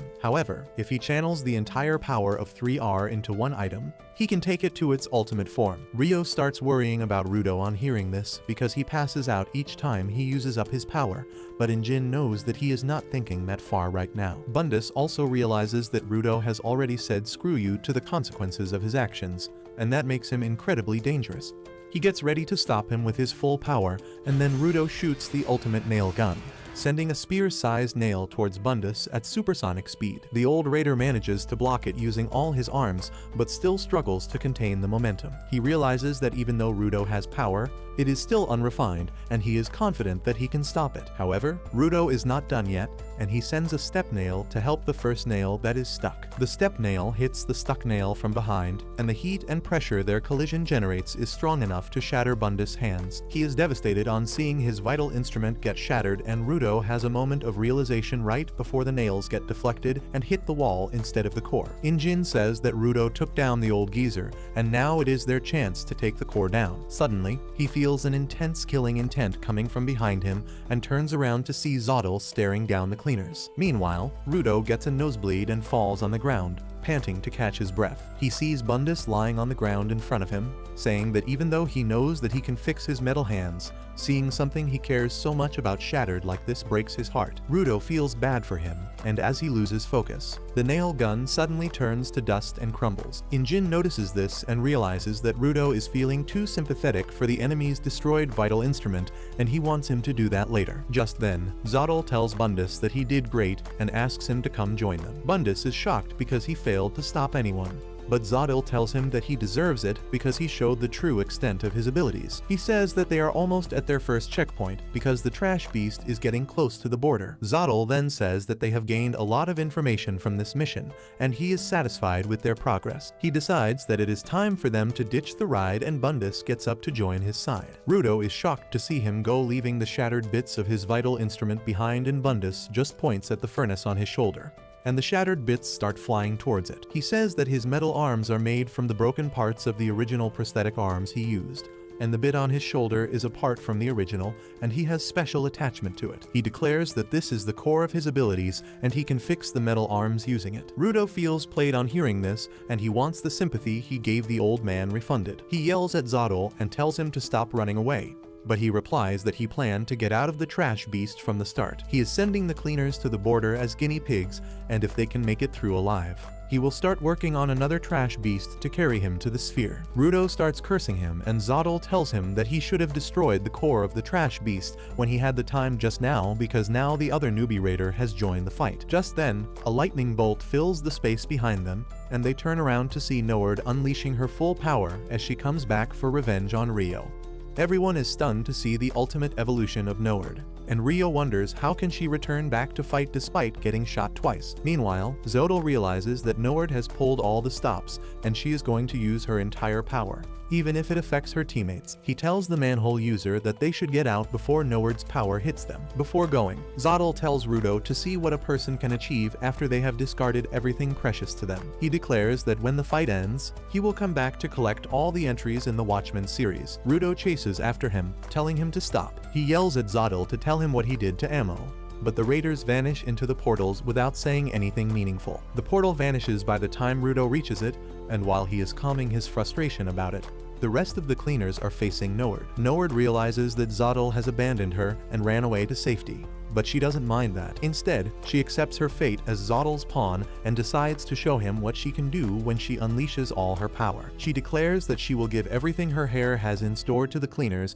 and make sure they never get out of this place alive. She expands her hair and creates a strong electric field in the air before releasing all the lightning she has stored. Rudo and the cleaners have no chance to dodge the powerful lightning bolt, and they get instantly. While they are somehow enduring the high voltage attack, Nord's hair starts burning because of overusing her power, and she starts taking damage from her own attack. The roof of the room starts cracking as a side effect of her devastating attack, and at the same time, Oros is still stuck in the pipe, crying at how useless he is. He is pretty sure that Zotl has left him behind because he is a pitiful loser who couldn't deal with his enemy. He blames Zotl for it, saying that he should have been around to give him orders, and then he could have defeated even Injin. He begins crying pathetically as he thinks that he will never be guided by Zotl again, and he will rot inside this pipe utterly clueless. Suddenly, he hears a commanding voice, calling him a disgusting weakling. The voice tells Oros that he can't do anything without him, and Oros starts smiling through his tears and snot. Addressing the voice as he, his alternate personality. He asks him to switch with him, because if they have really been abandoned here, he will get both of them out. Oros gladly accepts his orders and lets he take control over him. Back in the core room, Nord is under a lot of stress as her hair burn because of overusing her power. She tells the trash beast to hurry up and cross the border before her hair burn out. She just wants to keep the cleaners down just long enough for the border to kill them.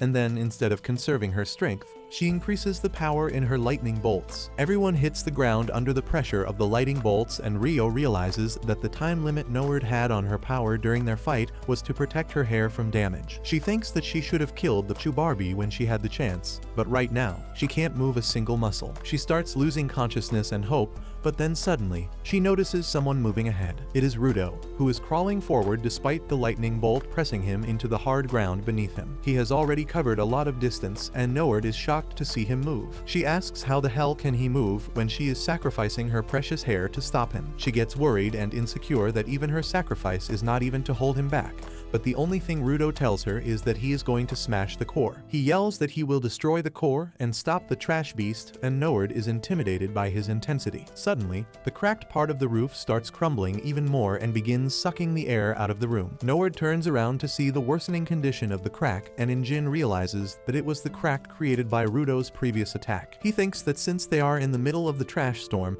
and if the hole opens up completely, it could be disastrous for them. His fears come true immediately, as the crack completely opens up, creating a huge hole leading outside the trash beast. The strong negative air pressure immediately sucks Nord towards it, and she is forced to cancel her power as she tries to grab the walls of the hole and stay inside the trash beast. However, her bullet wounds start hurting a lot as the suction pulls her body outside, and she runs out of strength pretty quickly. She loses her grip on the wall and her body is sucked outside the trash beast, while the cleaners still hold on to the ground for their life. Outside, Nord wants to tell Zottel that she got the cleaners this far and the rest is up to his luck now. She opens her eyes and finds herself floating over golden clouds. The scenery mesmerizes her, and she suddenly remembers the time when she was just a teenager in her village of only female warriors. That was when she met Zottel for the first time, who praised her hair. Nord thought that he was just a sleazy traveler trying to get lucky in the village of women, so she told him to praise someone else because she was not as easy as he thinks. However, Zottel nonchalantly replied that he didn't even know what she was talking about. He told her that he meant what he said about her hair, and then gave her the plastic comb that eventually turned into her vital instrument. The things Zottel told her at that time convinced her to join his group, and that is the only thing she can remember right now. She thanks Zottel for taking her on this journey because the beauty of the border is enough to make her cry. Then suddenly, she feels a weird sensation she can't describe, and she instinctively turns around to look behind her. To her horror, she sees a gigantic figure with its arms crossed and its head buried in the clouds. Nord feels the same dreadful sensation again, and it makes her feel like her world is becoming dark and devoid of any color. Her comb suddenly goes flying away, and in her panicked state, Nord stretched out her hand to grab it. She realizes what is going on and wants to tell Zodli what is actually at the border. She wants to tell him that when someone crosses the border, everything precious to them is stolen. The comb slips away from her, and Nord gathers all her courage and strength as she yells that the thing in front of her is the watchman. Before she can even complete her sentence, she is wiped from existence like a paint smear. At the same time, the cleaners are struggling to stick to the ground, and Injin tells them to hold on as tightly as they can. Rudo curses the hole in the ground that is making moving forward really risky, when everyone hears a faint boom. But Rudo alone feels the world go dark for a split second. As he wonders what kind of sensation was that, everyone else can only hear the sound, and they think that Nord crossed the border first. Injin looks around the room and finds that everyone is exhausted because of Nord's attacks, and no one can destroy the core before the trash beast crosses the border. He wonders if he should use a secret weapon that he really doesn't want to use when he finds Gita sliding ahead because of the wind pressure without a care in the world. She is holding the unconscious Zanka, who is being dragged behind her, and Rio is glad that they are still with them because she was sure those two unconscious morons were already beyond the border. On the other hand, Injin and Bro start panicking as they tell Gita to hold the ground or she will be sucked out by the hole. Gita calmly apologizes for taking a nap earlier because her head hurt, but she assures them that now her head is fine so she can help them out. On seeing her so calm, both Injin and Bro realize that they were just caught up in tension because of the situation, when they have nothing to worry about in reality. Bro says that Gita is the one person in their group that doesn't have to worry about being sucked out. Gita asks him what level can she go to, and he immediately tells her that she shouldn't go beyond level 3. She obeys his orders and begins prancing around joyfully before jumping up in the air and activating her vital instrument, which is her Pokemon bodysuit. She merges with it and transforms into a giant dragon-type Pokemon. Rudo can only stare at her with his mouth wide open, and then Gita blocks the hole in the wall with her butt, telling everyone that they don't need to worry about getting sucked out now. Injin praises her, saying that she always amazes him with her super stylish vital instrument, and Gita is really happy to hear that. With that, all the cleaners get back up on their feet and shake off the lethargy and shock from Nowhere's attack as they get ready to destroy the Trash Beast's core. At the same time, Zottle, Bundus, and the manhole cover user are in a safe spot. Zottle watches over the trash storm that is slowly losing its velocity and feels that it should still be enough to get the Trash Beast to cross the border. Bundus asks him what made him think that an artificial Trash Beast could cross the border, because people in the past have tried almost everything but no one survived crossing the border. He asks Zottle why does he think that his Trash Beast can cross it safely, but gets no answer. He gives up on learning anything, but Zottle starts thinking about the day he accidentally created the Trash Beast that had the power of protection. Back inside the Trash Beast, Injin, Rio, and Rudo lunge towards the Trash Beast's core with their weapons. They manage to pierce it, and Rudo plucks out the vital instrument at the core of the monster. The vital instrument crumbles in his hand, and then suddenly, the monster starts falling apart. Jin apologizes to everyone for not realizing earlier that the monster would fall apart the moment they destroyed its core. He tells everyone to stay alert and asks anyone to grab Zanka.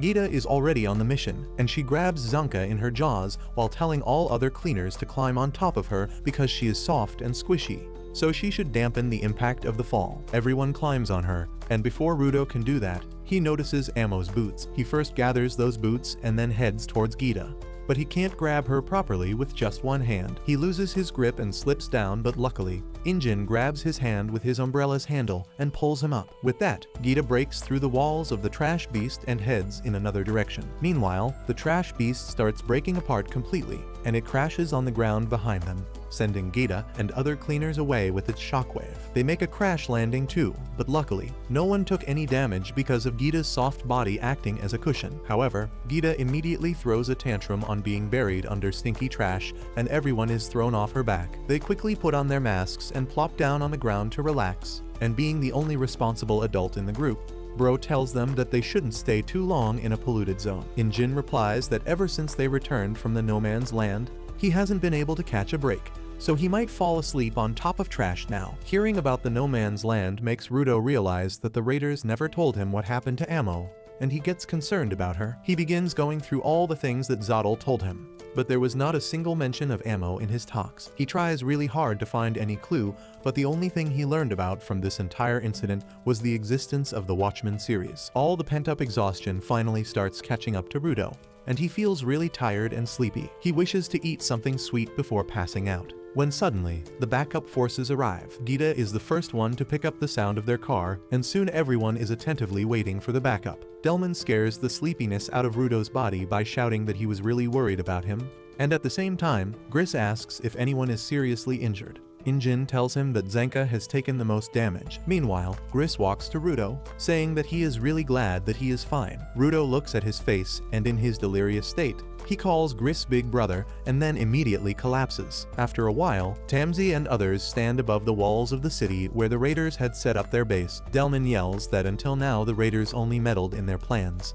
but now that they have started to build artificial trash beasts, it is a declaration of war against the cleaners. Tamsi says that they can fight the raiders later, because right now, there are more important questions they need to answer. His first question is how can the raiders create the artificial trash beasts? And the next question is how many artificial trash beasts do they have in their arsenal right now? Gita is there to answer his question, and she tells Tamsi that the leader of the raiders was trying to create entries in the Watchmen series, but he failed, and the result of his botched experiment was the artificial trash beast. While Bro gets traumatized because Gita is showing her skin, Tamsi is more focused on what she has to say. Gita wonders what is so special about the Watchmen series, and if putting all the pieces together will do something magical like granting all of their wishes. She says that if she can get a wish, it would be to turn back time so that she can fight the giant trash beast for real. Tamsi doesn't understand what making an entry in the Watchmen series even means, but then he realizes that they need to be patient to find out more information about the raiders. He says that they just need to stay alert because it is likely that they will need to deal with a lot of artificial trash beasts going ahead. On the other hand, Rudo regains consciousness and he doesn't want to talk to anyone about anything before he gets some sugar in his body. He doesn't want to bother with the deep stuff right now because he is feeling too relaxed after suddenly finding himself in a safe space. Soon after that, the cleaners head back to their headquarters, but as they are passing through the nearby city, a scammer decides to get in their way. He waits for their vehicle to get close and then jumps in front of it at the right moment. The car drifts as it brakes just in time before hitting the loser. But he falls on the ground and begins screaming like a bitch, saying that his arm is broken. Once he has finished his pathetic acting, he rushes to the car and demands compensation for his broken arm. The windows roll down instantly, and inside the car, Injin and others are grooving to gangsta music. Injin tells the scammer that he can take him to a good doctor in the neighboring town who can completely heal his messed up brain. He doesn't even wait for a response and drifts the car away, almost knocking down the scammer for real this time. They leave the city with that, and Rudo finally takes off the sunglasses that he put on just because everyone else was doing the same.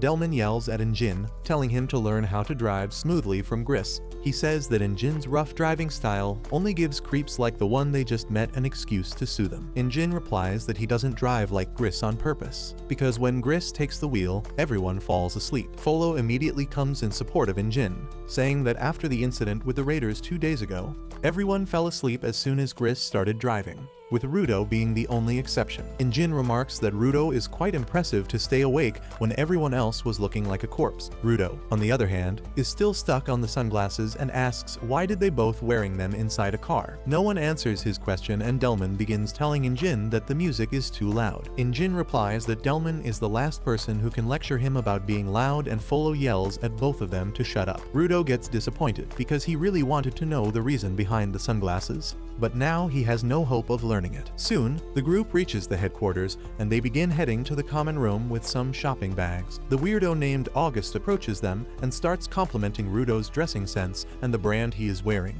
But that is only because he designed those clothes. Rudo and others simply ignore him, but August is persistent and lays on the ground. He remarks that the fabric on the sphere is really thick and asks if the weather there is cold or if the ground is really hot. Rudo just steps over him and goes to his destination, and August asks if he is ignoring him because he is a real cleaner now. Injin answers on Rudo's behalf, saying that he is just really nervous right now, which is why he can't pay any attention to things other than his goal. Rudo stands in front of a door nervously, recalling the conversations he had with the squad earlier. He wanted to visit an injured friend with flowers to wish them speedy recovery. But Injin, Delman and Folo were stunned to hear this because this ritual didn't exist on the ground. Delman suddenly went serious and told Rudo that flowers are an incredibly rare item on the surface, and it is not easy to grow or buy them on the surface. Folo agreed with him because he knew that Delman knows the most about growing flowers here, because he used to do some gardening for his late wife. Delman apologized to Rudo because he cannot spare any flowers for him, and Rudo apologized back for trying to ask him for the flowers that were so precious. However, Delman was hyped up on hearing about the ritual of the sphere, and he declared that giving flowers to patients was an excellent tradition they should copy. He told Rudo that if he didn't mind artificial flowers, he knows of a store that sells really good plastic flowers. Injin and Folo decided to tag along as well because they had to visit the bald Dr. Alice to restock their medicine supplies either way. Rudo felt a little bad about the development because to him, it seemed like he was pushing the culture of the sphere on his friends. Back to the present, Rudo stands in front of the door behind which Zanka is still in a critical condition. Rudo asks Injin if Zanka is really in a bad state even now, and he affirms, saying that they don't know exactly which poisons Jabber used on him, and even their healer Aishia could not completely remove the poison from Zanka's body. He says that they were lucky that Aishia managed to remove a lot of it because that boosted chances of Zanka's survival. Folo says that luckily, Jabber didn't use any lethal poison in the mix, but using non-lethal poisons on purpose is freaky in itself. He says that since Zanka was the only one injured so badly, his self-esteem might be low right now. Rudo begins to doubt if this is the right time to visit him and suggests that they delay their plan, but Injin decides to remove his fears. He opens the door while Rudo is not mentally ready yet, and to his surprise, Zanka is meditating calmly with his staff in his hands. Injin quietly shuts the door with that and then tells Rudo that Zanka might have grown up in a rich household and never fought to survive, but he has experienced rock bottom and climbed out of them without anyone's help. Injin says that Zanka is not going to be broken by something like this, and he believes that one day Zanka will become even stronger than any genius. Rudo is inspired on hearing this, and just then, Injin's choker rings. Semiyu tells him that they have a visitor from Canvas Town who wants to talk to Zanka, and it turns out to be Rimlin and the old chief. They enter the hospital room and immediately apologize to Zanka because apparently the wrong spell got drawn on him. Injin asks them to elaborate why they messed up only with Zanka, and the mayor yells at Rimlin to explain. She nervously reveals that when she was drawing the spells to ignore damage from one lethal hit,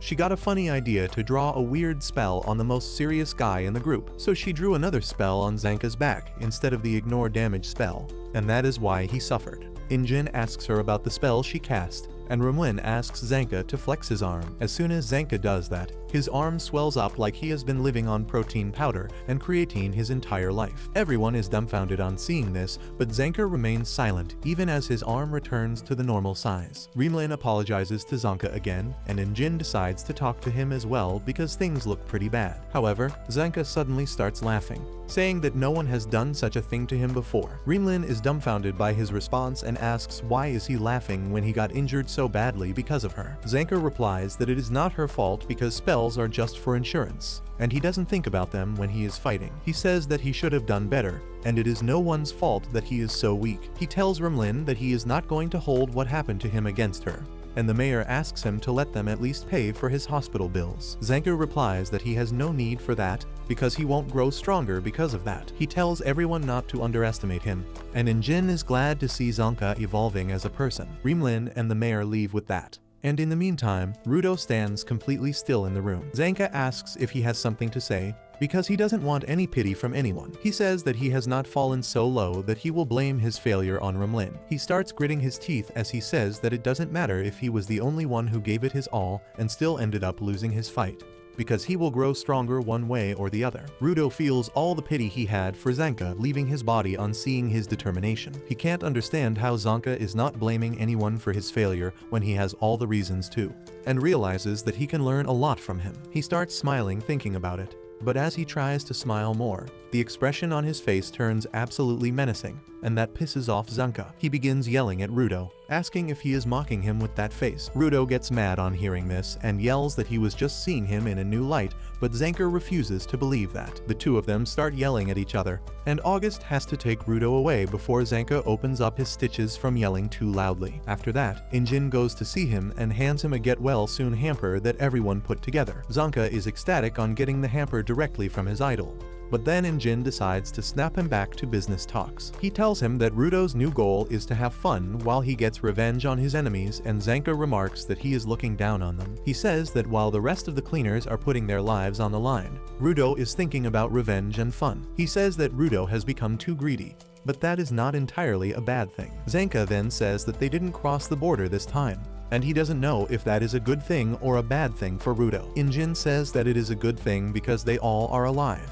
He says that the raiders didn't succeed in eliminating them, but it seems their main goal was something else. Injin says that even if the raiders don't try to mess with them from now on, they will still fight regularly because of the artificial trash beasts. He thinks that even if Rudo was not a part of their group, the relationship between raiders and cleaners was bound to get worse. Zanka agrees, saying that they will have to fight against the raiders to death, and if Rudo wants to try some things, they should let him do it. He says that Rudo needs to learn important things that he is forgetting, and asks Injin if he needs to teach him those boring things too, but Injin is already fast asleep. At the same time, at the raider camp, Zotl declares that the experiment was a success, and they learned a lot even though their trash beast was destroyed moments after it touched the border. Bundus is surprised at the lack of emotion Zotl shows, but he doesn't care too much about it. The manhole user says that Oros proved to be a loser, but losing Nord is a setback. Zotl agrees, saying that he made a good investment in the past, and Nord proved to be a fine warrior. With that, he tosses something towards Bundus, telling him that it is the reward he wanted for his promotion. The reward is a small statue with the inscription Undertaker Canny's Subarek,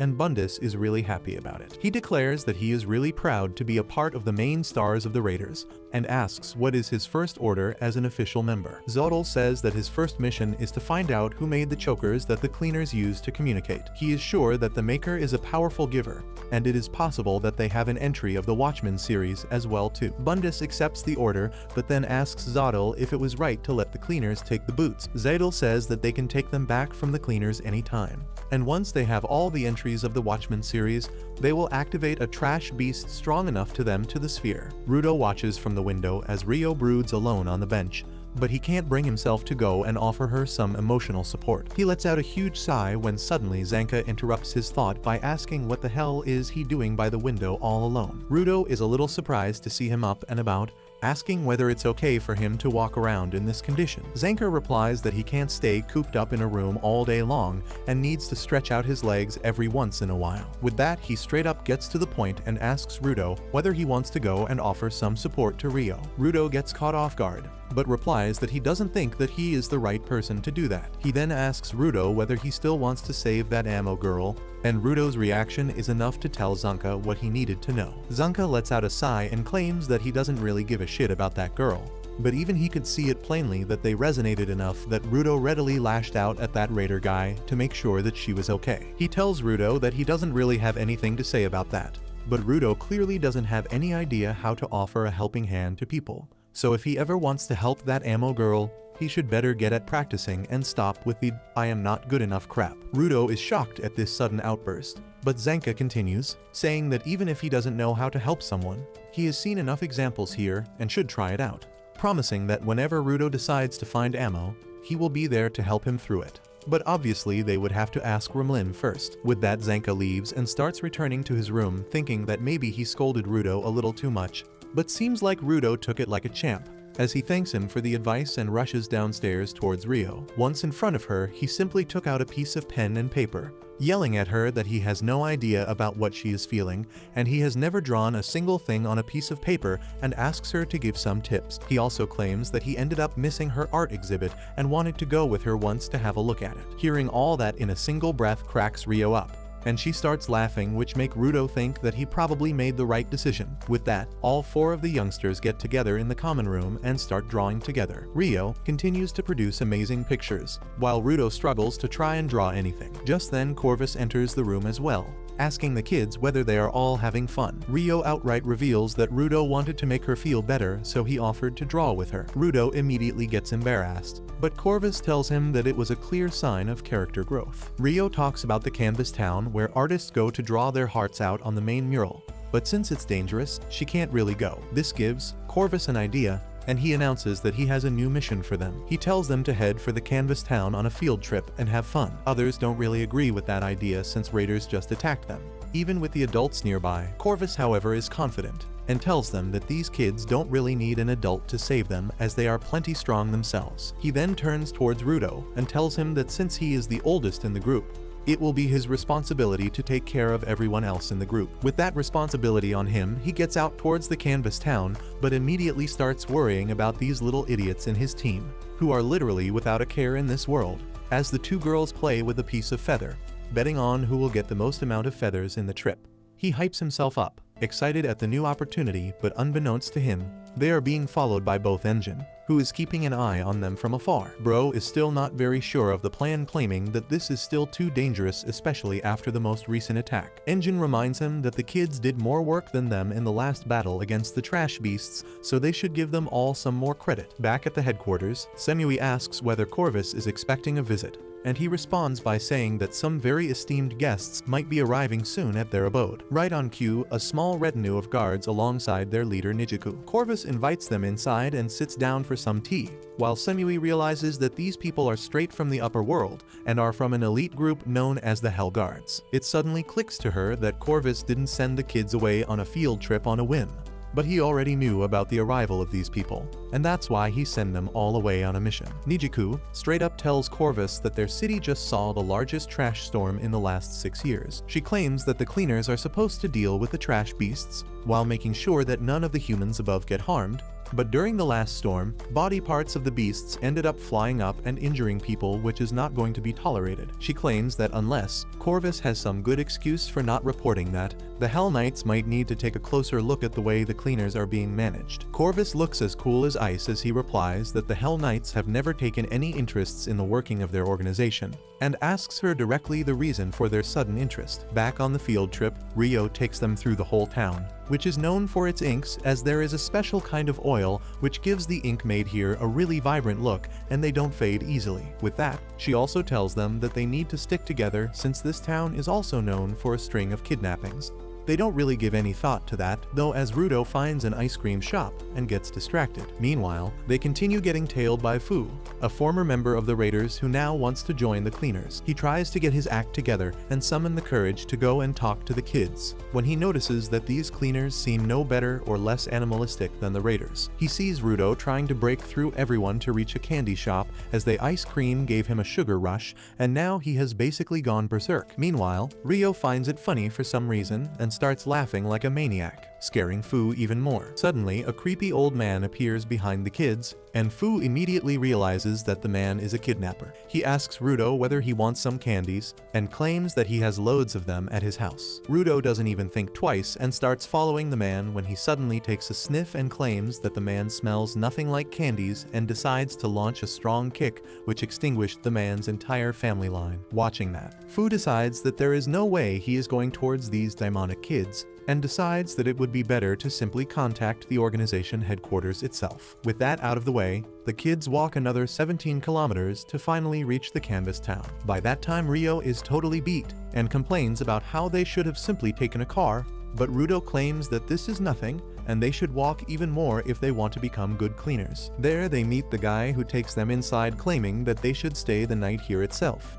While walking through the tunnel, Rio asks Rudo what he thinks about when the word mural comes up. Rudo replies that he imagines a huge wall with paintings on it. Rio looks pleased with herself and motions at Rudo to look up. The moment he looks up, his mind is blown away as he realizes that this mural has paintings on the ceiling instead of the walls. Rio explains that the first spellcaster artist loved seeing the surprised faces on everyone, that's why she made the mural up on the wall. Just then, Engine and Santa also arrive, and Rio is now sure that they have brought a vehicle all the way from the headquarters while making them walk all the way. Engine, Rio, and Rudo all lay down on the ground to give their necks some rest, when both Rudo and Engine spot the marks of the watchman at the mural. They immediately sit back up in shock as Rudo realizes that this is the same mark as that on his gloves. Back in the canvas town, Rio tells Rudo that the 4 marks below the main idol was made by the creator's best friends, which they don't know about, but the one on his gloves are marks of someone known as the Undertaker, Kenny Schurbreck.